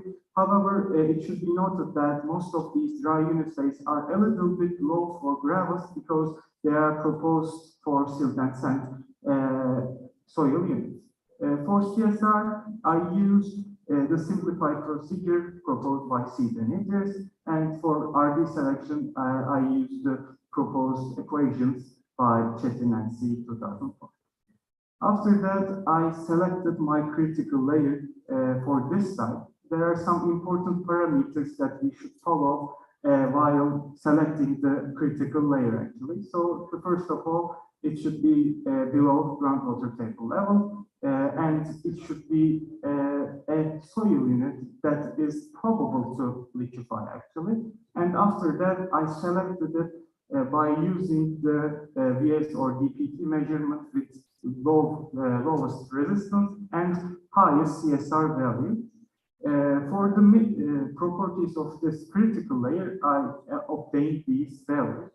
And by using these values and the proposed triggering curves by Rollins, I added all of my data for Ventura County on these triggering curves. And as you can observe from this, since most of these sites are liquefied, DPT has a better understanding since most of the data points here is on top of the 50% probability. However, in VS triggering curves, there might be an adjustment needed for these curves. Before I finish, I would like to acknowledge that and thank to Professor Saudat for sharing his borehole logs and data gathered from the site. And I also would like to thank all of the researchers that are trying to develop liquefaction triggering curves. I would like to thank you for your kind attention. I hope to see you in another seminar soon.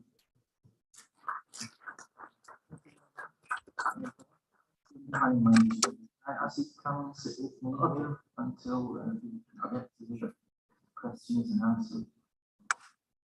Now, ladies and gentlemen, we will carry on with the next presentation, which is on liquefaction potential determination and hazard mapping based on passive surface layer geophysical tests in the Long Beach and Tuzla regions of Cyprus, which is going to be by Onur Selçukkan.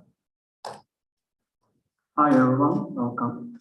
I'm Onur Selçukkan from Middle East Technical University, Northern Cyprus campus. And today I want to share with you a study that me and my advisor professor do together, which is named as liquefaction potential determination and hazard mapping based on the passive surface area of geophysical tests in the Long Beach and Tuzla region of Cyprus. Here is my outline. First, I will give a brief literature review. Then I'm going to continue with my methodology. Then I'm going to share my results with you, and finally I'm going to conclude with conclusion and my future plans. Let's start with your technical soil related problems that can be faced on the Cyprus Island. In general, there are two geotechnical related problems that can be faced on the Cyprus Island. These are the expensive clays and liquefaction. Expensive clays are known as the problematic soils of the Cyprus, and it causes especially for economically related problems to the low-waste structures, but not a failure of the structure totally. Liquefaction, on the other hand, is a totally cause the failure of the structure by an effect of an earthquake. As you can see, Cyprus outline that passes south part of the island can bring numerous of earthquakes to the Cyprus Island. And this is the seismic map of the Cyprus in between the years of 1896 to 2019. As you can see from the figure, there were more than 400 earthquakes occurred in Cyprus Island, but 14 of that earthquakes, which is actually marked with the red stars, did bring the casualties, fatalities, and damages to structures on that years. So let me talk a little bit about the history of the Cyprus. Salamis city, which is located near the Magosa area of the Cyprus, and anthropologists in 1980 investigated the seismic sea wave analysis for the ancient city of the Salamis. And the author reported that in the year of 342 AD, the ancient city of the Salamis occurred in the severe big earthquake, and the devastating earthquake occurred in the city, and part of the city collapsed and sunk into the Mediterranean Sea. So therefore, it's clear that our investigated area, Tuzla and Long Beach, has been subjected to liquefaction before. So let me talk a little bit about the shear wave velocity. Shear wave velocity is one of the recently developed and widely used technique and application for evaluating different parameters in the building codes, and designing the hazard mapping technique in urbanized regions is evolving to more accurate local hazard prediction to the geophysics test. And earthquake relation will depend on the accurate shear wave velocity results and measurements in the depth of upper soil layer of the strata. And Nazarian in 1984 presented the spectral analysis of surface space approach to the engineering community. And from that approach, actually two main ways for non-destructive testing have been developed: multi-channel analysis of surface space and passive method as a reflection criteria. In between each other, both passive and active methods have advantages and disadvantages, but MSA data allows to detect the removal and non-source increased surface space and other quantity noises, ray line based from the results, and the reflection tremor approach is better to be used than external energy sources generate ray line surface space such as highways or oceans. So in order to reach the required depth of liquefaction, REM method is preferred to benefit from the background analysis. Here is a diaphragm given below, as you can see.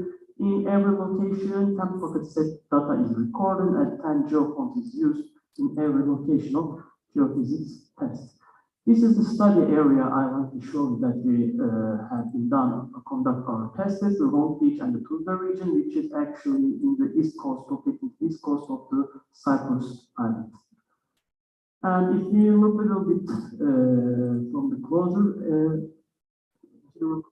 closer, Long Beach and the Tuzla region are actually near the ancient city, located near the ancient city of the Salamis, as we know that. And as you can see in that both regions, we have a lot of standard penetration test results can be found in the web page of the Chamber of Civil Engineers. A big database is found in that web page.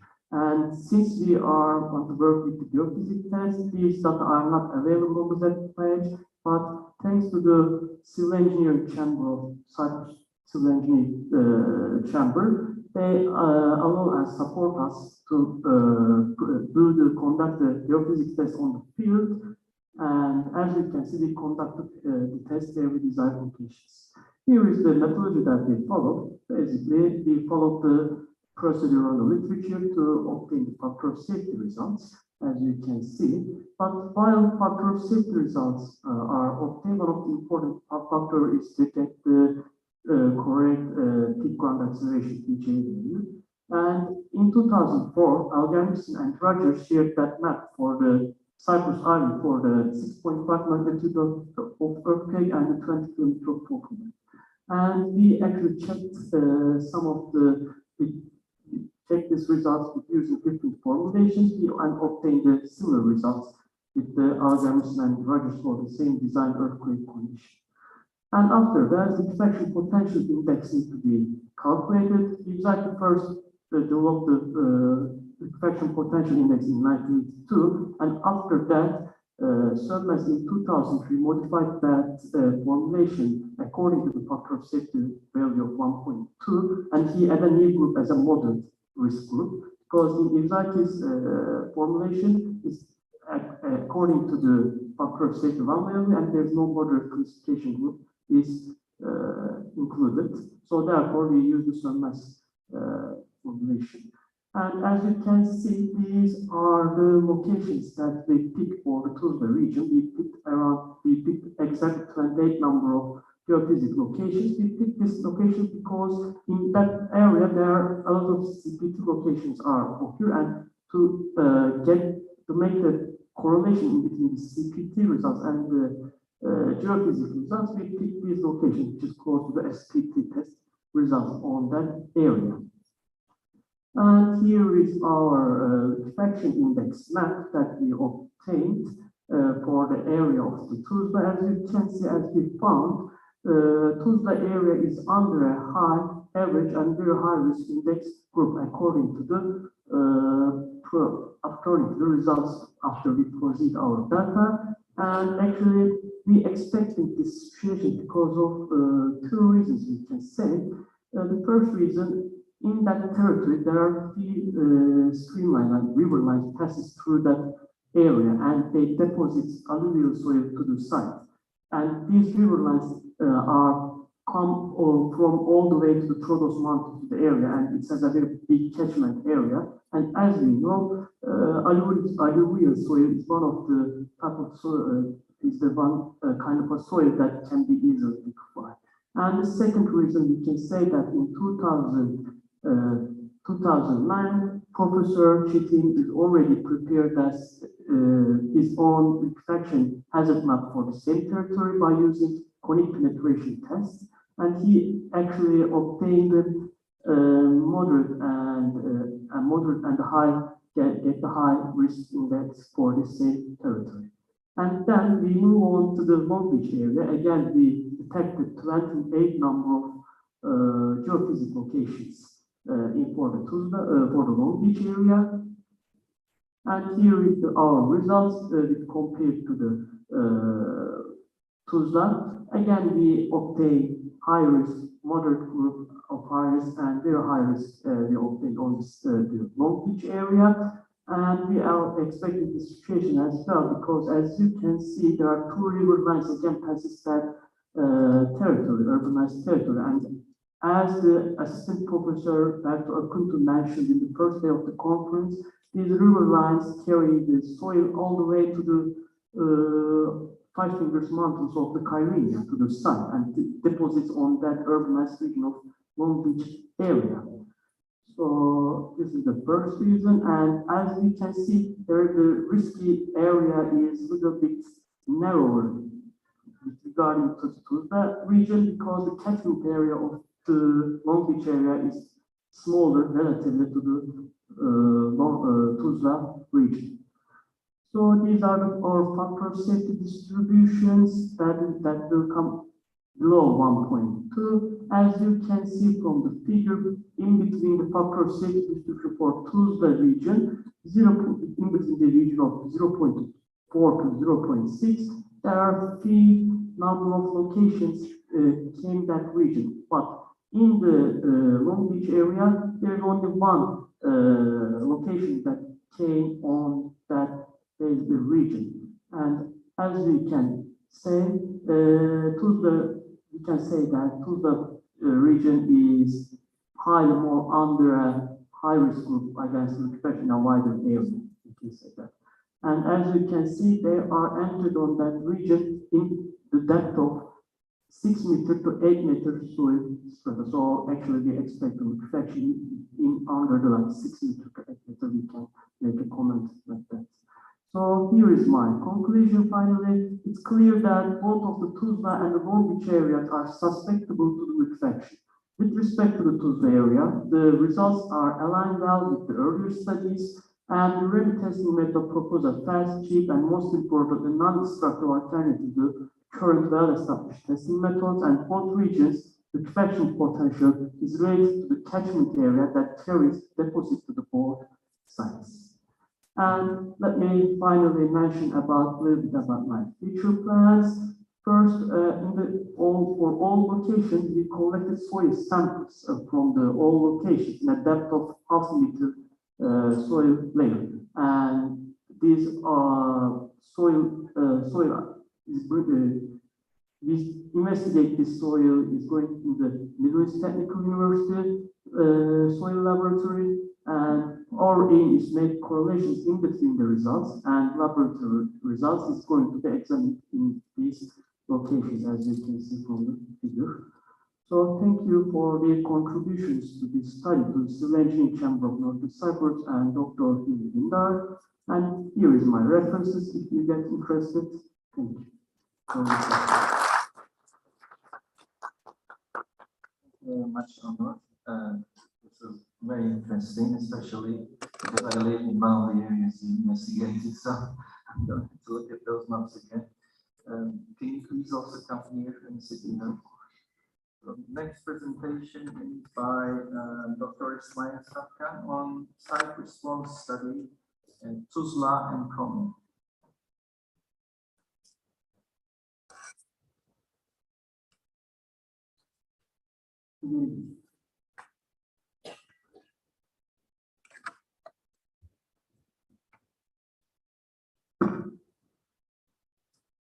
Hello everyone, my name is Ismail Safkan, and I'm going to talk about the site response study of the Tuzla region in Cyprus.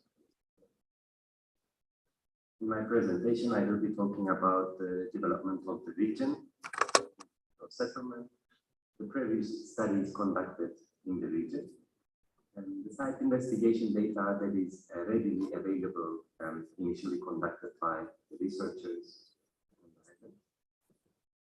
My site response analysis and the results. The history of Tuzla, I will give a brief information about the history of Tuzla. And as can be seen from the historical maps, and all the rivers are joining and meeting the sea at the Tuzla region. And it was settled in the Middle Bronze Age, from 16th century to 12th century BC. The region was left abandoned and in 1000 BC, basically after a huge earthquake hit the region.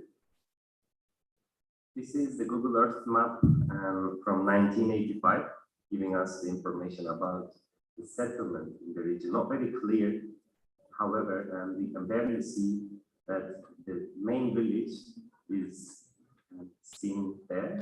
But after early in 2000, and there was a significant settlement in the region, and I will talk about why this is important for us, and because of the passing riverbeds. This is the image from 2008 and 2022 nowadays. So the settlement is still ongoing, and interest in the region is still high. The soil investigation history in the region, there is a data and shear velocity profile from the region conducted by China. And this study was for initiating the strong motion network on the island. So there is a station in the Tuzla region. Based on the H over V method, there is a significant amplification is expected, especially in the long period range. And the soil profile, mainly clay is dominant. However, the bedrock depth varies from region to the region into the area.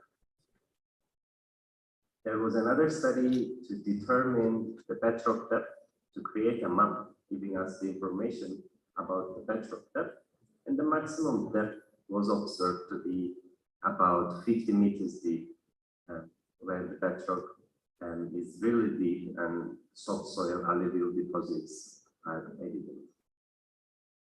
And in this study, the classification was done basically based on the bedrock depth, because of the main dominant soil property was the clay, which can be seen from the profile. So a homogeneous clay type of material was modeled with varying bedrock depth.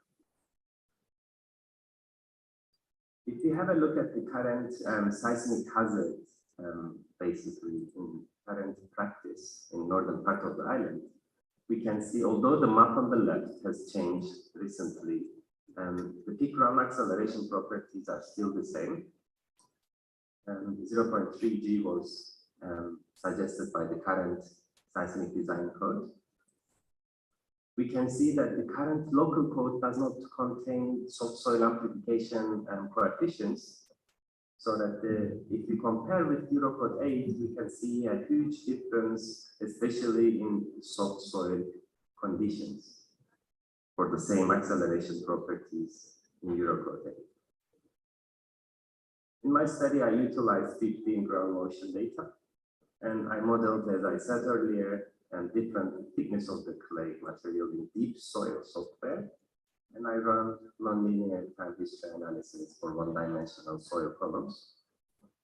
And significant dissipation of energy was achieved basically as a result of soft, tall clay columns.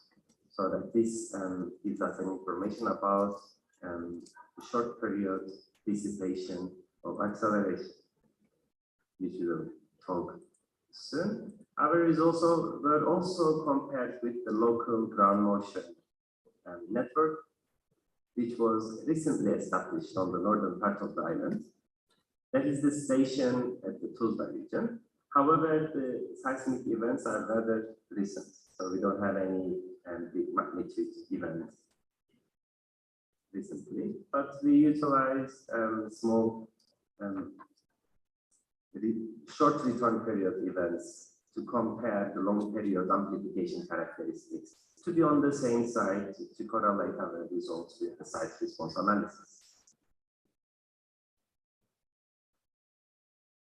This is the analysis results on my deep soil models. And I have 3 zones, which I will show on map this in a while. I have in my first zone from 5 to 15 meters deep bedrock, 15 to 30 meters deep bedrock zone 2, and for zone 3, 30 to 60 meters deep bedrock. We came up with the result having, in correlation with Eurocode 8's amplification characteristics for the peak ground acceleration values. However, for long period range, we came up with the idea that zone 3 has the maximum acceleration characteristics. I don't know if I have a laser here. Yes. In this region, we have the maximum acceleration for the deepest bedrock location. And what happens here? There's a slight dissipation of the acceleration in the short period range. Sorry, I can go back. So in the short period range, deepest bedrock performs weaker amplifications. In the long period range, the deepest bedrock gives us the maximum acceleration property. And this is not telling us if it's safe or not because of the displacement characteristics. Obviously, you're going to have much bigger, larger lateral lateral displacements for that deep bedrock conditions. This is the profile giving us the information about peak ground acceleration amplification based on the depth of the bedrock. The maximum PGA value was observed in the 20 meters deep bedrock range. These are the zones that I modeled based on the bedrock depth.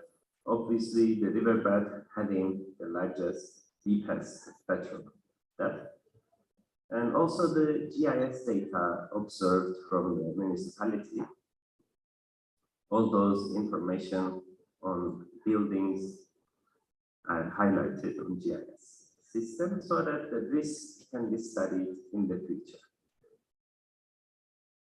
We can see the peak ground acceleration for 475 years return period events, given bottom at the legend.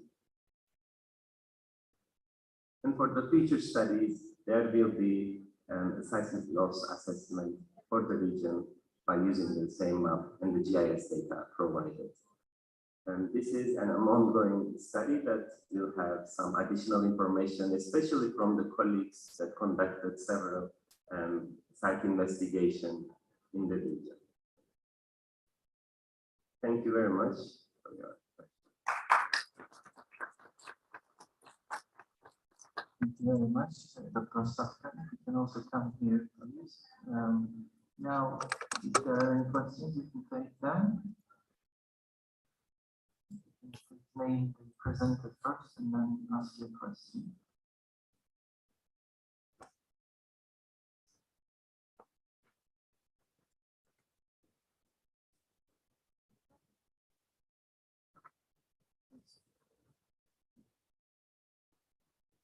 Thank you, Professor. Also, thank you, presenters. I'm so excited to see that there are local studies performed by local researchers about liquefaction and also seismic hazard related issues. What I would like to ask is, how is the local reaction? Because we always discuss the technical aspects of the problem, but there is a human related issue. So that's what I was curious about to stimulate the discussions in the afternoon. That was the question to both of the researchers and the professor. Also, one question about the gravel soils. Are they really gravels, or are they some sandy soils with gravels? I would like to get your comment about that. Thank you. Let's first of all answer the gravel soil. Thank you, Kemal Hocam, for your question. I would like to say that they are not purely gravel. They are gravelly soils, mostly sandy gravels, and there is a threshold between them. They are, if you increase the gravel content very, very much, they are most likely not probable to liquefaction, actually. Yes, they are not pure gravels.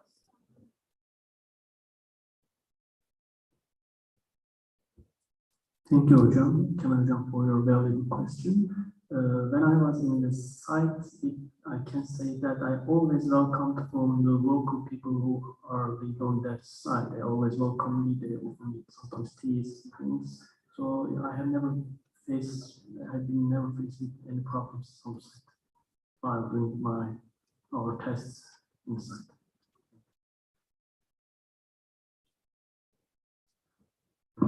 Thank you, Hocam, for the comments, basically.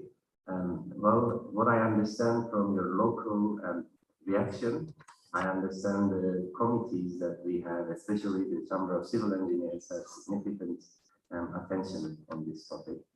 So we feel easy to study on these topics nowadays to gain access to the available data. Thank you. Clarify my question. Maybe I wasn't too clear about my question. I apologize. But this is the reaction we receive usually, like when we end up classifying some bodies' houses. Oh, it's founded on liquefiable soils. You know, the chance of liquefaction is very high, or PGA levels are high because of the basin effects or site effects. So when you share those kind of information, then some people don't like it because they say, oh, you're reducing the value of my house and this and that. And then that's how things, even though I understand that as researchers, we don't care. That wasn't our motivation. We're not really after putting extra value or devaluing somebody's house. So that was my perspective regarding my question. Maybe I can say something on that. Usually we don't really publish on the media and that kind of stuff, but Chamber of Civil Engineers take this very serious until the entire study is complete, so that they can publish or do adjustments to readily available seismic design codes and do modifications on those, and the information is somehow distributed. But we don't really see that kind of reaction. I don't know, maybe it's in the culture of the island. We don't have any reaction. That's perfect. Maybe Abdullah Hojam wants to add something on that. Yes.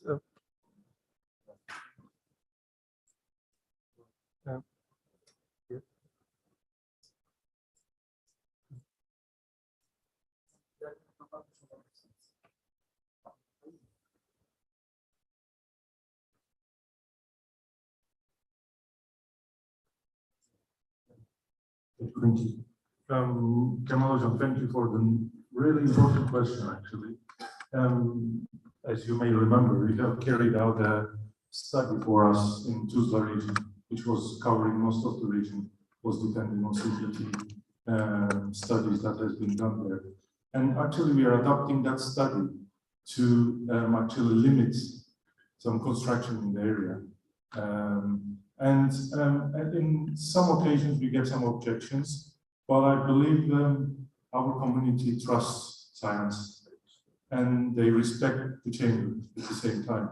So, and when all these things get together and go through, together with the people from practice, and we get them accepted and then publicize it, it's not getting too much objection, which is good. I mean, and that's why we're trying to do these events as well, to increase the highlight the region actually, because not just Tuzla, we have it in Long Beach, and now we're seeing some SPT results further on, a bit more north part of Long Beach area as well, that might be susceptible for liquefaction. So as we're building up this database, collecting SPTs on a single database, occasionally we are going through the data and highlighting these areas and spotlighting the areas as well. Thank you. Thank you. Thanks very much, from Abdullah for the clarification. I suppose we can't close our eyes on problems, but we can try and organize or plan studies to help us give us more insight into the problems and maybe come up with solutions or modify our codes, as Dr. Sabkan said. And we've been doing this for a long time now. Hopefully, it will get better and better. Now, if you don't mind, yes, Professor. Professor Atala from Nearest University. First, I'll give some information, very small, to Professor Önder. Yes, it is our responsibility in North Cyprus to find it, to share with the people, because the people which they have such houses in that region, they are at most risk, if there is a risk. So I think it is our responsibility, and we have to inform them whether the property value goes down or not. It is a truth, and this is a risk, and is a danger as well. And our government, our chambers, and not only the chamber, but all chambers, because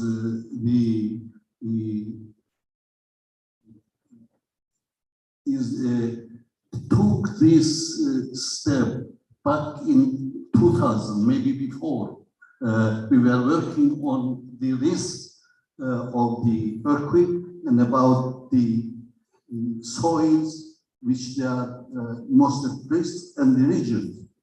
And and lately, the president of the Turkish Republic of Northern Cyprus created an earthquake committee, which myself, Ismail Hoca, Abdullah Hoca are there, and we are having some maybe projects how we are going to inform more the people. Now, all these, I speak generally, now then I come to it, if you don't mind. We are talking about the magnitude, but of course, the magnitude of the Oldo Cyprus is low according to the other regions. The damage which is done is more according to the magnitude. Therefore, we consider Cyprus as an earthquake country. The example or the reference you gave for 2001 for clays, actually this is a swelling clays. They are related, but not so much because they are over-consolidated clays. Is just maybe you took the meaning.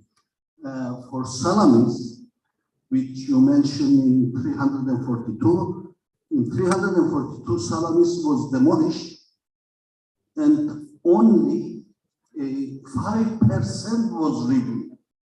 So the present place of salamis maybe is not the same because Tuzla, back 3,000 years ago, was a harbor. Therefore, the present Tuzla now, it was a seawater. So maybe this is a problem as well. We have to look at it as well.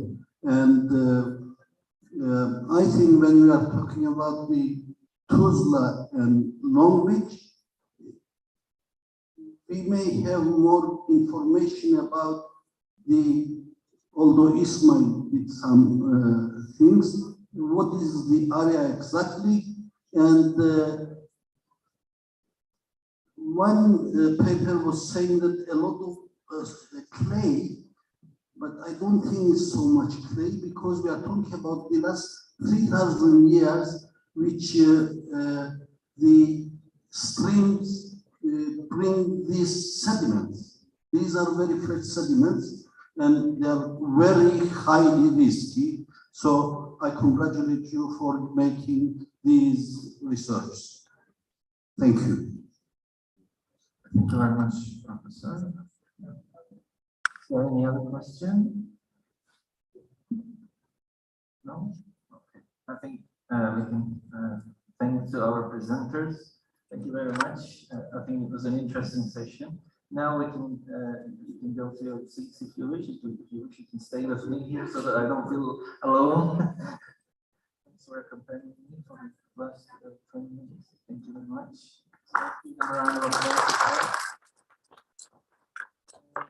So now we are ending our session, but hopefully, I'm sure it will be another excellent keynote speech by Professor Kemal Önder Çetin. So let's give another round of applause for him, please, to deliver us his presentation on seismic soil liquefaction assessments, a critical overview. But before he starts his presentation, I'd like to say a few words about him. Obviously, everybody knows him, I think, here, but I just want to summarize some of his background. So, Professor Çetin obtained his PhD from University of California, Berkeley, and he has been a professor since 2009 in Middle East Technical University. Teaching in the field of making research and consulting in the field of geotechnical earthquake engineering. He received the ARC Geo Institute Award called Thomas A. Middlebrooks Outstanding Professional Accomplishment. And since then, his methods that he developed in his study became widely accepted and used in engineering practice, such as AASHTO 2010. He consulted Istanbul Marmaray Submerged Tunnel project, and he was a consultant in that project, and in other projects such as FLR Geothermal Power Plant, Yemen Sayhut-Nishtan Highway Tunnel, Turkmenbashi International Seaport, Akri and Sinop Nuclear Power Plants. He is a consultant to the International Atomic Energy Agency, and for whom he gives consultants on seismic hazard, geotechnical aspects, and hazards in site evaluation and safety requirements for nuclear power plants. Professor, the stage is yours. Thank you, Professor. Professor chairmans, the organization committee, and more importantly, my colleagues, I would like to welcome you all. Have a wonderful rest of the afternoon. It's obvious that we're all a bunch of crazy people. It's a beautiful day outside, sun is shining, there is a wonderful beach which you could enjoy, and instead of doing that, you are here listening to some wonderful talks, excluding mine, but you should all admit that this is not the way to go. And hopefully, like in about 50 years, we will all change and start enjoying the beach, because probably it will take 50 years for me to adjust to that mentality. Having said that, I would like to mention this is an extremely valuable and, from my perspective, a very crowded audience for two reasons. The topic we are discussing is rather unique because it is laboratory testing and it is soil liquefaction, and moreover, we're combining those two topics. So it is laboratory testing about soil liquefaction. So please just join me to look around. These are pretty much all the people, or I would say majority of the people who work on this topic.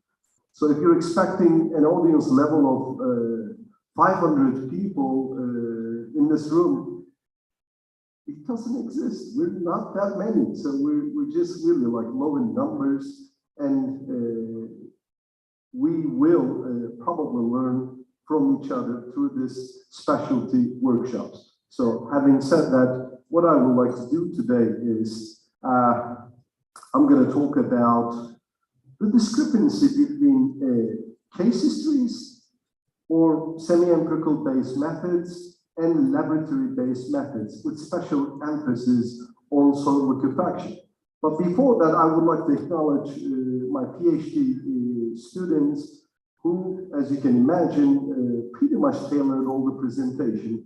So I am enjoying the luxury of just sharing that presentation with you, and I truly acknowledge all their hard work. A broken heart, Black people, we enjoy, we think like we can find the answers through laboratory tests. And cases to people, sometimes they make fun of the other group, because I belong to both sides. That's why I don't use the word we. And we say like, oh, the field is different. In the field, the stress conditions are different. The density state is different. Or there are aging effects in the field. Or in the laboratory, we have like a 5 centimeter thick soil sample. You know, in the real life, it's 10 meters, 20 meters, 30 meters. And we sometimes like don't like the laboratory-based methods. And the other group says, hey, like if you would like to develop methods based on field data, you have to wait 10 million years to get the answers for your questions. Because, you know, life doesn't create earthquakes quite often, and I'm crossing my finger, thank God. And also, some of the answers that we get are not really the answers for the questions that we're asking. So that is why we need to find a way to basically patch that problem, and that will be the outline of my presentation. I'm going to focus on liquefaction engineering steps, and in that regard, I will particularly focus on two aspects, which is liquefaction susceptibility and liquefaction triggering. And I would like to show or emphasize the contributions from laboratory-based methods and field-based methods. And hopefully by the end of the presentation, we'll make the peace, and then we will appreciate both the field and the laboratory-based methods, because we need both of them. And that will be the basically the general idea behind my presentation today. So having said that, I will start with the definitions. Why definition? Ladies and gentlemen, because everybody has a different definition of liquefaction. And that's why we need to start with the definition first, so at least you will know what I refer to as liquefaction. Significant reduction in shear strength and stiffness. This part is understandable. Probably remaining part will be the major focus due to increase in pore water pressure. So you all know that we have sensitive clays, for example, quick product clays. They reduce their strength and stiffness significantly after remolding, not due to increase in pore pressure, but remolding. That's a similar phenomenon, but it's not really like within the scope of seismic soil liquefaction. Maybe under monotonic conditions, we may assess that problem, but not under seismic conditions with the methods that at least we have. So having given that definition, I would like to talk about surface manifestations. So in the field, Professor, how do we understand that we have liquefaction triggered? And then basically, I will show you a lot of slides, but we have some particular surface manifestations that can remind us that liquefaction is triggered at the field. And then recently, even though we don't have surface manifestations, at vertical array sites, by looking at the records phase shift, we can judge if liquefaction was triggered or not. So even though you don't see that, you know it's somewhere in the soil that some layer liquefied, and this is relatively new trend in engineering practice. Having said that, beautiful pictures. We have sand boils, lateral spread, slope stability, liquefaction use, dam failures. They don't have nationalities. Good news. You know, some, oh, this is from basically United States, Turkey, United States, Japan, and so on. So that basically what liquefaction doesn't have a nationality. It's an international problem that, you know, the reason I'm saying that in a teasing way, some of us may think that that's the case. Structural damages, that's why we're interested in. A lot of examples. Repeated itself, 1964, Kobe earthquake, and then later on, 1999, Kocaeli earthquake. They all start with K, but structures were affected with the same way. Liquefaction created similar damage, and so on. Laboratory. In the laboratory, what do? We perform some tests, and then based on the response of the soil, we say, okay, soil is liquefied. And then we further classify that under flow liquefaction, cyclic softening, cyclic mobility, and then cyclic liquefaction. And these forms are slightly different. I don't want to go into the details, but in the laboratory, we have better understanding of the soil response. Field, surface manifestations. Laboratory, we look at the response and then come up with a judgment if the soil liquefied or not. What is the basis of that judgment? Some of us use strain-based thresholds.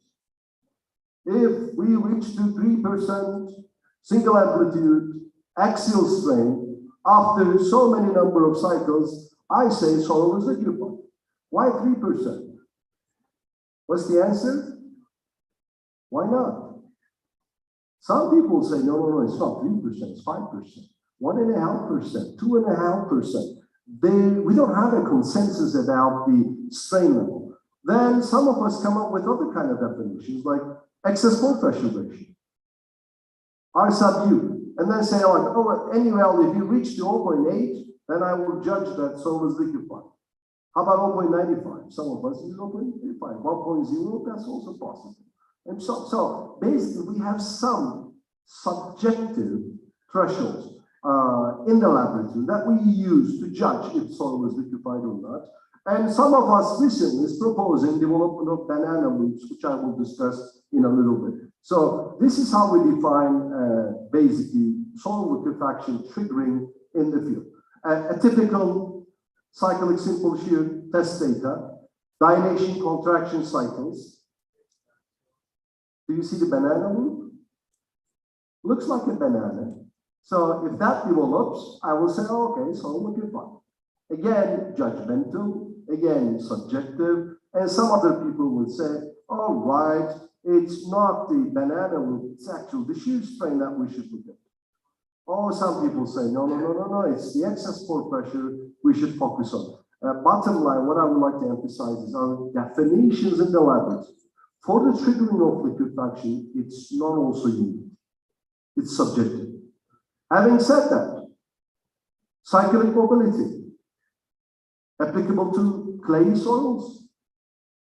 So clay soils, they exhibit basically American football type of stress strain loops when you cyclically mobilize them. If you define cyclic mobility as part of your soil liquefaction definition, then yes, clay soils are liquefiable. But then you will say, no, Professor, come on. I mean, we know that clay soils are not liquefiable. Then I will propose maybe cyclic liquefaction definition where you focus on the banana loops. Again, my goal is to confuse you a little bit. So I know you were expecting some answers, but I will choose the other way around. I'll try to confuse you because I'm confused. I will just openly share some of the problems that I'm facing with. Liquefaction engineering assessment. There are 5 steps that we follow as engineers. The first step is, Professor, do we have liquefiable soils, susceptible soils? And the next question is, will they liquefy during a scenario earthquake? Then the next question is, Professor, if I liquefy, what is my strength after liquefaction? Then the next question is, I know I will liquefy, now I learned my shear strength, then how much deformation, how much settlement, how much lateral movement are we expecting from my soil site? And then 4th step, consequences of those deformations. Oh, Professor, I have a 2-story building. Will the structure be affected? By the way, don't forget that at the end of the day, we are trying to help structural engineers to provide a safe performance for the structures that we occupy. So I see some structural engineers smiling with great joy, but that's what geotechnical engineers do with a few exceptions. Sometimes, such as earthfill dams, they are ours. So it's not like it doesn't belong to structural engineers, directly our field that we have. So I'm going to focus in this presentation, particularly on susceptible soils and then liquefaction treatment, with emphasis on the contributions from the laboratory and from the field. Let's start with susceptible soils. Field data, 1970s. Ladies and gentlemen, I strongly recommend the value of proper literature study. And the reason I'm saying that, recently I observed that we have a wonderful tendency to forget good quality old work. And we keep on repeating that again and again, 30 years later, and reach to the same conclusion because we don't do good quality literature study. So, Tushida, 1970s, he studied Akita Port after 1964 Niigata earthquake. Akita Port is full of vertical events, very important for Japan because Japan the ports for Japan is very vital. So, and this is back then when we didn't know much about liquefaction. So Tushida said, something weird is happening in my strong ground motion records. As simple as that. He was referring to the phase shifts. So, but he was defining it something weird. And then he said, the soil below, within 1.5 meters of the water level should be responsible for that. Remember, back then, 1970s, we did not understand liquefaction so well. So he said, I'm going to look at the soils, 1.5 meters below groundwater table, collect some data, and then he plotted them.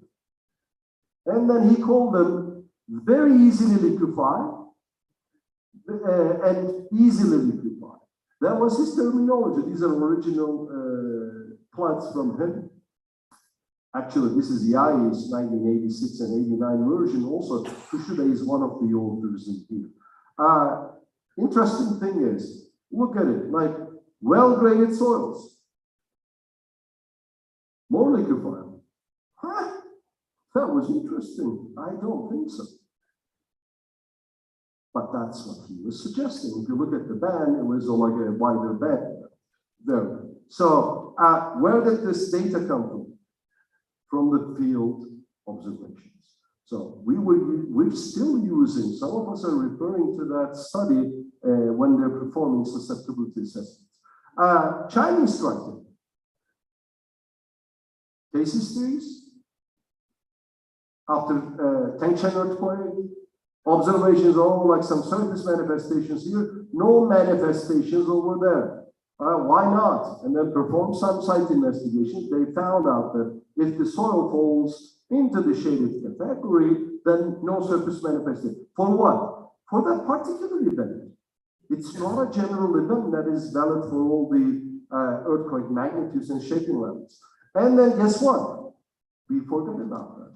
And we adopted that event-specific criteria for our all assessments, wherever we are, whatever the magnitude, whatever the number of cycles are, we say, okay, I'm going to use Chinese criteria. So I love it. We forget things very easily. Andrews and Martin, he realized that the Japanese definitions are not in conformance with ASTM standards. Japanese call it clay when it's less than 5 micron. So in fact, in our case, ASTM, if you stick to it, it's 2 microns. So he adjusted for that. And also like the liquid limit measurements with basically fallen cone versus Casagrandi's percussion tests. So there would be like a 3%, 4% difference. He applied those corrections and he eliminated water content 0.9 limit. Why? I don't know.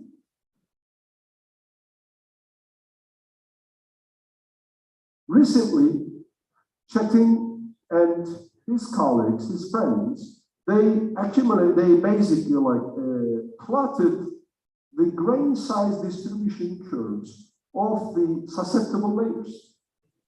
Remember, they have a liquefaction triggering relationship. And there are critical layers that establish the basis of that relationship. So he went back and he found grain size distribution curves of those critical layers and plotted them. So if you believe in that, gravelly soils don't liquefy. Did you fall for it? No. Why? Because Chetin's method was for SPT. In gravels, we can't perform SPT. That's why the data was missing. Also, fine grain portion of the story is missing. So the reason I'm trying to, and then they develop probabilistic boundary terms and so on. But again, please don't fall for it. These are biased. Gravel data wasn't there. And fine portion is not there because this kind of grain size distribution curve-based assessments are usually valid for coarse grain soils, not fine grain soils. And when I refer to coarse grain, most I'm referring to sandy soils. So But at least now we have probabilistic boundaries. So you can say, okay, my green size distribution falls into this region. There is a 5% chance that I will liquefy and that's susceptible to liquefaction. So that was the discussions. Same exercise was performed in the CPT domain. Again, field is supporting our data. We have plotted that, but now the problem is, oops, I don't have any data here. Can I say clay soils are not liquefiable? Or silt clay sand mixtures, they're not? No, actually, all I can say, there is a transition. What is the transition? I don't know. Who knows it? I know it. Let's wait 10 million years. Let's accumulate more case histories. One day, I believe we will have some data. And then 10 million later, I will come and present and say, like, oh, now I have the data. We need laboratory. And the gap needs to be filled with the contributions from the laboratory. And that's what I would like to continue.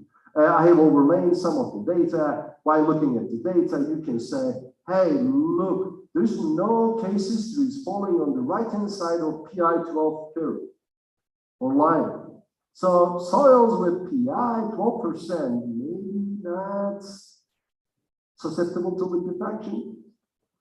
But again, ask me, what is the definition of liquefaction? Professor Ishara, 1996, where am I discussing now? Laboratory-based methods.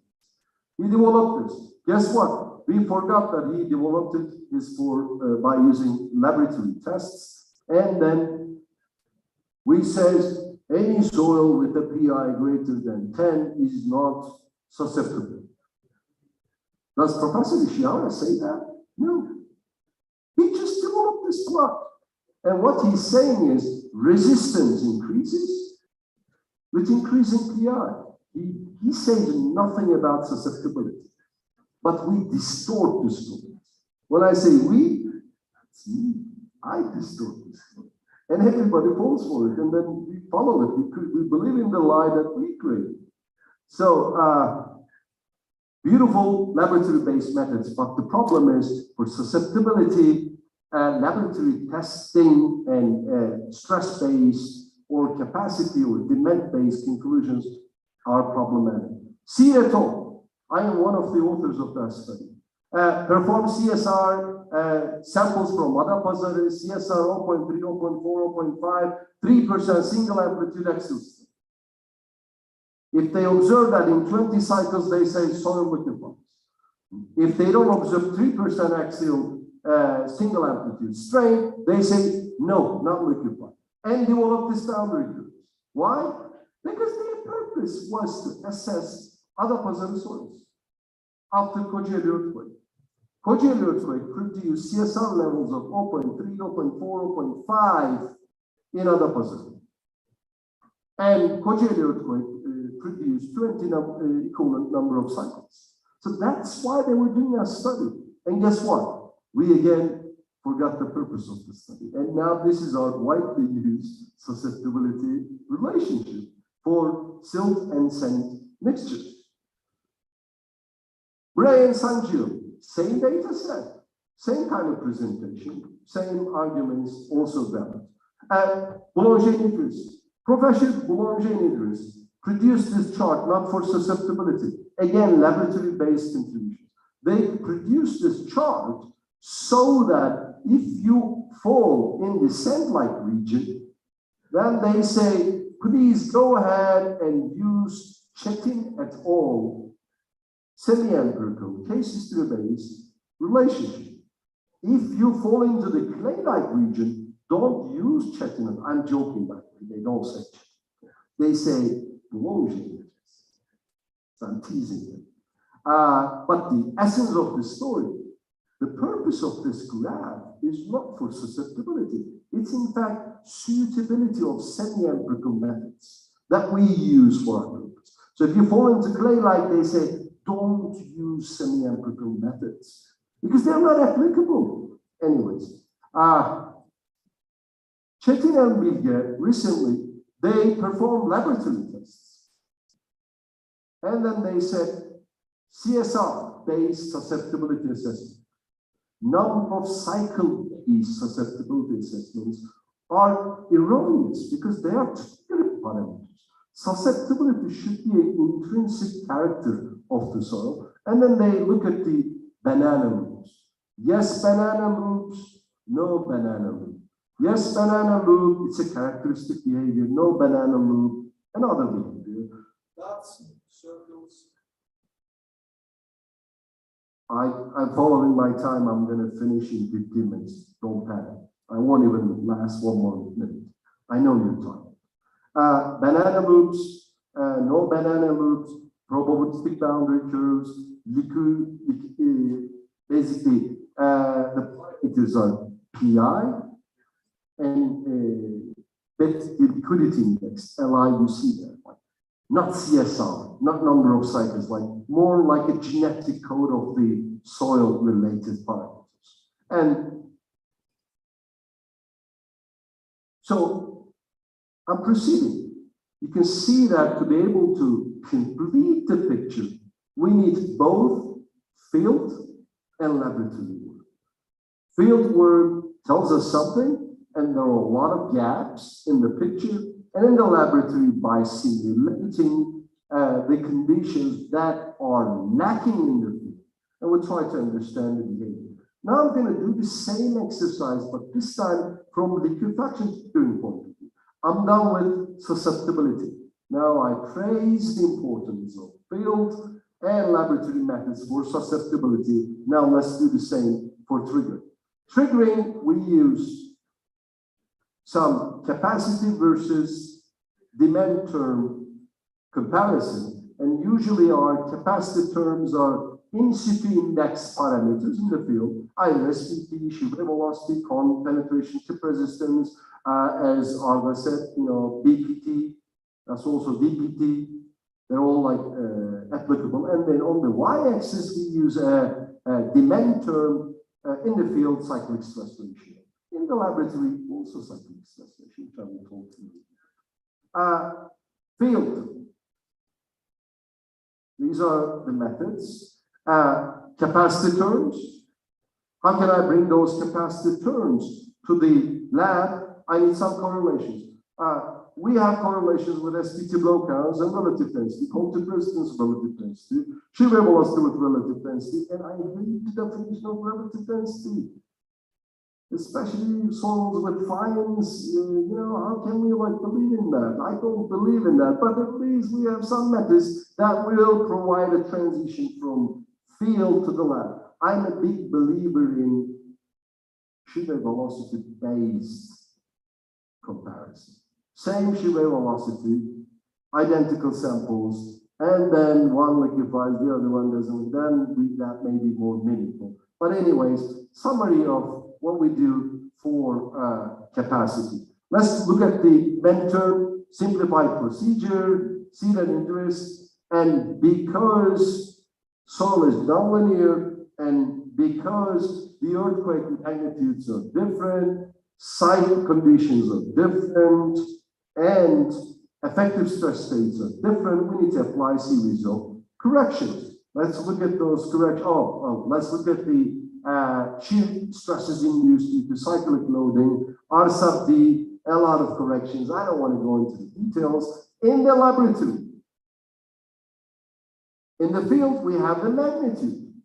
In the laboratory, the duration of the earthquake is correlated with number of cycles. Then we need some relationships to correlate magnitude with the number of cycles. This magnitude, that magnitude. One-dimensional loading in the laboratory, three-dimensional loading in the field. How is it? Let's play it a little bit. Shaking in this direction, in this direction, and then up and down, up and down. And in the field, we have a combination of it, which is belly density, which I can't do. So I'm not good at this. All right. So we need those kind of corrections to go from one field to the other, or from the field to the laboratory, and we need to work on that. We need to understand the consequences of those problems. Some summary. Isotropic consolidation, anisotropic consolidation. We should correct for that. Professor triaxial testing under isotropic, simple shear versus isotropic. You know, we all understand that those are apples and oranges. We need to like focus on those things, and that's what I try to emphasize in this plot. Durational differences in the field, magnitude 6, 7, 8. See that the duration is different. Let's combine it, convert it to magnitude 7.5 as a reference value. Perfect. These are the correction factors. Whoa, a big difference. Look at it. Name it. Look at the uncertainty. One researcher, very respectful, says it's 1.4. Another respectful researcher said it's 3. So by a factor of 2. Epistemic uncertainty. Anyway, so which one is best? My method is the best. That's what everybody says. Like all the researchers say their method is the best, and they're right about that. Number of cycles.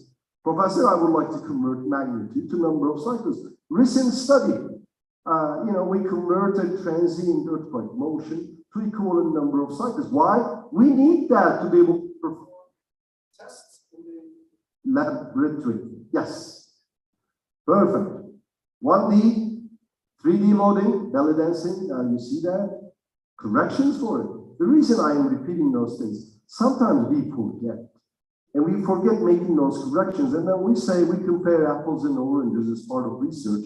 And then we reach to all kinds of crazy conclusions. And even sometimes argue about it when everybody's right.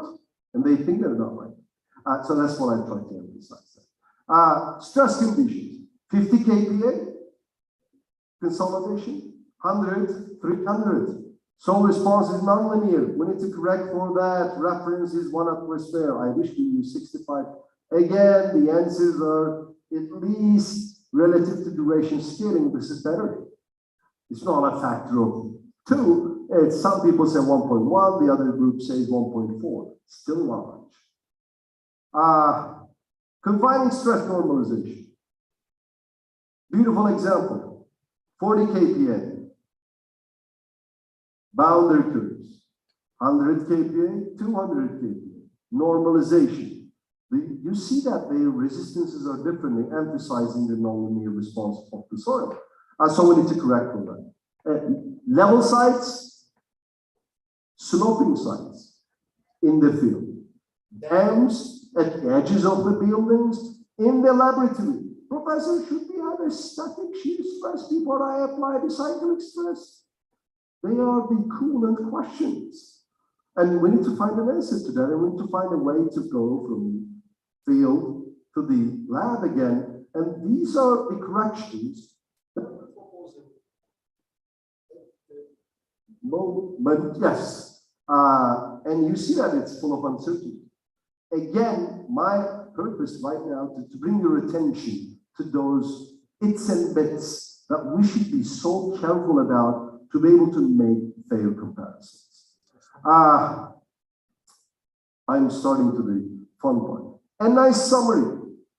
Professor, what is this slide? It's full of equations. You need to make a lot of corrections. And those corrections are not really like very exact.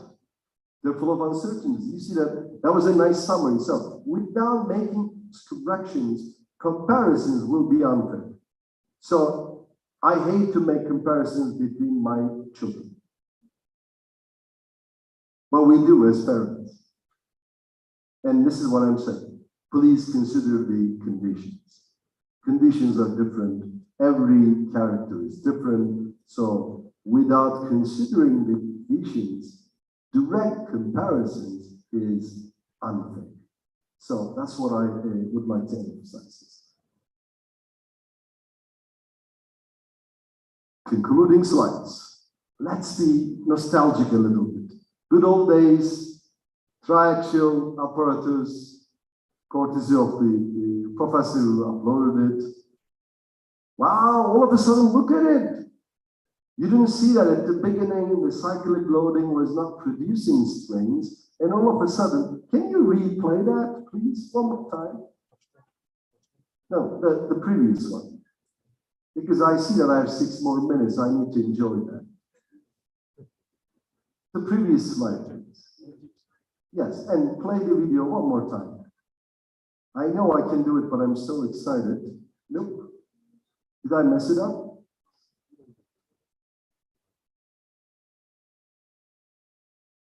Right. Do you see that if the video is playing, if you click it, yes, the deformations are very little. All of a sudden it goes crazy. Now it's going to go crazy. See? That's why liquefaction is. And the example is that, imagine you come home, your partner is greeting you at home with flowers. It says, welcome, I missed you, it was a long day. And then when you're about to enter the house, all of a sudden your partner hits you in the head. And they said, what's going on? Like, you were just hugging me a few minutes ago, now like you're beating me up. And then the partner hugs you again and says, oh, sorry, did I hit you? And then he was like, yeah, you hit me, not cheating. Or he, I'm sorry, partner. I didn't say that. And it hits you again. So this is how like the liquefaction response is unexpectedly so sudden and so crazy like. Good old days. Now let's look at fancier designs.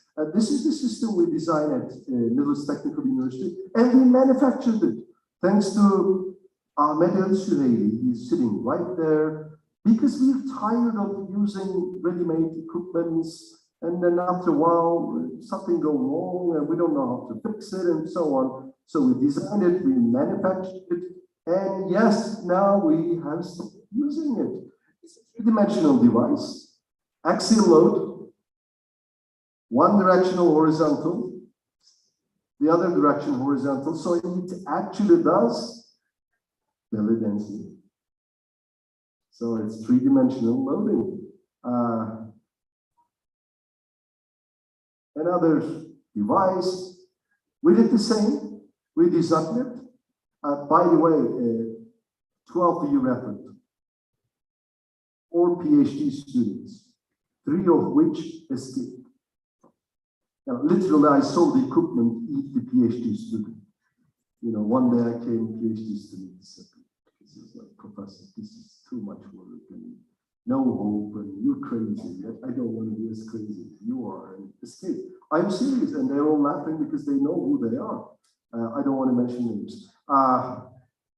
So this video, if you show it, also applies some torsion and axial load. We're actually using it. If you need help, if you want to have a device, contact us. Thanks to Mutasam Zarzur, Berkan Söylemez, where is Berkan? Right there, 2 PhD students. I was smart, I assigned 2 PhDs to the equipment. I told the equipment cannot eat both of them at the same time. So they succeeded, it is working. These are the preliminary results. I'm completing, I have 3 minutes left. Do you see? These are large samples. Sample size, Berkan, would you repeat? What is the sample size, diameter, inner diameter, Arthur?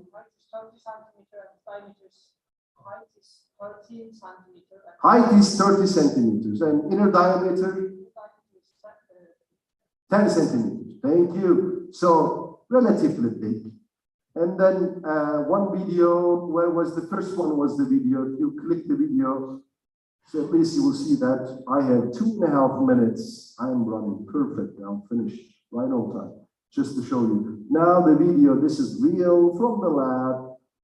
Berkan, Mutasam, they drew those meshes to see. Again, these are the beginning stages of their testing because they spent a lot of time on developing equipment.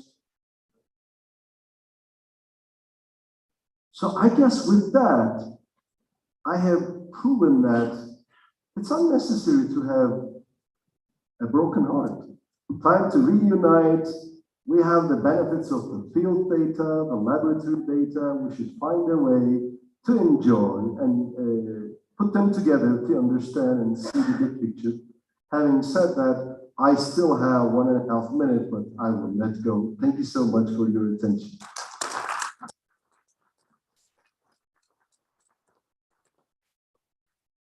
very much, Professor. Now, if there are any questions, we can take them. Or comments?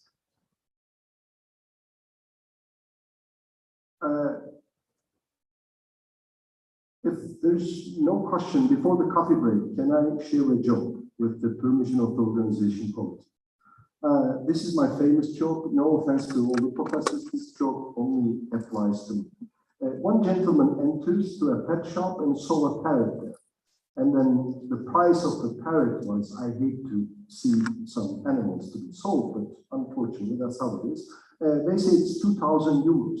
The person asked, why is it 2,000 euros? Because that parrot speaks German, the owner said. And then they saw another parrot. That parrot was 4,000 euros. And the guy said, okay, like, you know, why is it 4,000? I said, like, that parrot speaks German and French. And then there was another parrot, and the price was 6,000 euros.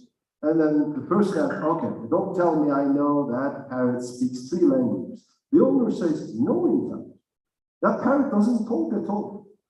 But those 2 parrots, when they talk, they call the 3rd parrot professor. So we thought that parrot must know something. We don't know what that parrot knows, but must be valuable. So that's what we priced on. So that was the joke only applicable to me. No offense to professors or academicians, but sometimes, you know, we are not good at expressing ourselves and our ideas. And if I made a mistake, I apologize.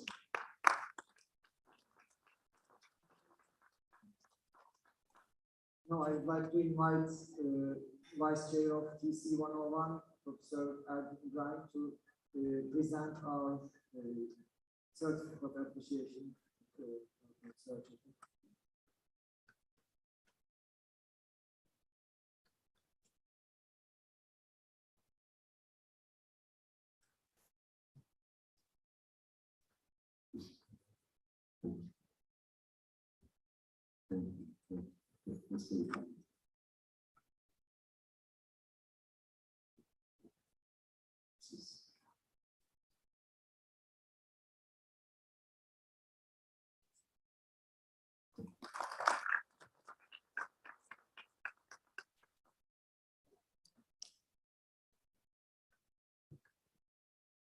Okay, I think now that we've finished the session, we can have a coffee break, followed by the 3rd session.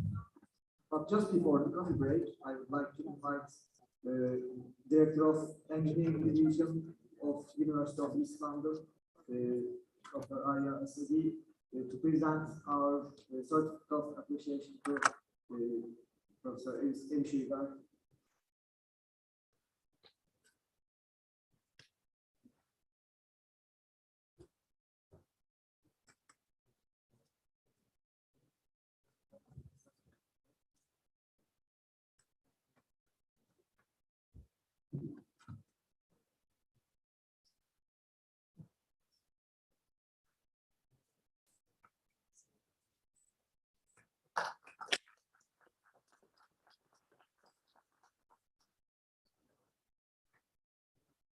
So we will reconvene at 4:15.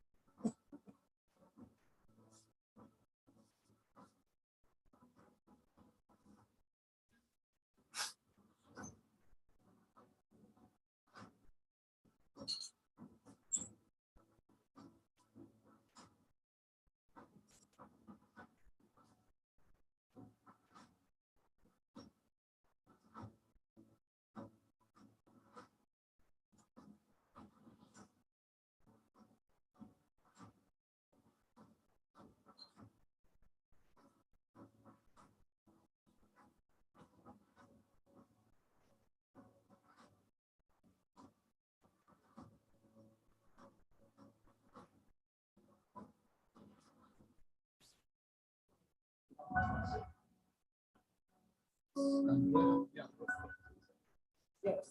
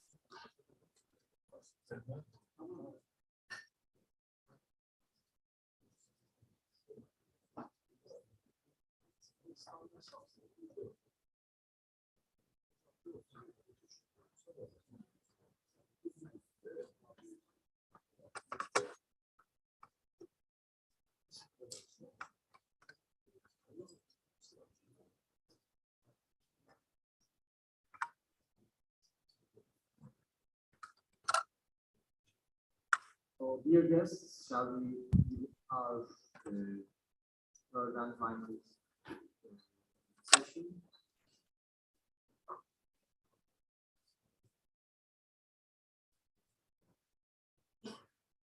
So, for this session, I would like to present Associate Professor Fergus Borders, Head of Geotechnical Fluid and Materials Division of the University College London. So thanks very much for the introduction, and I would like to thank very much the organizing committee to have invited me to share this session. So this is the last one of what's been a very interesting workshop I found so far. And this closing session is about the characterization and modeling of liquefiable soil, more or less. And I'm very lucky because most of the presenters are friends and family. So our first speaker is Dr. Andrea Diambra, who graduated in 2010 with a PhD from the University of Bristol. And in the same year, he joined that department as staff. His original research interest was in fiber reinforced soils, and he's wider in research interest, and he's now leading two large projects, one on the next generation of site investigation, and the other one trying to improve design of offshore structures.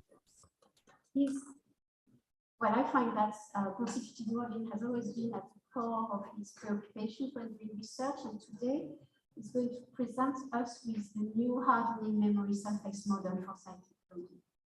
So, Andrea, unfortunately, Andrea's not with us, so it's going to be online, but this is the only online presentation in this session.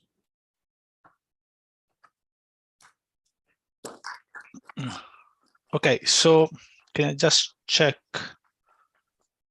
that you can hear me and you can see my presentation? Yeah, perfect. Okay, that's perfect. So thank you very much, Beatrice, for the very kind introduction, and good afternoon, ladies and gentlemen.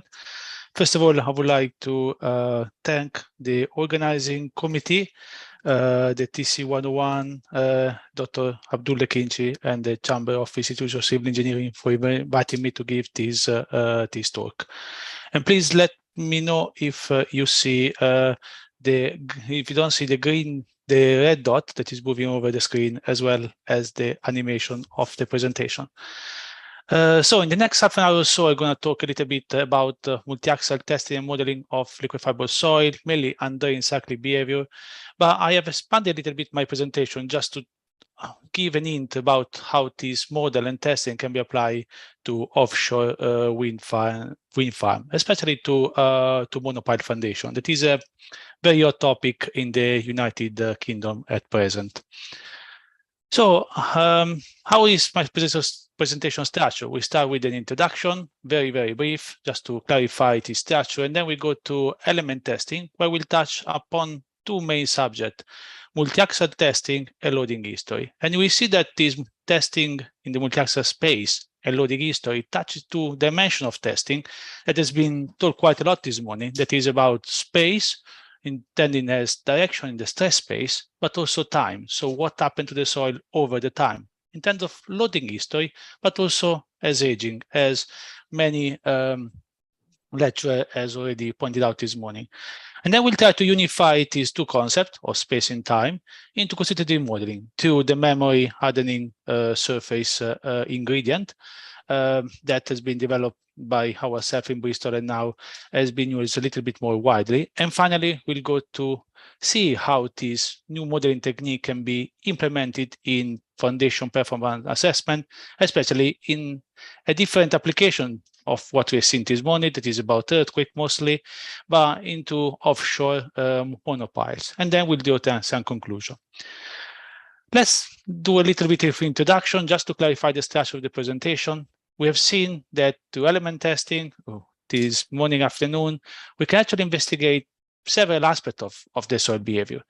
And it's a very valuable tool that we can use directly in the field. So here I have made this arrow with the dashed, just to follow what Professor Cetin just told us with his very inspiring lecture, that we can use element testing results for liquefaction assessment in the field, but we need to do several different steps and correction. But I'm going now to another route that is basically using element testing to inform, validate, and calibrate constitutive modeling, such that we can try to capture the full stress or stress strain behavior, and then use this ingredient into the three-boundary value problem, like, for example, here in the monopiles.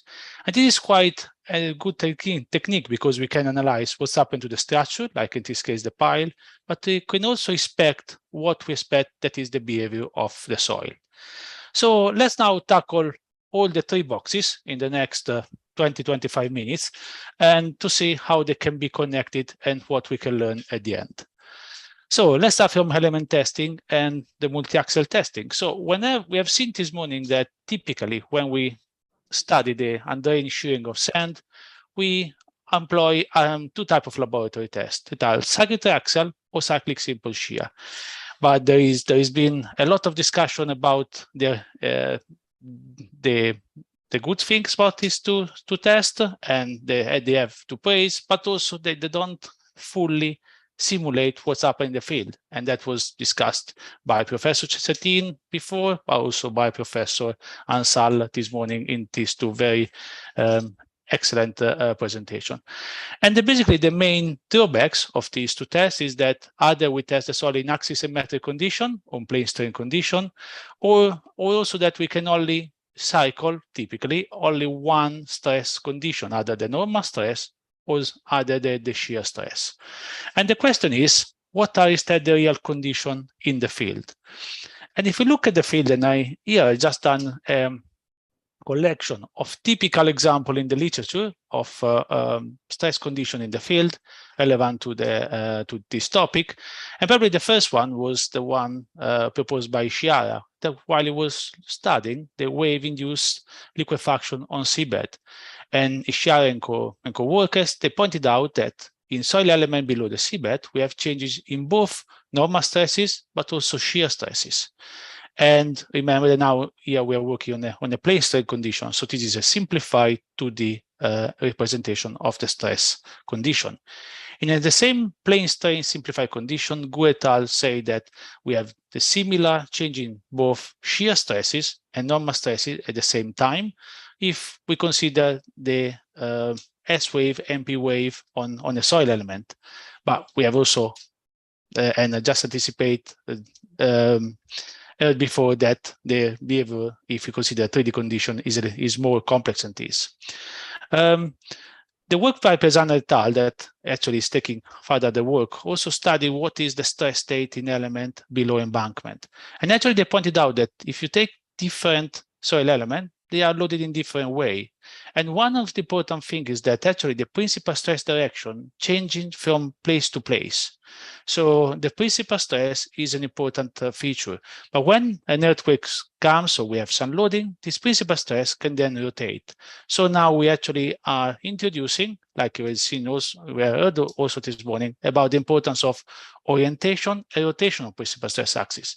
I remember the difference between the orientation, that is basically the direction of the principal stress axis, and the rotation, so the change in the direction, because we'll use these two words, orientation and rotation, a little bit more later.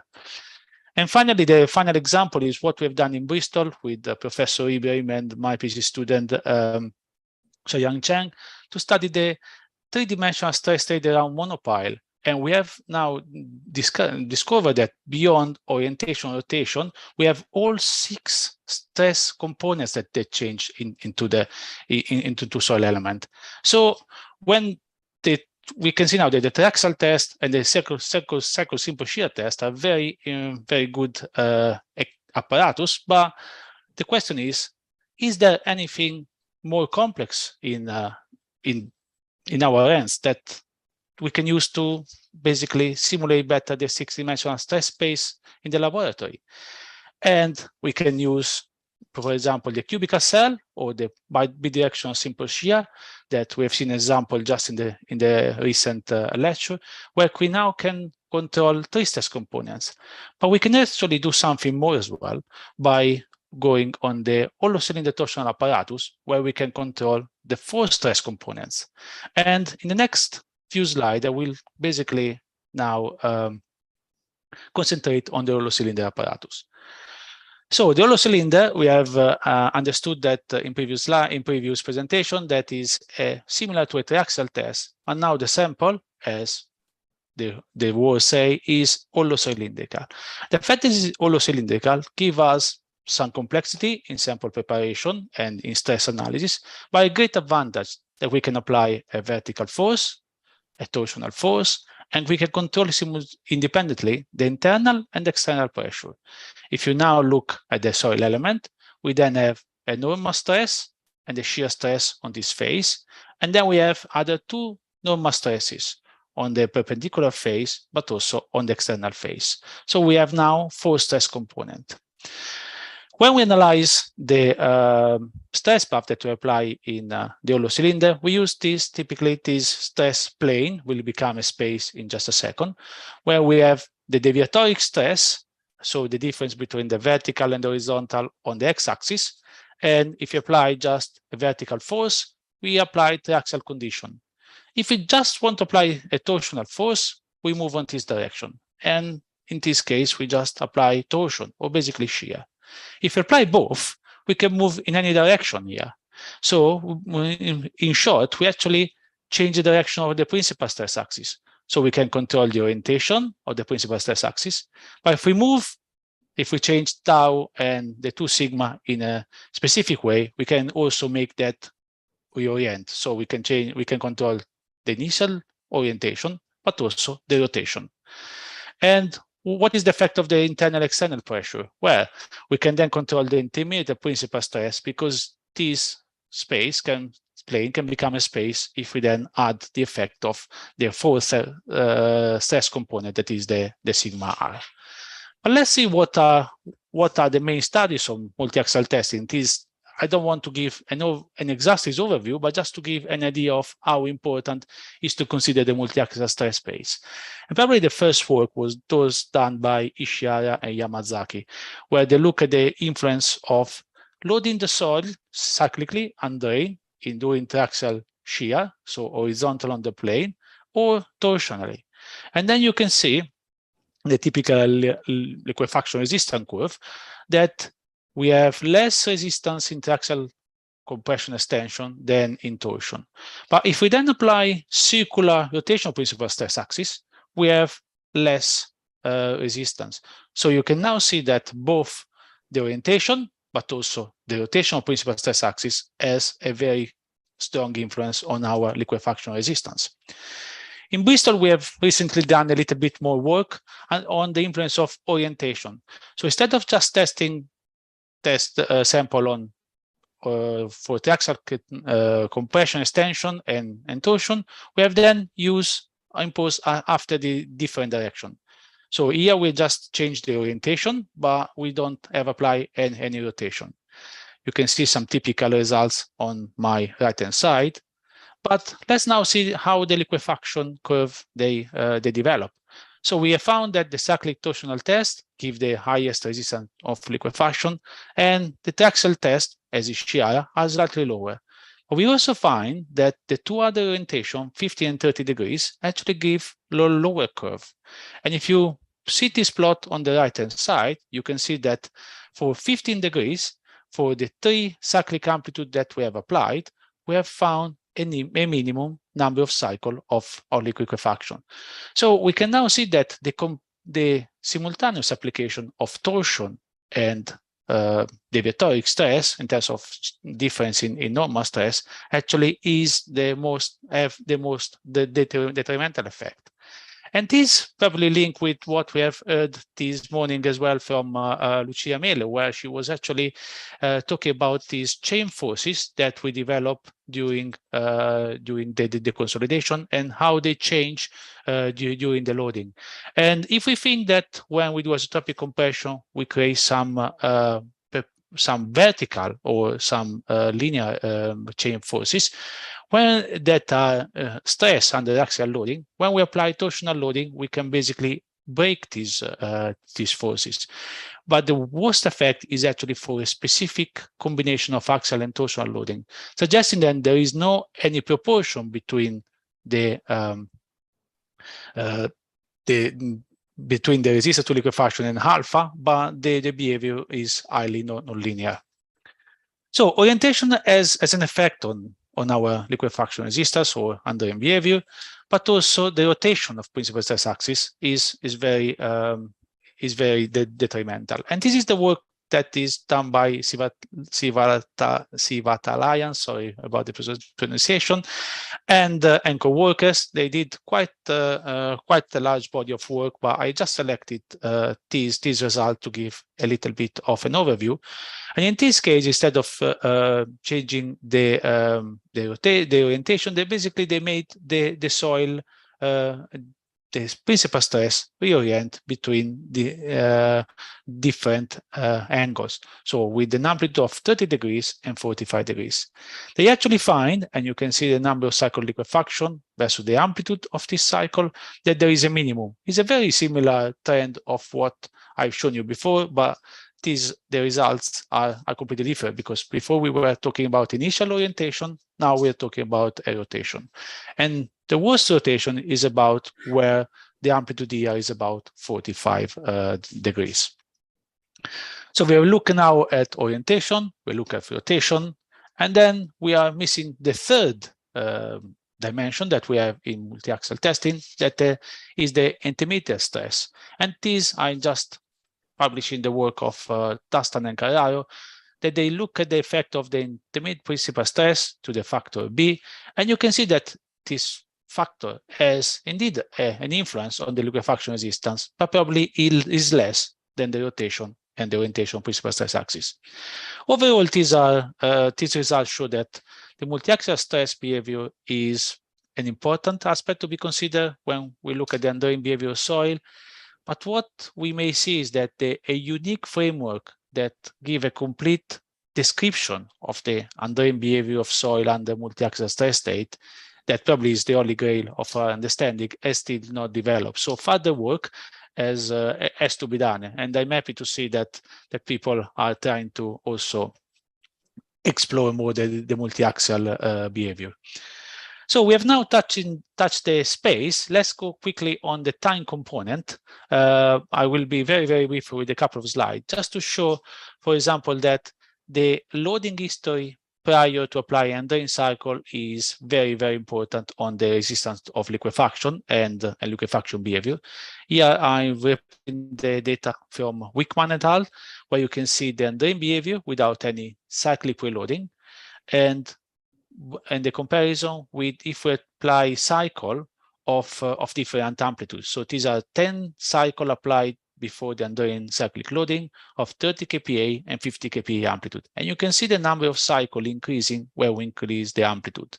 But also this is further increases if for the same amplitude we increase the number of cycle. But history is not only stress history is not only the only components important, is also aging. And I don't want to go too much into this because we have seen the presentation by, again, Professor Cetin and Professor Rob Moss that gave a very exhaustive overview how important is to consider aging, so history in our liquefaction resistance. Okay, so space and time are two important components. How we can introduce them in our constitutive model. And here we need to open probably the flow with what is the challenge of constitutive modeling of the underlying behavior of soil. And actually the big challenge you can see clearly in these two plots. Because let's divide these two plots in two phases, the pre-liquefaction and the post-liquefaction behavior. And this definition is actually taken from the paper by Young, and that is working under Professor Dafalias, one of the most constitutive modeler in our discipline. So basically, you can see that in the pre-liquefaction behavior, we have a very difficult behavior to model. That is like an accordion, where this cycle they are first very spaced and then become more denser, and then they become space again, and we have a very stiff behavior. And all of a sudden we actually reach the liquefaction where we can have this kind of shape that if I can, I would like to use the banana loop that I really like, the definition given before about this banana loop, the banana shape, that are actually a challenge in constitutive modeling to be reproduced. And now you can understand that when we do constitutive modeling, we cannot go. Okay,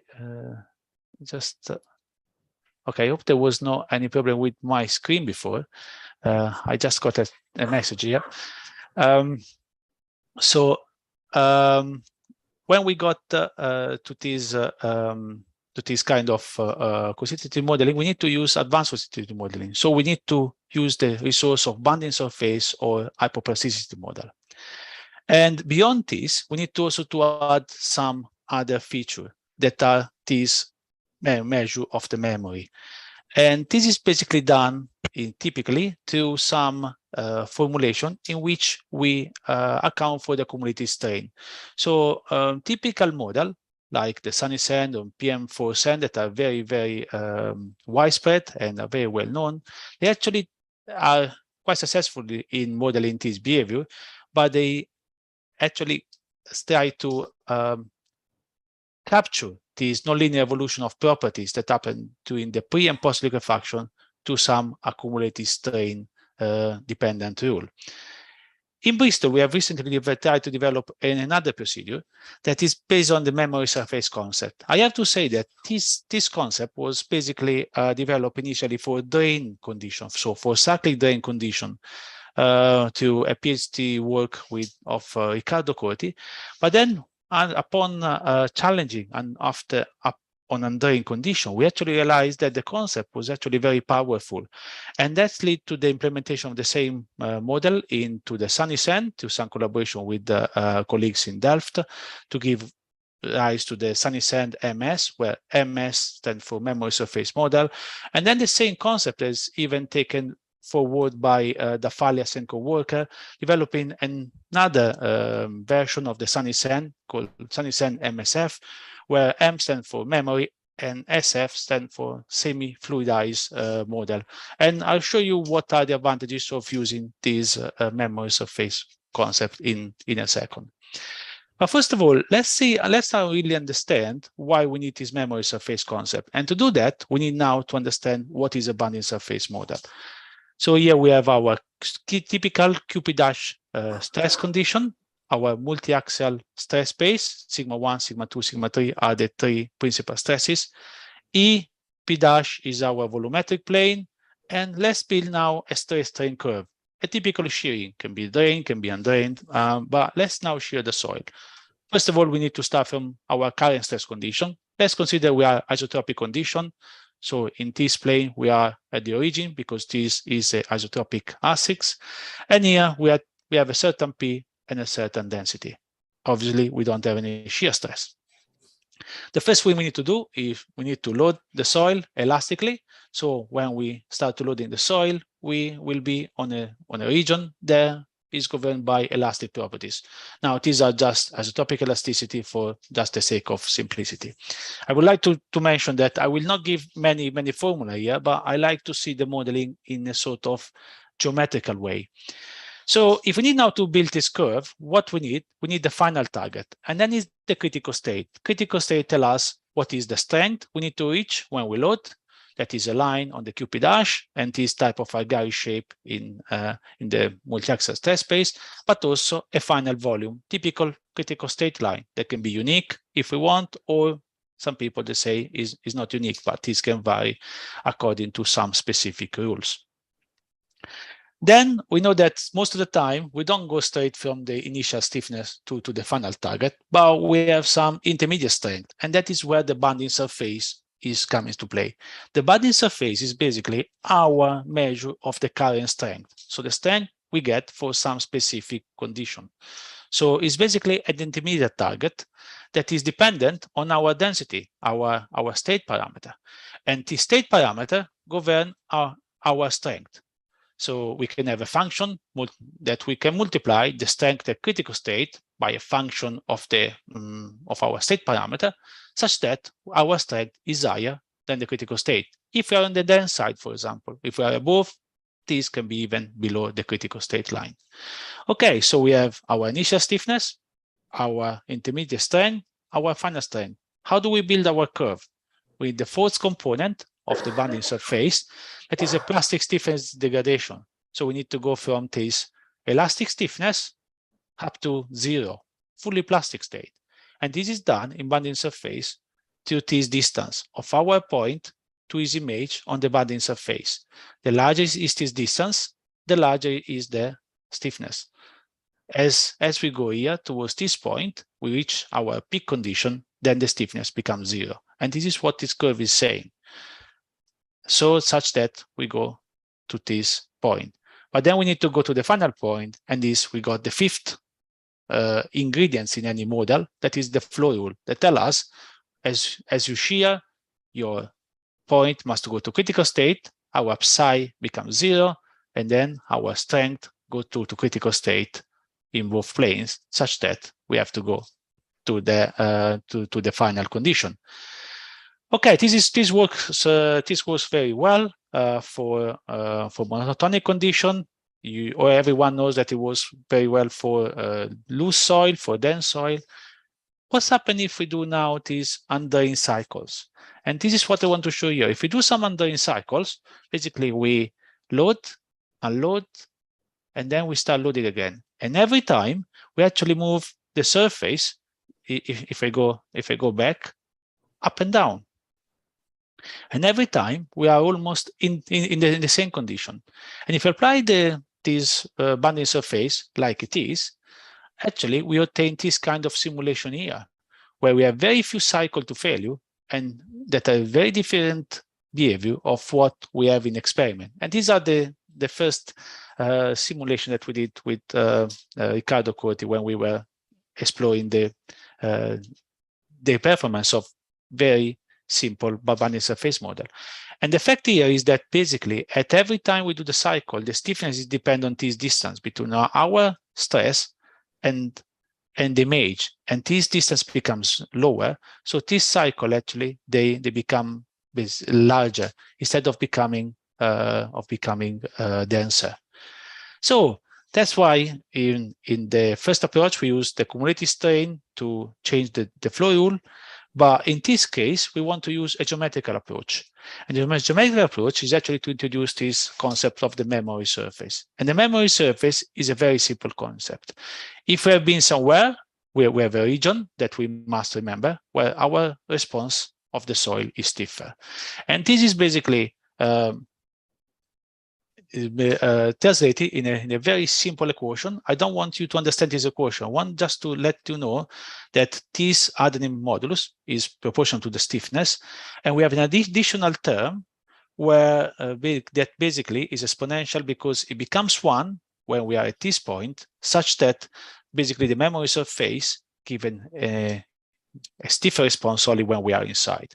And we have only one model parameters here, that is this, that tell us how much is stiffer the soil when we are inside the memory surface compared to where we are on the boundaries. Okay, so we have one model parameter, but how is this memory surface moving? How is evolving during loading? And here we now can look at that in the multi-axial stress space. So let's consider some initial condition. We have a memory surface, so this is the stress state in which we have been, and then we have our stress state, and then we have our yield locus. If we go outside, we actually go somewhere we have never been. So the memory surface must expand. You can now see that the expansion is a purely geometrical mechanism. So there is no any other model parameters involved. What's happening if we keep going? If we keep going, at a certain point, we reach a state in which the soil lose or break is a fabric, probably issuing a large strain. And this is the metaphor of life. The more you travel, the more you forget what you have done in the past. The more you get old, the more you forget what you have done when you were a child. So we must have a mechanism that when we go close to failure or close to the peak condition, actually the memory surface lose memory and shrinks. And this is, we need another model parameters. I have to say that these model parameters doesn't need to be calibrated because it often takes some specific value.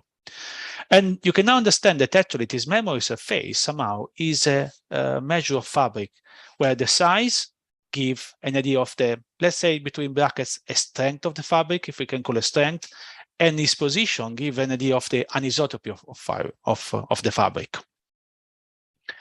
So what's happened now when instead we move inside the memory surface? When we move inside the memory surface, every time we are somehow strengthen this chain probably, So we need actually the memory surface to get bigger. This is similar when you travel to the same place a few times. The more times you travel, the better you know the way, the faster you are.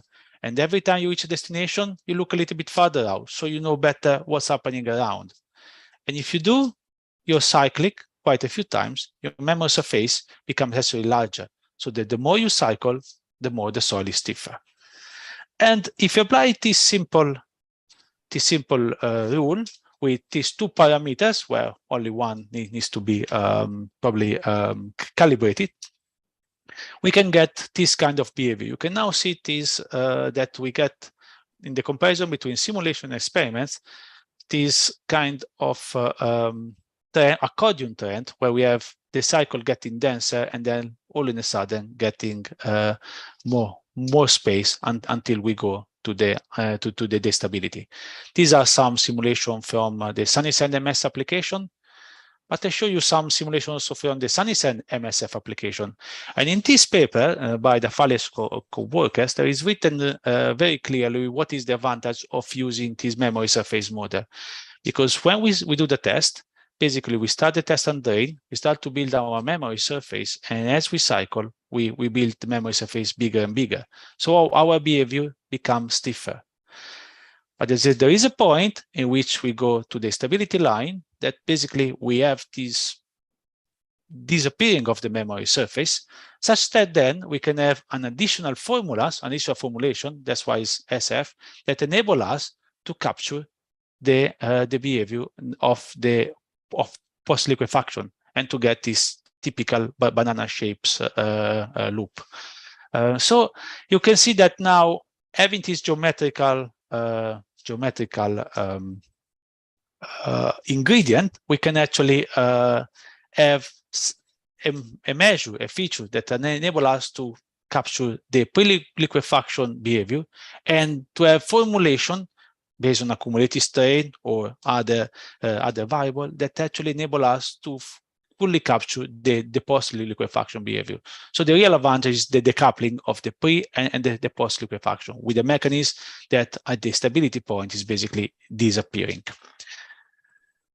Just very quickly, I would like to show what are the other advantages of the memory surface. Actually, this is the simulation of the same data I showed you before with cyclic preloading.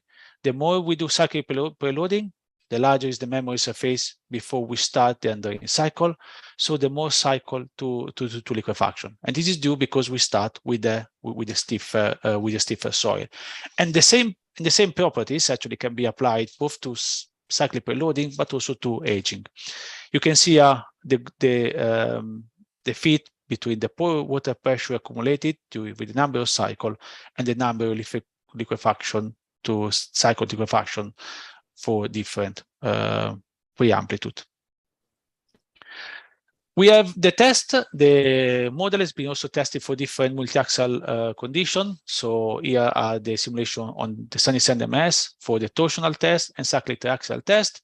So good agreement, but there is something still missing in the literature. That is basically the investigation of different orientation and rotation of principal stress axis between triaxial compression and torsion. And I have to say that I'm not sure that the model itself in this formulation can really capture what, for example, we have seen before, that was the nonlinear effect of the orientation of the principal stress axis. And probably there are other mechanisms that needs to be better tuned in order to have a model that is fully capture the multi-axial behavior. So further work, I believe, needs to be done in this direction. But let's see now how this model and the current condition can be used in some application. And I've chosen the offshore wind turbine application because this is a very hot topic in the UK and I think all over the world, because offshore wind will be one of the big helpers, especially in the north part of the hemisphere where the climate is a little bit colder, actually to decrease our need for energy. So these offshore wind turbine are basically typically funded on monopiles. Monopiles is the 90% selective foundation of for this wind turbine, and the driving design criteria is the behavior during cyclic loading. Cyclic loading due to the wave and the wind. So during the storm, this monopile is subjected to a very large number of cycles of lateral loading. Now, the design of this monopile is recently based on FE. And why? Because these monopiles are actually very, very large. We are now reaching diameters, if you want to picture the size, of about 10 to 12 meters. So they're very large monopiles. And the length of these monopiles can reach about easily 100 meters because they are typically installed for 30, 40 meters. And let's consider we have 40, 50 meters of water depth. So it's not unusual we get 90 meters monopile. And you can understand the challenge in moving this monopile with the cranes, but also in installing, because driving the monopiles down in the soil is actually a big challenge. So any design optimization is actually very welcome. And that's why final element is actually used to analyze this maybe rather simple boundary problem. We use the FE either to determine PY curve, or now FE is basically used to design directly monopile. So, well, the other aspect we need to think is, what is the loading condition during a storm? These waves, they have typically a period of less than 10 seconds, and the wind, they excite the blades, and the rotation of this blade is very fast. So the cyclic loading is actually very low period, and it's actually not unusual that we have pore pressure build up in the soil. So that's why a model that can actually predict very well the pore pressure generation, even in sand, is needed here. And some initial work was done by Liu in Kenya that used the sunny sand MS to show what is the difference between the pile behavior if we use undrained and drain condition. And you can see the very different behavior of the pile because of the pore pressure buildup generated during the cyclic loading. And these were 10 cycles. We have to say that the storm may last, for example, 20, 30 hours. So it may be the sun cycle that trigger some undrained condition, but then the pore water can dissipate. So actually the real behavior is somewhere in the middle, where we have to do some further work, and this is done in the literature, on partially drained condition. Just to let you understand, these are some stress paths that are extracted for soil element around the pile in the same paper. And you can see how we have a pre-liquefaction behavior and then go into liquefaction. And again, here for sample D, that is a little bit further down, so less loaded. These trends they are not very linear because we are missing a dimension here. Remember, the stress state here is 6 dimensions, so the load angle may change during the loading. So that's why this is not they are not linear. On the other hand, if you consider partially drained condition, we have a pore pressure buildup that then is dissipated. So in the partial drained condition, we expect this part of the curve to be much more important probably than this part for several conditions. I have touched now on the load angle because if we now inspect this element and we look which stress conditions are triggered, we have change in both normal stresses and shear stresses. And this actually linked very well with the work that we have done recently in Bristol, and where we have taken a monopile and we have analyzed the stress path of several elements around the monopile.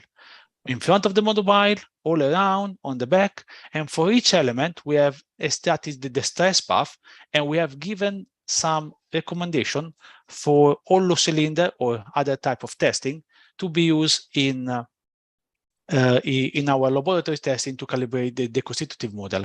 And this is some work that is being only partially published, but will publish more widely very soon. And you can see, for example, for this element here, EF1, the best condition is basically to do a hollow cylinder test that is cycling at an initial condition that is not isotropic and then at a certain orientation. And this brings me to the end of my presentation, where actually this, if you remember the structure, we went from element testing to modeling to 3DFE. But probably the real value here is actually to come back, where we can use FE to inform again what we are doing in our element testing, such that this becomes a closed loop, and overall we can reach some convergence and probably some optimization of the overall design. And and this is the end of my presentation. So we have discussed the importance of stress, space, and time for governing the behavior of soil.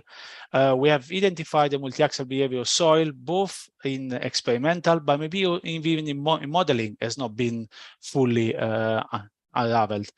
And we have also discussed this memory surface modeling technique that is probably a simple geometrical way to track what's happened in space and time.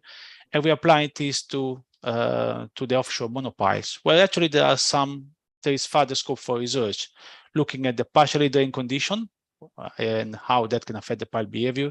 And that can also give some idea for some element testing, but also can actually we use the FE to improve our multi-axial testing strategy technique, and can we improve our prediction with more multi-axial testing and modeling. So, and these are the references, but I would like to finish my presentation acknowledging the contribution and the work that I've done together with my colleagues, and also thanking again all the organizing committee for inviting me to deliver this lecture. Thank you.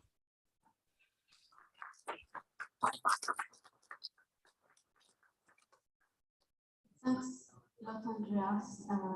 Very nice to see a robust approach like bonding surface plasticity, adapted to cyclic loading. We have time for one or two questions. I'm conscious I'm in the last session, and therefore we don't want to be too late, but please, if you have any question for Andrea, now, otherwise, we have a Q&A session just after the next speakers, and so please, Andrea, if you stay online, maybe some more questions will come. So, I want to invite the next speaker. And we'll talk about the effects of inherent anisotropy on soil steady states and its variability. And so this is presented by Dr. Asadi Lamroudi, who I don't think we need to present anymore because he's been on stage virtually every day. So I look forward to listening to your presentation.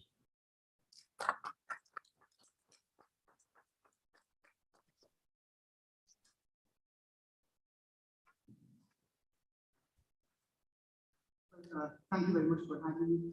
But I'm not going to talk about liquefaction, but I'm not going to hopefully disappoint because it's not going to be liquefaction. I'm going to talk about sand, the significance of sand shape, the significance of sand size, and its association with inherent anisotropy, and a couple of lessons that you can get from that. I think I'm going to reaffirm the knowledge that we already know. Having said so, I think it's an interesting problem and worth being revisited many times. Oops, what happened?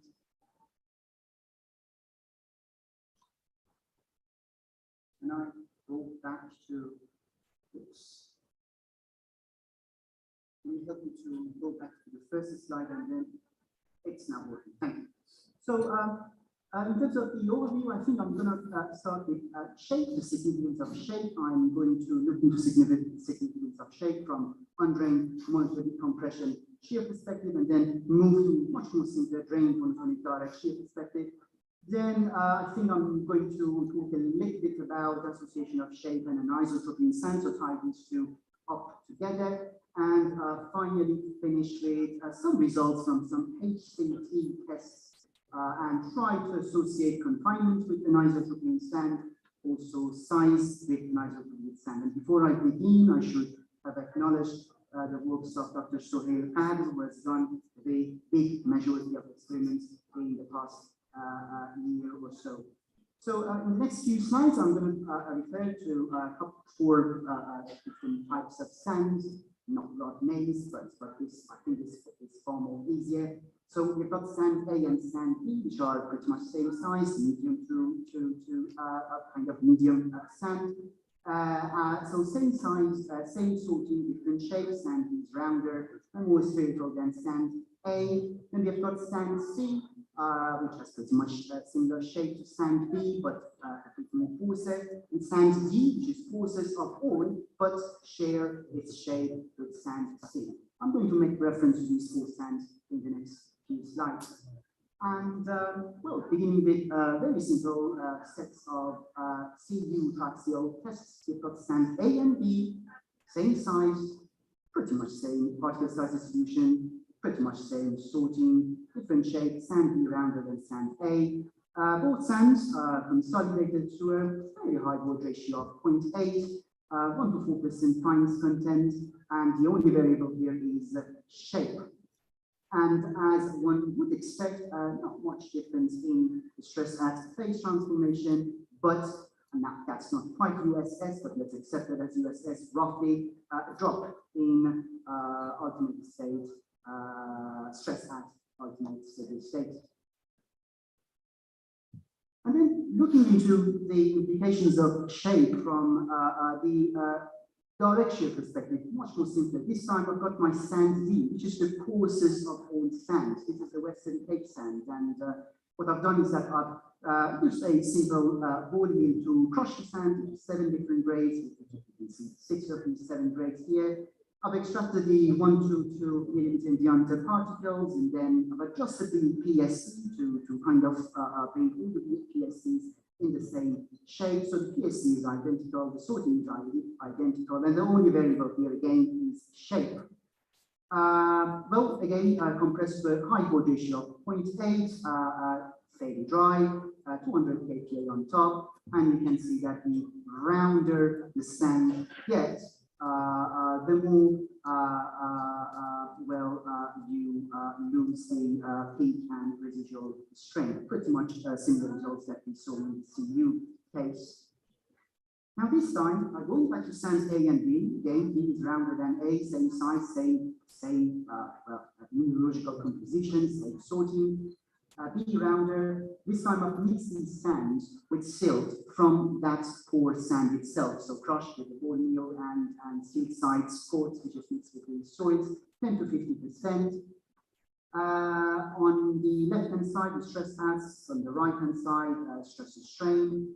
And as one would expect, as the fines content approaches the threshold fines content, and as we tip over the silty behavior rather than sandy behavior, yes, the behavior changes slightly from non-flow to partial flow. The sand basically softens, and that's what expected. But then what is interesting is that the stress path for the rounder sand begins to converge and shows lesser, if you like, variability. So in a sense, what we see is a diminished shape-induced disparity of data, at least in the stress path, hence pretty much an association of shape with inherent anisotropy. It's something that we already know, but can be seen in these diagrams. On the diagram to the right, you see this very same stress path. The bold lines are pure sand, not mixed with silt. The thinner lines are sand mixed with silt, 50% in this case. Now the blue is sand A, the red is sand B, and sand B is rounder. And you can see the distance between the phase transformation, which is kind of narrowing. That gap is narrowing as the sand gets a bit rounder. Now, keeping the shape constant and varying the size, this time C is same mineralogical build than A, but coarser. Size is same. Again, consolidated to word ratio of 0.8, CU, very sorted. And what you see again, as one would expect, as size increases, you get some gain in your stress at phase transformation and a little drop in ultimate steady state. Again, we should be careful with this USS because this is not quite as stringent as continue a bit further down right. And then in one frame, I would like you to look into the two stress bars, the A and B, the blue and the red. And if you see kind of this, if you like, not disparity, but let's say the gap between these two stress bars, you can probably see that, well, the confinement appears to, as the confinement gets lower, it appears to have more substantial, to make the effect of an isotropy more substantial. So confinement also has a role to play. We can look into the very same phenomena from the HCT perspective. So we have this polycylinder machine. I'm going to talk about again two sands, sand A and sand B. Again, same size, B rounder than A. And the principal, well, the angle of principal stress is changed from 15% to 60%, sorry, 15 degrees to 60 degrees. On the left-hand side, you will see diagrams which are associated with sand on the 200 kPa principal stress P dash, and then 400 kPa P dash on the right-hand side. B, the intermediate ratio, intermediate principal stress ratio, is either 0.5 or 1. Now, the diagrams a lot. The left-hand side, stress strain, right-hand side, well, the stress parts. The two first columns is referring to soils with P dash of 200, and the right-hand side soils starting region from P dash of 400. As one would expect, again, as you move from pure compression and mix of compression torsion to pure torsion, your soil softens and get some form of partial turbidity from the flow and soften. Then I brought this data into this simpler diagram. The flow potential index on top plotted against the inclination angle, that's the principal stress inclination angle. On the left-hand side, 200 kPa P dash, and on the right-hand side, 400 kPa. And we've got this little, again, gap between the trend line of B1 intermediate stress ratio and B.5.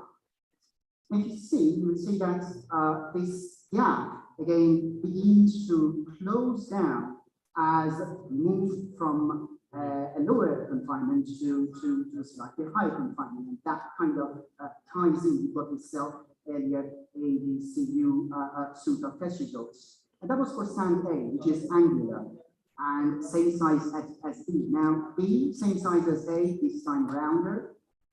The very same effect. Soil begins to soften, and you get this strain softening as you get into the pure torsion, that's alpha 60 degrees. But more interesting than that, so this is not really changing, but the interesting thing is pretty much in this diagram, we've got the deviatory stress at the phase transformation, QT, on the left-hand side, A, and on the right-hand side, B. So A is your angular sand, and B is your rounded sand. So you've got the blues, compression and mix of compression and torsion, and the orange, which is that alpha 60 degrees, which is most possibly pure torsion. That is what I think. And again, when you look into this data, you will see that for these two sands, which have different shape, the stress at phase transformation shows greater disparity, that's sand A, which is less spherical, which is less rounder, basically an angular sand. Again, tying in the concept of shape with inherent anisotropy. Now, something that we know, but it's nice to say it in a couple of diagrams.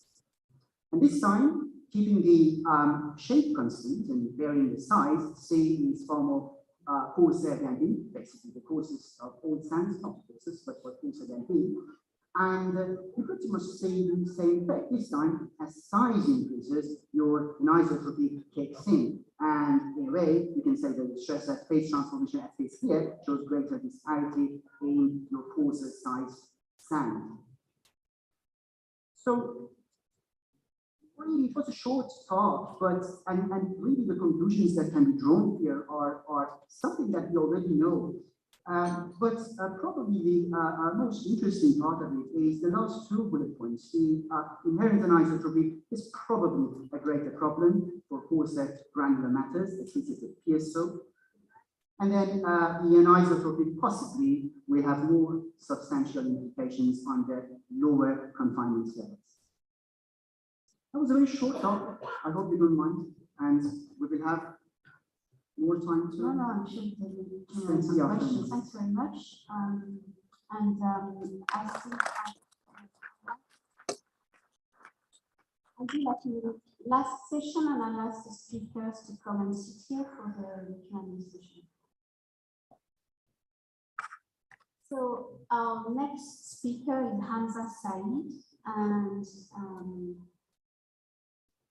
he's going to talk to us about a modified state parameter for evaluating liquefiable sand containing plastic fines. So we stay in the same sort of theme, and the next one is thanks. Thank you very much, Professor. Good afternoon, everyone. I would like to welcome you to my presentation. In my presentation, I will mainly highlight the modified spread parameter evaluation for the sands containing plastic fines, in fact, because a lot of studies have been conducted and mostly focusing on the non-plastic fines when we talk about these modified state parameter. So here is the presentation overview, and I think no need to introduce in detail because most of us know what are the basics of the liquefaction. So just some triggering mechanism, especially because most of the talks today were related with the cyclic behavior. So let's move towards the monotonic behavior, in fact. So the flow liquefaction triggers basically by monotonically increasing loads, especially one of the prime examples is from the embankment height. And it happens when the undrained effective stresses basically crosses the instability line, which is usually denoted in figure 1 as IA. And the susceptibility analysis is usually carried out, as you all know, from the water testing as a direct measurement, then from some constitutive models, and of course, from the field testings. And there are many factors involved, especially when it comes to the liquefaction and susceptibility analysis. And dominating factors are, in fact, the relative density, morphological characteristics of the sand, and the fines content, and also the stress state which are being applied to the sand. And some are the additional factors, and in fact, Professor Arya have talked in detail about the inherent fabric anisotropy on such case. And obviously, like reconstitution techniques, most of the times, in fact, different reconstitution techniques yields in different behavior. So here are some of the advantages and disadvantages listed, but three most common ones over here. So this is a typical undrained monotonic behavior. The curve one is showing the flow behavior, strain softening behavior, and then we have a limited flow where after a transition, like strain hardening starts. And the third one is obviously the non-flow behavior. And usually when it comes to the framework, critical state soil mechanics comes handy in this case. And generally it is represented as a straight line, but in fact it has, Dean and Jeffries also have defined as a bilinear. Like at high stresses, the line drops as well, like significantly. Whereas the Wang et al. Has defined it as a power function, which we can observe in the equation on the extreme right hand side. So usually this curvature occurs due to the particle crushing when the soil is, when the sand is subjected to the higher stresses. So in fact, the state parameter evaluation is still like a debate that does the initial, the original state parameter, which is a function of the density parameters, the void ratios especially, by Bean and Jeffries. In fact, the stress state parameter by Klutz and Cook, they have preferred to quantify it as a stress ratios. Then Bobby et al. In 2009, they have suggested a modified modified state parameter, which is basically a function of these stress ratios. In the numerator, we can find this stress difference, and the initial divided by the initial stress applied, and also, of course, the void ratio. So it is quite, I should say, important that when it comes to the stress state parameters, that should be like the most applicable scenario in such case. So in fact, I will not talk more about the state parameter because the next presentation is by Professor Cook. So let's not spoil many things now in this slide. And there are some of the ranges which are defined by the Bobby et al., especially when we use the modified state parameter, how the behavior will be observed. So here is the methodology of my research over here. We have collected the sand from the Famagusta Bay, and we have added the plastic fines with different proportions, and that one was sampled in the Eastern Mediterranean campus. And these are the particle size distribution of soil groups. So I have basically added 10, 20, and 30% fines into the sand. And there are also 3 different types of the plastic fines. So basically they are like highly plastic fines which are being included into the sand. So which are the highly plastic silt clay and the combination of these two silt and clay. So we have developed a technique by the sedimentation technique, and from the original clay, we extracted these specimens. In fact, that procedure has been defined in our recently published paper. So here are some of the index properties of soil. So basically here we have the our soil sand is poorly graded, and these are the ERCS classifications of the groups. And also like here for the separated fines proportions, their specific surface area, cation exchange capacity, and their classifications as well. So here is the void ratio variation with respect to the fines content. In fact, the threshold fines content was observed at 10%, which when we compare with the literature is quite lower.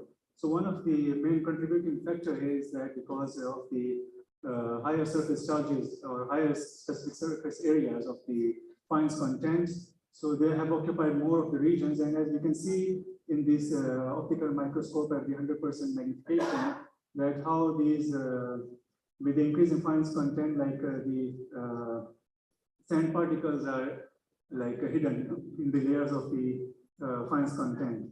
And we use dry funnel deposition technique as a specimen preparation method, and 2 different relative densities applied, 35% and 70%. So coming towards the analysis part, and we can see that when the consolidated relative densities were calculated, with the addition of the plastic fines, it has shown much higher compressible, and the states have been completely transformed into the denser states. And we can see a variation, especially in figure number 11, when we compared with the plasticity indices, that as the PI value increased, the consolidated void ratios are also increased as well. So here are the unread monotonic behavior, and we have our sandy soil, which was in the loose state, been completely liquefied, total flow failures, total flow liquefaction observed, and at the dense states it was stable enough. Whereas the sand with the silty group in all 3 cases has shown a stable response. But interestingly, when a combination of the 10% of silt and clay together were added, it showed quite a unique behavior, especially At 50 kilopascal, it showed a limited liquefaction behavior, but when the stress was increased, total flow failures occurred. But as we can see that when we compare this with the sand with the clay group, the shear stress values are quite, the deviated stress values are quite lower. So this is one of the fundamental aspects can be attributed that these clay particles which are present in this sand, they have quite created a chain network which is basically an unsteady connector. So that's why, and if we see that equation, the shear stress equation, which is the function of the cohesion plus the effective stress within tangent of internal friction angle. So in this case, the effective stresses has reduced quite a lot, but the cohesion factor have contributed in the stability over here. Now, coming towards the effect of the fines content on critical state line, as you can see, we have quite a lot of variations, in fact, as compared to the original sand.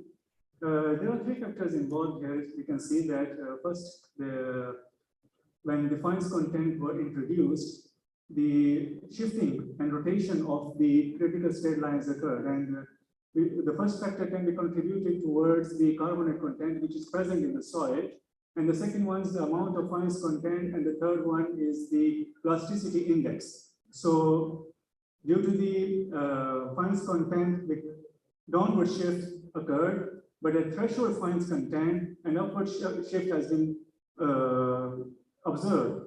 Whereas the plasticity index, as from Hisao and Pan recently published article, they have mentioned that the rotation is in such cases is due to the plasticity of the cohesive soils. And when it comes to the state parameter evaluation, as you can see that when we use the Beaton-Jeffries equation, and when they have shown a quite significant values, in fact, when compared to the initial mean effective stress and the stress ratios, whereas the values have quite reduced when the modified state parameter equation was used.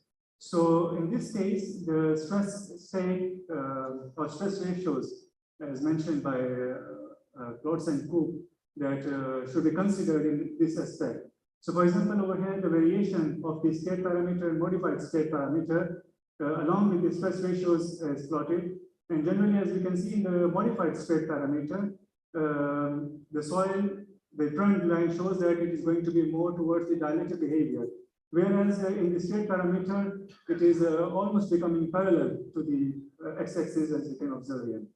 So similarly, comparison between the state parameter and the modified state parameter with respect to the plasticity index and fines content is shown in this figure number 2. Moving forward. So here's like additional analysis presented here that in fact, along with the stress ratios, we have included 2 more factors over here, that the plasticity index fines content, especially the threshold fines content, because the threshold fines content also shows which type of particles are going to dominate, especially before threshold, it is a sand dominated region, and after threshold, it is fine dominated. So we have added these three factors as well, and a empirical relationship has been established. But as you can see here, there is quite a gap over here on the top. So because we have used some high plasticity cohesive soils, in fact, we collected some data from Sao and Pan from 2016 study. So that gap, because they have used the low plastic fines. So in fact, it is quite following the trend for these x-axis, which includes the plasticity index, or I should say the physical properties of the particles. And there are 2 empirical equations which can be added towards other empirical equations available in the literature. So first one is for the state parameter estimation, and the other one can be used to estimate the modified state parameter. So just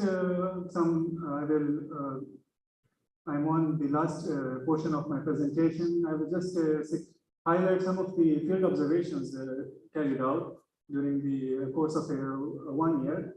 So we have 6 test pits over here, and when we were collecting our soil samples and monitoring the groundwater table, especially after 6 months, due to the excessive rains, and there were quite a phenomenon occurred over the site. So, for example, these 2 test pits location are now completely unsubmerged underwater, although we can see that there is a barrier between the sea and so definitely this is not the seawater, or maybe it's the seepage from the ground. So another factor which can be contributed is that on this particular location, after the water was dried out, excessive settlements were observed on this plane of surface. And in this side, you can see the soil erosion occurred as well. So, but the question here arises that can the soil erosion also hints towards the liquefaction susceptibility or not? So to answer this question, Edgebury and IGWA in 2021, they presented an idea that the detachability and the liquefaction prediction index can be obtained.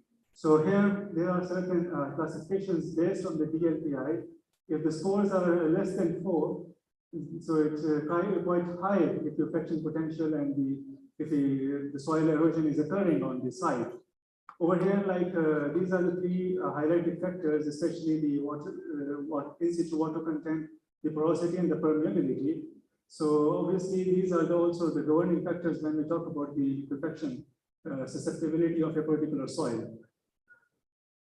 So these are some of the conclusions, and I will conclude this presentation by we have tested the sand and by incorporating different types of fines content, and obviously the loose states were more prone towards the liquefaction behavior, and the critical state lines were shifted due to the reasons I have mentioned earlier, and compared the state parameter and the modified state parameter of the groups we have analyzed.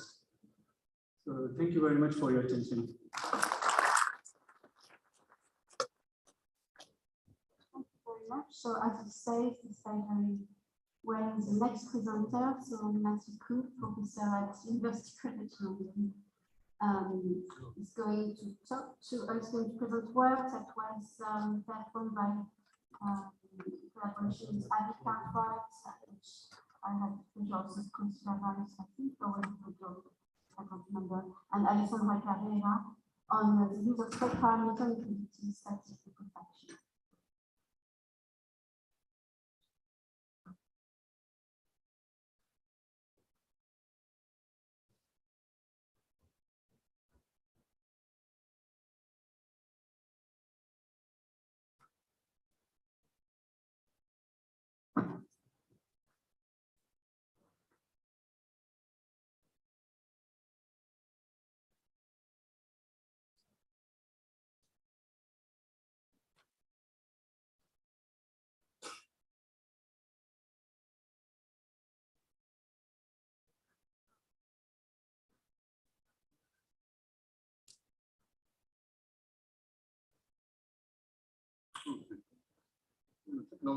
Technology is now working.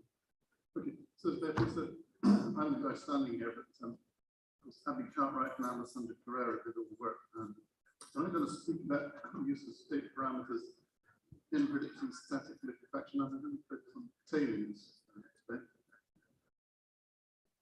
Nilo, very nice introduction to tailings this morning. Just in the last decade, there have been 39 major failures. Tailings dams, 620 people together. Nilo talked about Brumadinho in 2019. A very wide range of causes of failures, failures of tailings dams. This chart here from Rico at our. The thing I want to focus on is whatever the initiation cause is, these sorts of huge runouts that we're seeing can only mean that the soil is completely liquefied. So my work on static liquefaction started some time ago, not 1985, but this was the Stava disaster that was in 1985. We worked on it later. Stava in Italy was quite an unusual tailings dam. There's one dam built on top of another one. That's a photograph of it before it collapsed. That's after. The big problem with Starbuck was that it was built up here in the mountains. So you had nearly 250,000 meters cubed of this stuff coursing down the valley at 90 kilometers an hour. There was a village in the way, 260 people killed. So we worked on Starbuck and the liquefaction and the causes of it. Nilo also told us that the gradients of tailings will vary. So if you have your outfall behind the dam, for example, you'll get a beach with coarse materials, that's the slurries flow out into the pond, you get the finer materials. We couldn't sample in situ because there was no in situ left. But we took sound and fine gradients from the start, and we combined them in different proportions from 100% sand to 100% silt. They're quite simple tailings from starboard. Fluoride tailings, mostly quartz and calcite. And then, of course, the usual thing, controlled triaxial tests. Pedro Freire used the same definitions of P and Q that I'm going to today. Okay, so we're taking critical states on the right-hand diagram. Stress ratio, Q over P dash, we're looking for a stable stress ratio, we're looking for a stable pore pressure, and then we're plotting the intertestable critical state. This is red points here on the graph of E, log P dash. This is for the sand, the clean sand. If we start adding in silt, 30% silt, that critical state line moves down, just like we've just seen in the last presentation. And then we move down a bit more, for a bit more silt. But then when we add in 100% silt, we go back up again. So with increasing fines, the critical state line goes down and back up again. People often reciting my work, that this sort of curvature of a critical state line is the result of breakage, which is probably starting around here. No, it's not. These are the gradings for the sand, the pure sand, before and after testing. And really there's no breakage. So there's no breakage of any of these different mixtures. No, the curvature is not from breakage. Now, it's this curvature of the critical state line that I want to emphasize, because that's what controls the static liquefaction. We'll stick with the 100% sand data, any of the other gradings. So here are the E log P dash data for critical states. I want you to notice the horizontal asymptote, which is all important.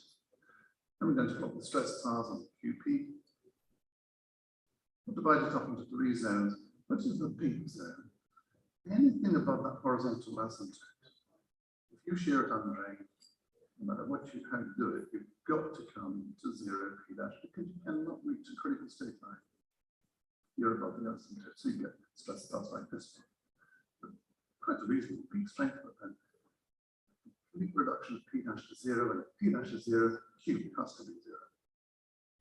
So we get complete liquefaction. You get a blue zone here, like this test, which probably started somewhere here.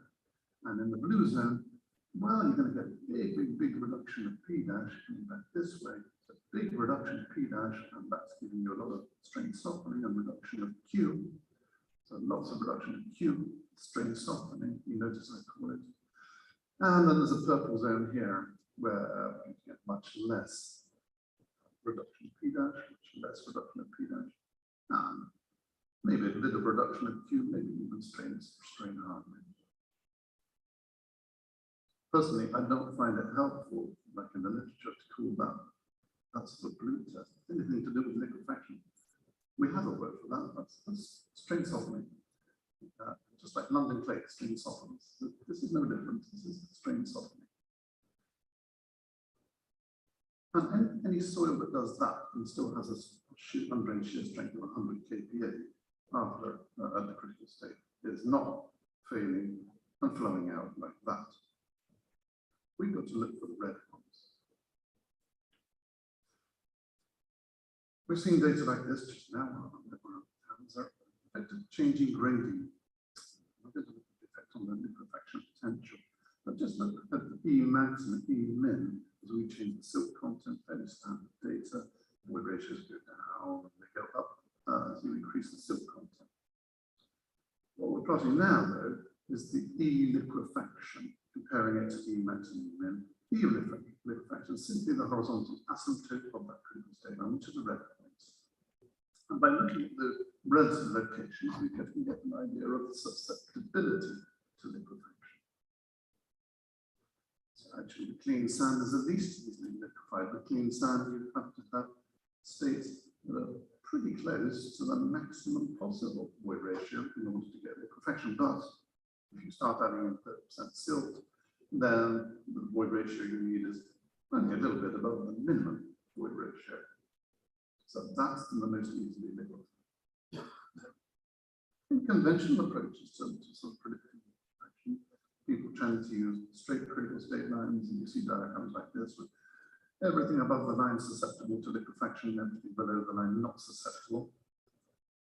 We use state parameters psi, taking the difference, as we've just seen, between the E in situ and the E on the critical state line at the current P dash. But that's not going to work. If your critical state line is curved, that does not work, cannot work. Because you can have the same psi at different locations on this curved line, and you will get three different, totally different behaviors. But psi is not simply going to work if your critical state line is curved. And all critical state lines must be curved eventually. At the log scale, you cannot be things straight forever. So the usual state parameter framework with a straight critical state line cannot capture this behavior of curved critical state lines. Same sign, very different responses. We can use an IB brittleness index, which is a Q maximum minus Q critical state divided by Q maximum. That's telling us the degree of strain softening, and it's also telling us liquefaction, because if we have liquefaction, IB will simply be 1, and if it's strain hardening, IB will be 0. Okay, so let's look at a state parameter. We know it's not going to work, so here it is, it's not working. This is IB, brittleness index. So those ones up there with the brittleness of 1, those are the liquefying samples for the different ratings that we're testing. Liquefied samples of the triangle. But there's no real correlation here at all, is there? You wouldn't have expected one. It doesn't even work for one soil. If you take clean sand and blue stuff, it does not even work for one soil. So state parameters are not the way forward. So we can look at alternative state parameters. And the first one we'll look at is the state pressure index. This is defined by Wang et al. 2002. For this one, you take the current P dash and you divide by P dash on the critical state. Those hands are kindly noticed. This is exactly the sort of thing that I was doing in prehistory. And this is me in 1990 doing exactly the same thing to define state boundary surfaces for carbonate sand. And there are a variety of what we call equivalent pressures, critical state lines and bond compression lines.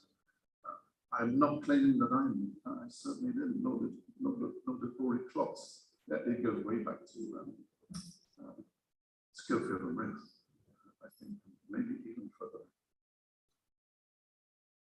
So this state pressure index, I don't think is going to work, because we know that if you're there above the asymptote P dash critical state 0, infinite IP state pressure index, brittleness index is 1 because it liquefies. Blue point in the mid-range, you're going to have IP of between 0 and 1, and a mid-range of an IP value, and the purple one in the schematic diagram. I'm going to have IP 0, so it's straight hardened, and IP is going to be less than 2-ish, can be less than 1. It's just simply self-evident that if you've got P dash critical state of 0, IP must be infinity, and IP must be 1. That's just simply the definition of liquefaction. So it's not helping us in the slightest. So let's anyway apply it to star. So here we have IP of infinity, IP less than 1 with below the critical state line, and IP greater than 1 above the critical state line. So these are the data for Starboard. IB, brittleness index, against IP, state pressure index. Those are the liquefying samples up there with an IB of 1 and a high IP state pressure index, of course, tending towards infinity as P' critical state turns to 0.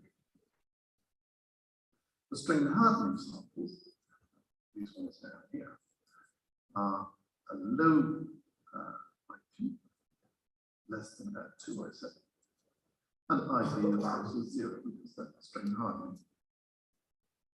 I can switch a unique curve through those data, can't I? More or less, it works quite well. And it's working quite well, no matter what the soil, no matter what the tailings, it's okay, looks good. But it's absolutely not surprising and not helpful and not illuminating. We know that. IP is simply telling us that a liquefying sample liquefies. It doesn't tell us anything more. So we can look at this modified state parameter psi m. It's coming from Bobbay et al. 2009. That's kind of combining a volumetric offset of psi state parameter with a pressure offset, but it's not quite the one I would have used, but it's a delta P' at a P' so that taking initial P' and the change of P' to get to the critical state line. Negative, one might be positive, and your state parameter might be positive. But you're taking the absolute value of this thing here. And they throw in the void ratio for good measure. Let's try that one. So this is psi m, modified state parameter, against, again, brittleness index, liquefying things, strain hardening things. We know that for IB of 1, liquefying things, there must be an asymptote at high psi m values. And for IB of 0, strain hardening soils, there must be an asymptote down here, low values of psi m. So if I look at the data for the blue, the clean sand, well, it's a bit scattered, but I can imagine sketching in some sort of curve like that. But even if I do, it's completely inappropriate for the other mixtures. The 50-50 sand fines, 70-30 sand fines, or the yellow, which is the pure fines. Doesn't work. What I can imagine, I don't really have enough data to show it, but I can imagine a series of different curves, one for each soil, one for each gradient.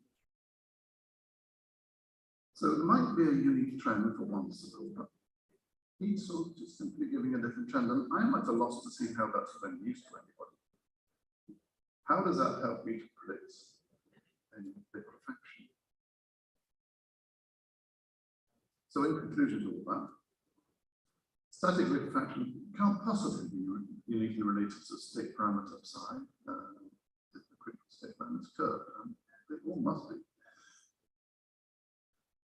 Using a state parameter in terms of stresses like IP or like sort of RS, like the distant part, instead of volumes, doesn't help. It does give you a unique relationship for all the tailings we tested, but it doesn't tell you anything you don't know. It's simply telling you that things that are liquefying are liquefying. Well, yeah, very helpful. Modified state parameter psi m, Bobbay et al. Is combining volumetric and stress offsets, but the relationship's different for every soil. So again, I'm not sure how that's helped me. I've been thinking about how to come up with a modified state parameter myself. I can't think of one. You can. Please let me know. Thank you very much.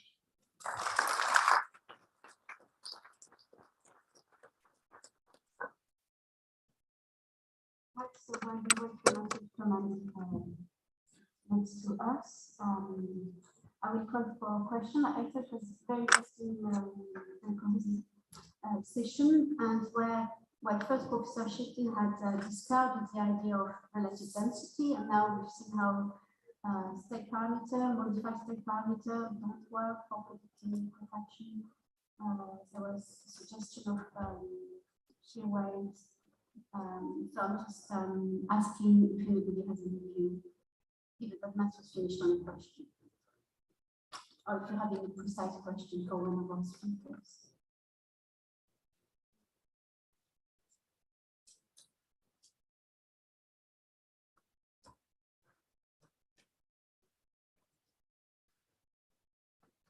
So I have a question for you, Aria, because you talked about, we've seen that not only these don't work, but there are plenty of other factors to consider, the size, the shape of the soil, the fabric, and you talk about roundness and solidity, right?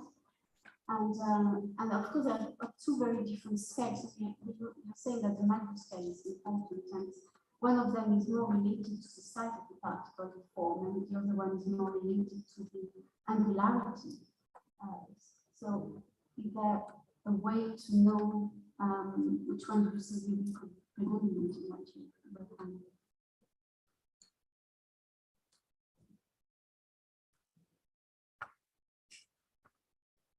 It's very hard for me to hear the significance of to get to its close to have. But what I can say is that shape of, at least what I've seen, not only sand, even if you add additives to your soil like plastic, regardless of elasticity of that material that you're adding, and the difference between that and what is very understood. Shape of your particles, larger particles, and you can go rigid balls, will have an implication on the fabric of the fineness that will accumulate around them, hence also the parameters that follow. Both the cyclic shearing conditions for that's what I know and I've seen. Comparing the significance of those two, I don't have an answer.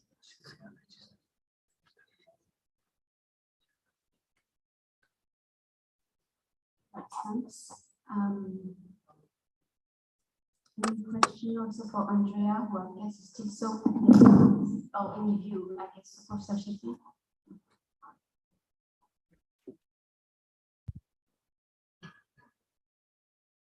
Thank you, Professor Chairman. I was simply being nice, like by not asking questions and letting the audience enjoy the presentations, but it looks like I have the opportunity to ask questions. I have two questions, actually three questions with your permission. One is for Professor Diamba. I truly enjoyed the presentation. Thank you, that was lovely. You know, it looks like the organization committee arranged the follow-up presentations in such a nice way that they were all complementary. I would like to get your feedback and your opinion on continuum mechanics versus discrete element model. Finite element closed loop comments was lovely, like starting with the element behavior, and then we model it through finite element, and then we go back and close the loop and then try to mimic the laboratory element tests. But you very well know some of the limitations of continuum mechanics. And then recently we were talking about discrete element modeling a lot. I would like to get your personal opinion on the matter. That was my question. One little note to Dr. Hamza Saeed.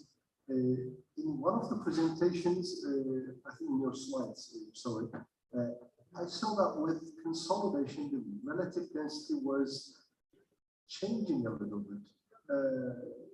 Would you please comment about that? Because that was kind of like, you know, when we prepare a sample, we start with the relative density, and with consolidation, the weight ratio changes with the relative density. Would you please say something about it? I would love to hear your comments. And truly, the last question is, it was a lovely presentation by Professor Cook. I truly enjoyed every bit of it. My question is, he showed a brilliant data about the critical state line and the curvature and so on. And one data point was at 0.1 kp. So, Professor, it was unusually low stresses. I know that we need to perform those tests because that's the region where we are confused. Some researchers speculate that it concaves up.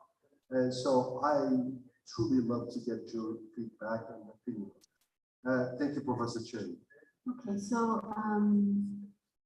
maybe we can start with Matthew replying to your question, and then Hamza, and then maybe Andrea, which is more sort of philosophical question. But the 0.1 PK was an easy one. We're plotting a log graph, and of course that sample is simply liquefied, p dash of 0. So to get it on the log graph, we simply plot it on 0.1 minus 4. We didn't measure 0.1 PK, p dash of 0. So Hamza, do you want to reply?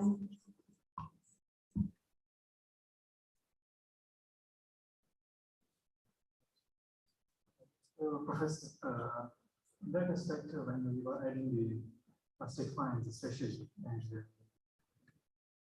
with the increase in fines content, we observed that when we pass the threshold fines content, especially, the relative density, or I should say consolidated wide ratios as compared to the initial wide ratios before consolidating the samples, was quite significantly increased.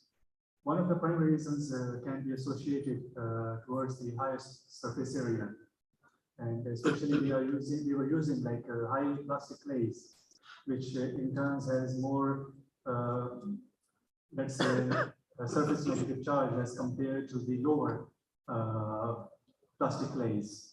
So that is one of the, for example, attributions we can say towards these very high percentage increment in the consolidated wide ratios. I hope I answered the question.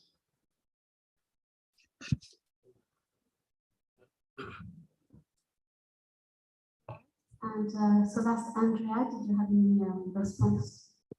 Yeah, so first of all, thank you for the question, and I would like also to congratulate Professor Setin for his presentation personally, because I really enjoyed that one as all the other presentation. Regarding the use of the discrete element modeling, I think that that's indeed a very valuable tool, and you can actually see how I try to explain some feature of what was happening using contact forces and chains, and that is actually, I believe that DM will actually be very helpful to understand many aspects there. My concern is mostly about how that is applied in a 3D boundary value problem where you have computational effort. And to be frank, I have to say that even our modeling that we did with FE, with the pile, when we go to apply quite a number of cycles, we can have simulation running for weeks. So we actually have done a doing analysis in a different exercise, and we were doing under cycle, and the simulation was running for 3, 4, 5 days. So you can now see that how expensive is that. And when we do with under condition where the pore pressure is much more difficult to reach an equilibrium with respect to the drain condition, and if we have partially drain condition, we are actually going also in a further problem with the computational effort. So yeah, I think that overall, if I can come back, I think that's, yeah, the DM is actually a very good tool, and I think it can have a very good role in that closed loop somewhere, and probably it should be added. But yeah, not only for going for maybe for the full 3D boundary condition. Okay, thank you. Andrea. I think Matthew wants to express an opinion. If we're going to use DEM as often it's currently used with spherical particles and very simple contact laws, it's just very empirical and we're just curve fitting. But Andrea would be aware of what we're doing at UCL, where we're establishing experimentally with contact laws between single particles, what Beatrice and I are doing. I think it current for railway ballast on it in the class of sand. We're pretty close, I think, to being able to model accurately particles of sand with railway ballast in terms of shape, accurate contact behavior. But I do agree with Andrea that the computational cost will be absolutely horrific. But that's got to be the way forward. We've got to get away from spherical particles. Elastic concepts are just nonsense. We've got to do it right. All right.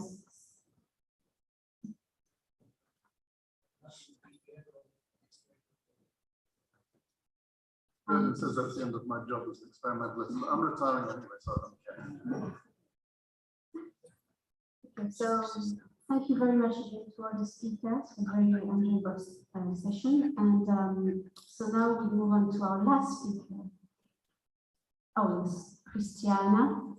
So Dr. Christiana Ferreira is currently at the Federal at the University of Porto, FEU. That's how I know it, FEU. She obtained a PhD from the same department in 2009, where she was working in collaboration with Bristol, where she spent some time and where I knew her.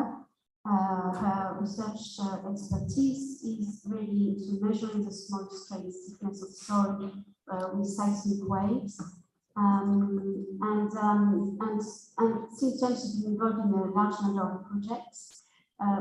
One, she's going to be including non-standard soils, and I think that is something that she's going to talk about today by telling us the importance of looking at the undisturbed soil response as well as the constitutive one. So, Christiana, thank you.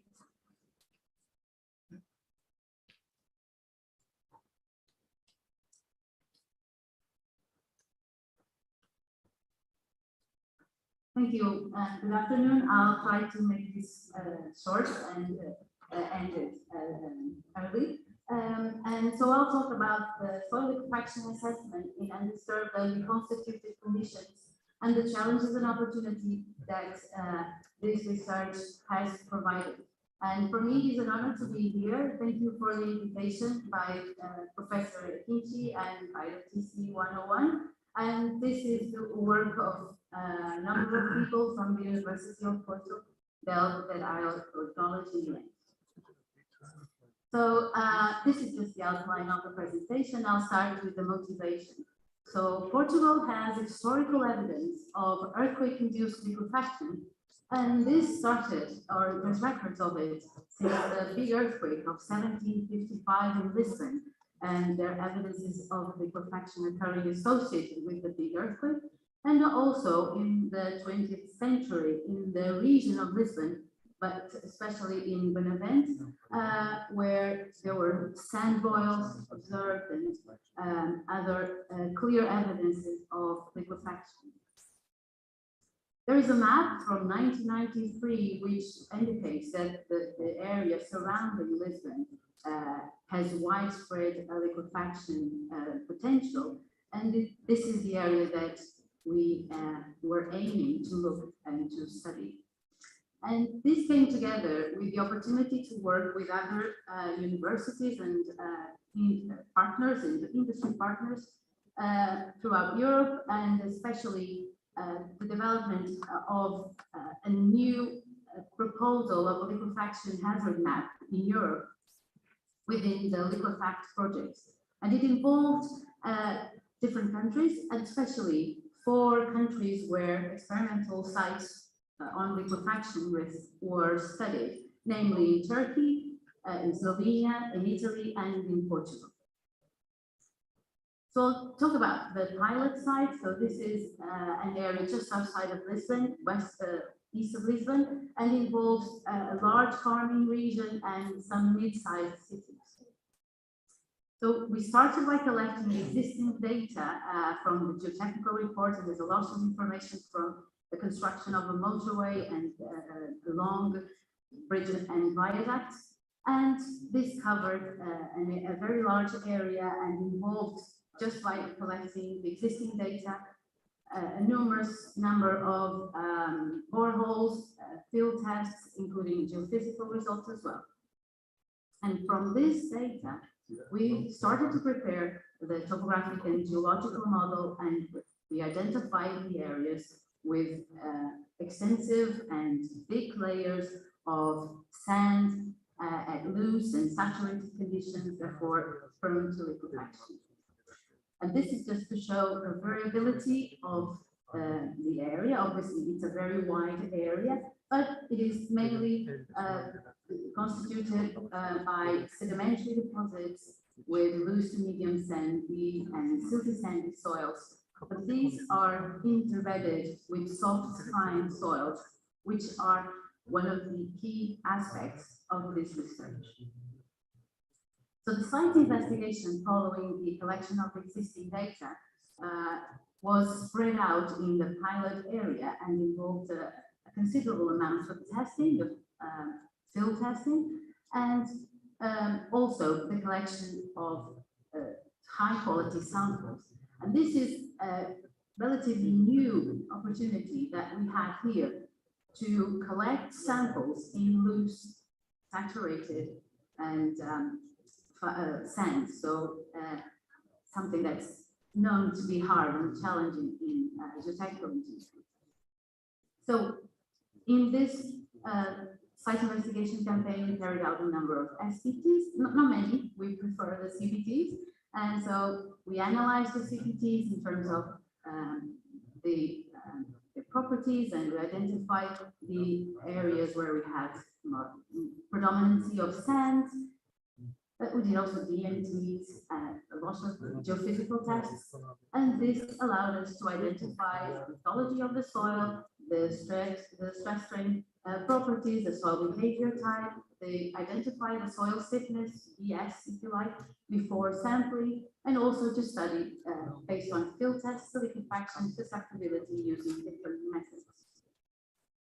We've seen this before, and basically we use the most recent proposals for assessing liquefaction from SPT, CPT, and DNT, and also from the shear wave velocities that I'm not addressing here. Following this characterization, we moved to the advanced sampling techniques, and in the same model that you've seen before, we selected the sampling experimental site in one of the corners of the site, where we had easy access and an interesting distribution of liquefier soils. And when we did the first SPT tests, we could see clearly that there was an interbedded, or if you want, intercalated layers of sands and silts. You can see those laminations. Obviously, this is a SPT test, so it is just not good for laboratory testing, obviously, but it shows how the soil is in depth. And this was very useful to complement the information from the CPT tests in order to select the most relevant depth for the sampling. And obviously, this interlay would require a correction for the presence of fines that we could see here and that were not easily identified in some of the tests, especially on the SPT. So what we did was collect these the soil from the SPT sampler and conduct laboratory tests to identify the grain size distribution and, more importantly, the percentage of fines, and also the plasticity index, and then we use the correlations for CPT and DMT. Following that analysis, we selected the sampling depths in order to have the most susceptible to liquefaction, to make sure that these were collected. And for this purpose of the advanced sampling stage, we selected 3 samplers. One that is more commonly used in Portugal, the Massier sampler, then the Dames and Moore sampler, and the gel push sampler. Very quickly, I would introduce this sampler. So this is a rotary track triple tube with a PVC liner, but it uses pumped water, so it can affect the water content and sometimes wash some of the material, but it's very robust and it can go through even harder soils. Then the Nibs Moor is basically an adaptation of the Osterberg type sampler, but it uses a smooth brass liner, which is very helpful in reducing the friction between the soil and the liner. And the other important aspect of this sampler is that it uses a neoprene seal in order to create vacuum when we're sampling and retrieving the sampler, which is very beneficial in reducing the risk of the sample falling. And this is particularly important when we are dealing with loose sands.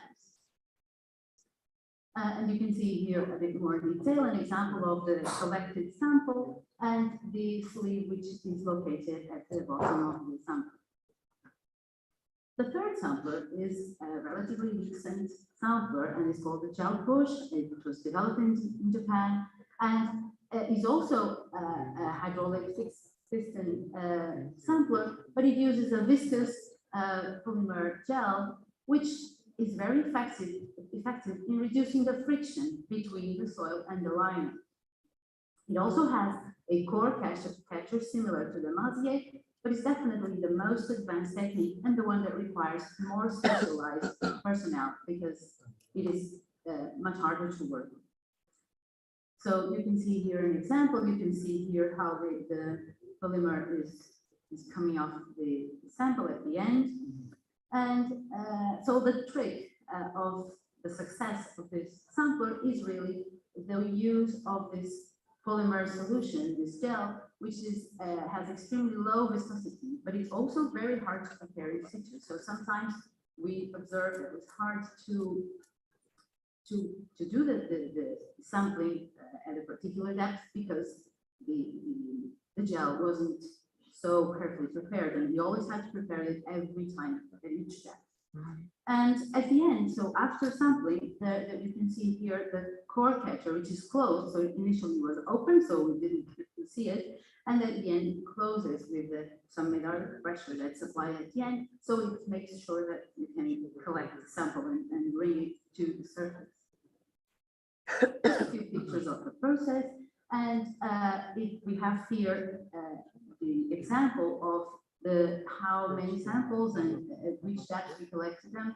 In the gel push, we had some difficulties associated with precisely the gel condition, and in experience, it's because it's a brand new sampler, but in general, very successful in both samplers. And you see here where we have best results in the comparison at specific depth of the performance of the Thames and Moor and the gel push during the sampling process. So in the Thames and Moor, we have slightly higher recovery ratio, and there are a few that we collect or collected just a few shorter samplers because of some particularities during the sampling. Then another important aspect is that we want to test this in the lab, and for that, all the processes in high quality sample are relevant to ensure that you don't disturb the sample until you test it. And it's not just the sampling process. So we were very careful about the transport, and for that we used specifically designed wooden boxes that were protected with some foam in order to make sure that the tubes wouldn't move during transportation. Let me remind you that Lisbon, or this area, very close to Lisbon, is about 3 hours drive from Porto, where we were going to do the tests. And then we wanted to make sure that the samples were carried and transported always in a vertical position as they were in the field, because if you leave it in the horizontal position and it's a loose sand, obviously it's going to create a void, and that would never recover the original structure. So following that, extrusion was also vertical, which is not so common. And you can see here an example of a collected sample that looks very sandy. And after this extrusion, which was executed immediately after sampling, we stored the samples in PVC liners to make sure that they were kept in temperature and humidity control conditions, and they were sealed to avoid any water content transfer. And you can see here different examples of the collected samples. Some You can see they look more clayey and others look more sandy. That's the very little bit that we got. And then in some cases you can actually see, but basically you can see that even in this small size sample, this height 140 millimeters height, you can see that there's some clay layers, or you can see some of that very smooth surface, which indicates the presence of clay, and then other areas which are rougher, like here, where it's definitely sandy. So in the end, we collected a considerable number of samples to study. And then I moved to the laboratory test results. I have a video here, if you can play it, showing how handling is also important, not only these existing steps.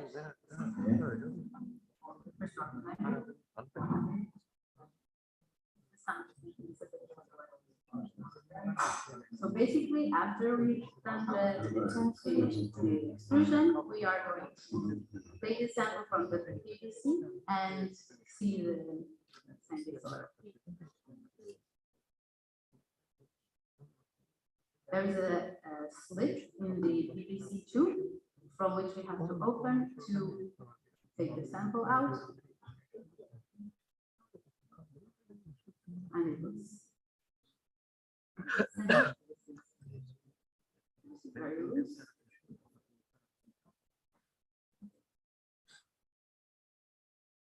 So we are in suspense until we put the membrane, and then we can continue with a lot more relaxed.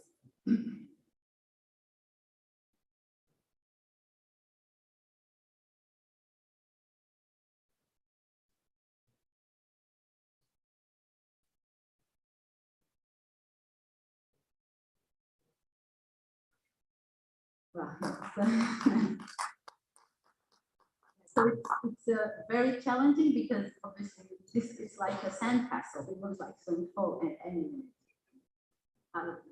And so after we did this, we wanted to check and assess the sampling quality that we were obtaining by comparing the shear wave velocities in the field to those that we obtained in the lab. And we did this in two stages. A bench test, so that is immediately after extrusion, and also in the cyclotraxyl test like you saw here. And as a reference, we use this sample quality classification that was developed during my PhD in Porto. And basically, this was developed for sands, so sands or silty sands, so it's different from the classic clay sample quality evaluation. And basically, we're going to compare the normalized shear wave velocities, as I'll show later on. So we use the data from the geophysical in situ tests. In some cases, we have SCPTU. In other cases, we have SDMT. We have cross-hole. We have a variety of geophysical tests, and we compare them with vendor element tests in the laboratory. So after each sample was collected, you see here, it's exactly with the PVC tubes, we made the measurements in the bench, so at atmospheric pressure, in order to have an idea of how the stiffness of the soil was immediately after extrusion. And we also did the test with much more care and after reconstitution of the in situ stresses in the cyclotraxyl test and in any test that we did use samples. And you can see here an example of the measurement of the vendor elements using our procedure, which usually involves different frequencies, and we take the first arrival from the common point of the arrival of the shear wave. And this is very important. When you're comparing shear wave velocities in the field with those in the laboratory, you cannot do the comparison directly because there is a change in void ratio that we need to take into account. Otherwise, the comparison may be invalid. So when we have an in situ condition and we extrude the sample to the surface, we have a change in effective stress, and we need to account for that. And after sampling, you can see here that the sample is moved somewhere here. When we load it in the laboratory to the in situ condition, then we get to here. right? So we need the correction for the void ratio that occurs during the procedure, and also for the effects of the change in the shear stresses, of the effective stress in the case of the bench test. So these two corrections are fundamental, and the normalization to account for these effects is fundamental in order to do a correct and valid comparison. So following that, we do the analysis, and we found that we have the samples. They are predominantly of excellent or very good quality. But if we compare and look more closely at the open markers, you can see that the bench tests always show slightly lower results. And this has to do with the lack of confining pressure that's still affecting the measurement of the Bender elements. We get weaker signals and poor resolution, but also the effects of the reconstitution and reestablishment of the in situ stresses. And this involves not only the stress conditions, but also the full saturation. And full saturation is very important to us, especially if we're going to do liquefaction analysis. And that process, which I'm not going to discuss here, is only assumed complete full saturation when we have a V value above 0.98, and we always measure P wave velocity, and it should be around 1500 meters per second. After the undisturbed samples testing, we prepared with the same soil, we prepared reconstituted specimens to see how this compared with the undisturbed sample. And to do that, we prepared the undisturbed soil specimen either by moist tamping or air fluviation. We found that moist tamping was more suitable for our to ensure the right relative density that we had on the undisturbed samples. And this was important to eliminate the variability and the dispersion of results. We obviously tested them at the same stress conditions and using the same cyclic loading conditions, which were determined from the design values that apply to that specific site. And here we have some examples. And what happens is that the undisturbed samples always have a different fines content, so a slightly different grain size distribution curve. So when we are doing the tests, I'm going to show you here examples of 3 undisturbed and the respective reconstituted specimen.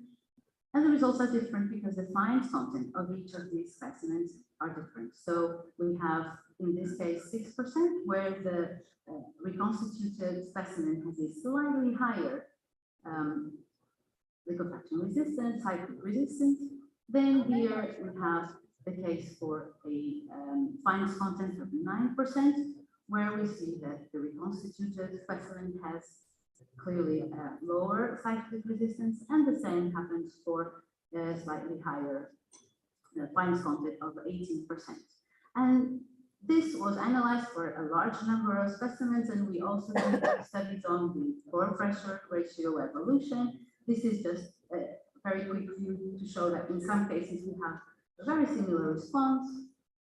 So in terms of the number of cycles and the evolution of the pore pressure, and in other cases we have a very distinct result from the undisturbed to the reconstituted specimen. And this brings us back to the things that we cannot control and reconstitute in the laboratory, which is the natural fabric and structure of the specimen, especially in the case of interlayering or interbedding that we observed here, and in some cases more than others.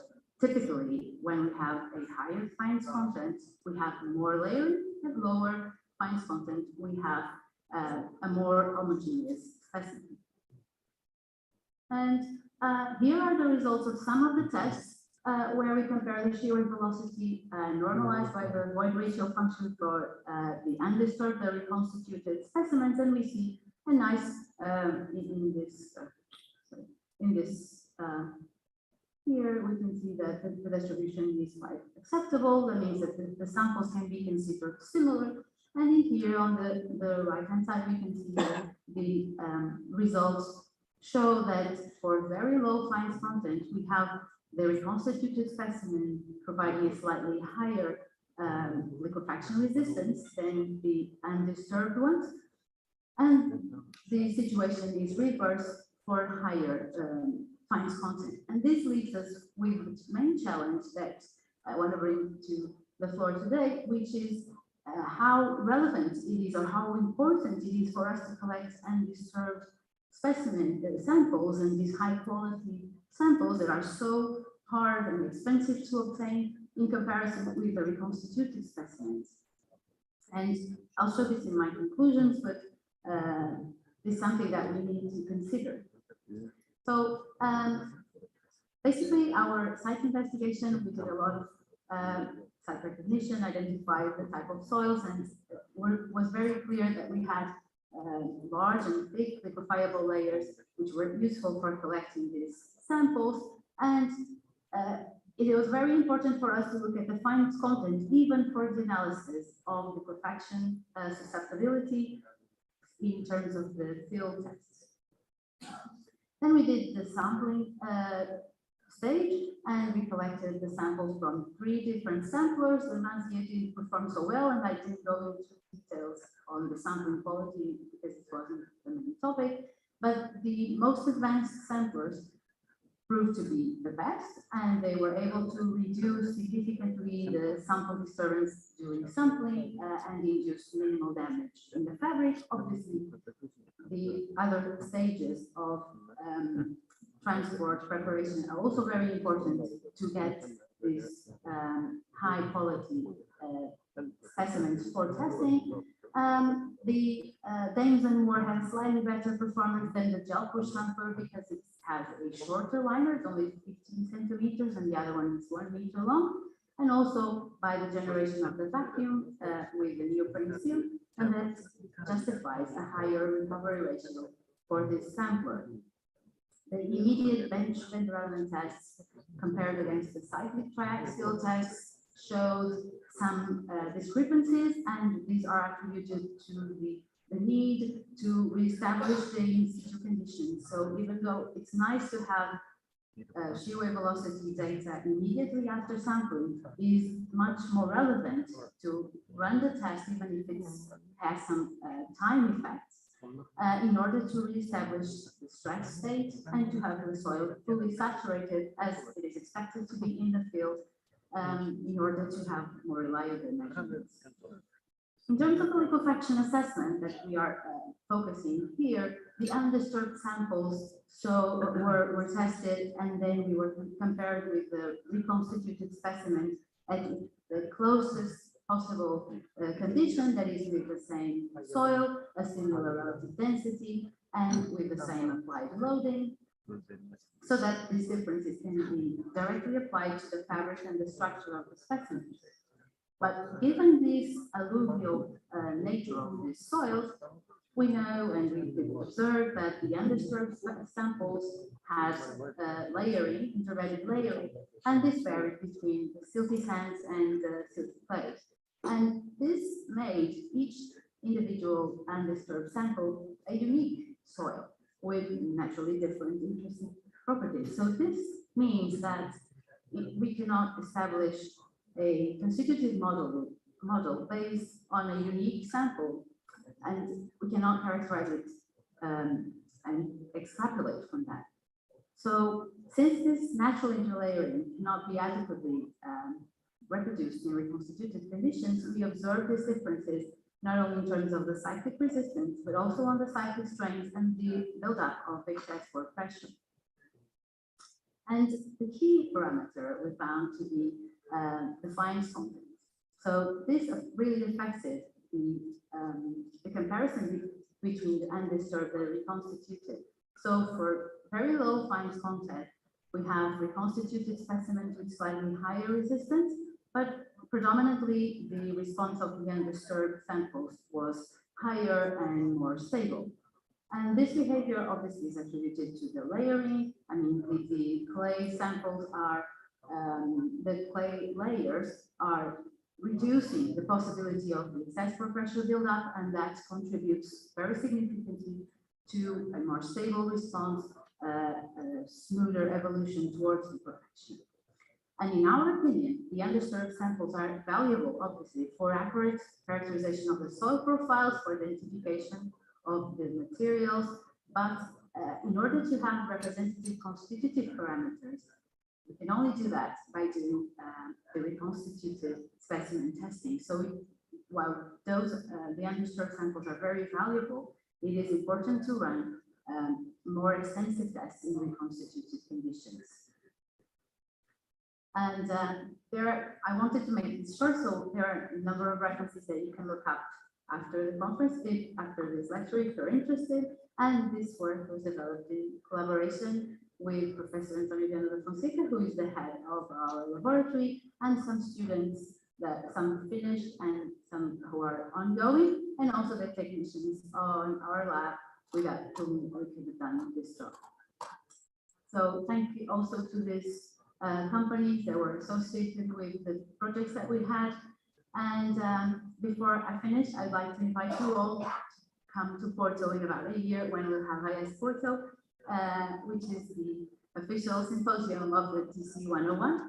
And we are now in the stage of paper submission, but you can always come even without a paper if you like. So thank you.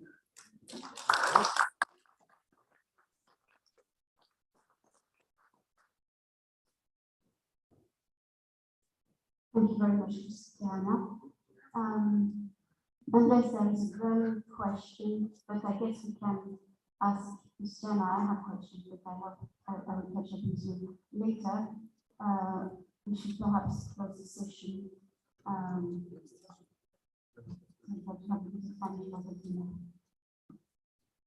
Okay, so I would like to invite Head of Department of Civil Engineering of European University of Lefke,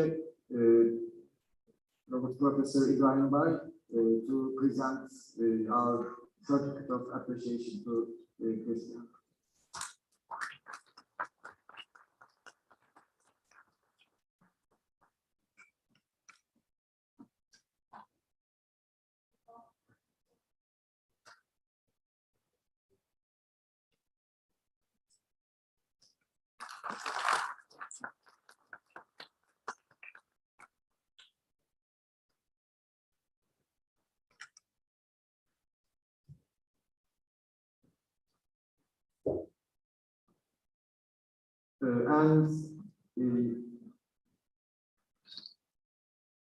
Before actually closing the session,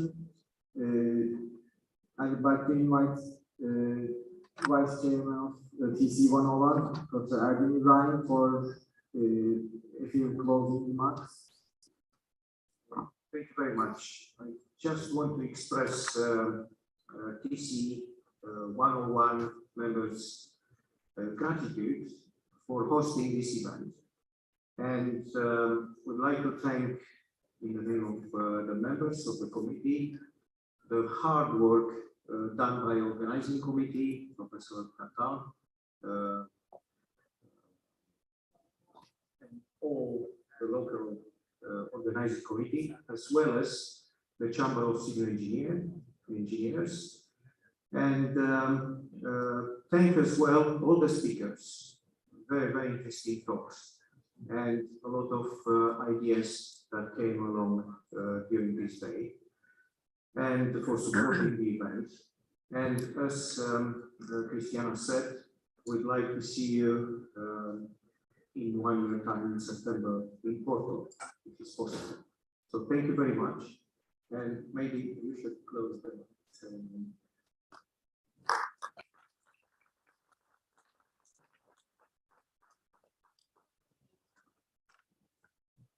Actually, before closing, again,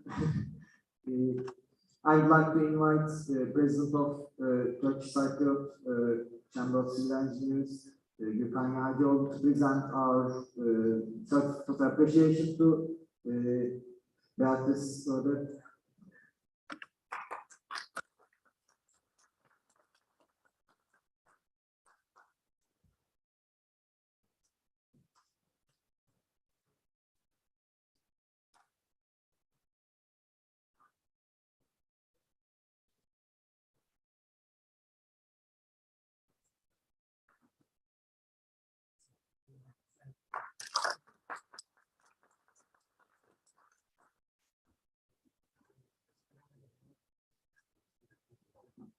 Okay, so now we came to the end, or we approached the end because I have a couple of announcements to make.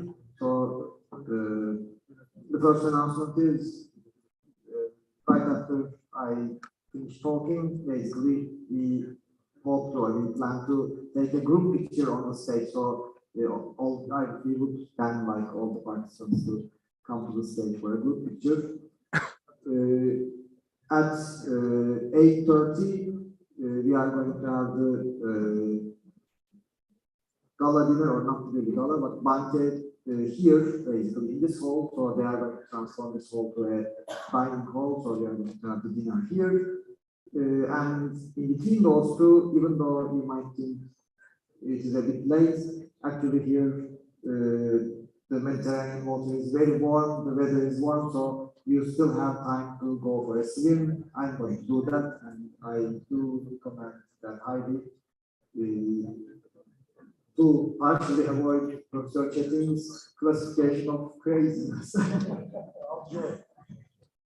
So with that, this has been a really wonderful event. Thank you all for coming, and have a good evening. Okay, I will stop here. Can we have Matthew to give the appreciation certificate to Kartal? Thank you, Kartal.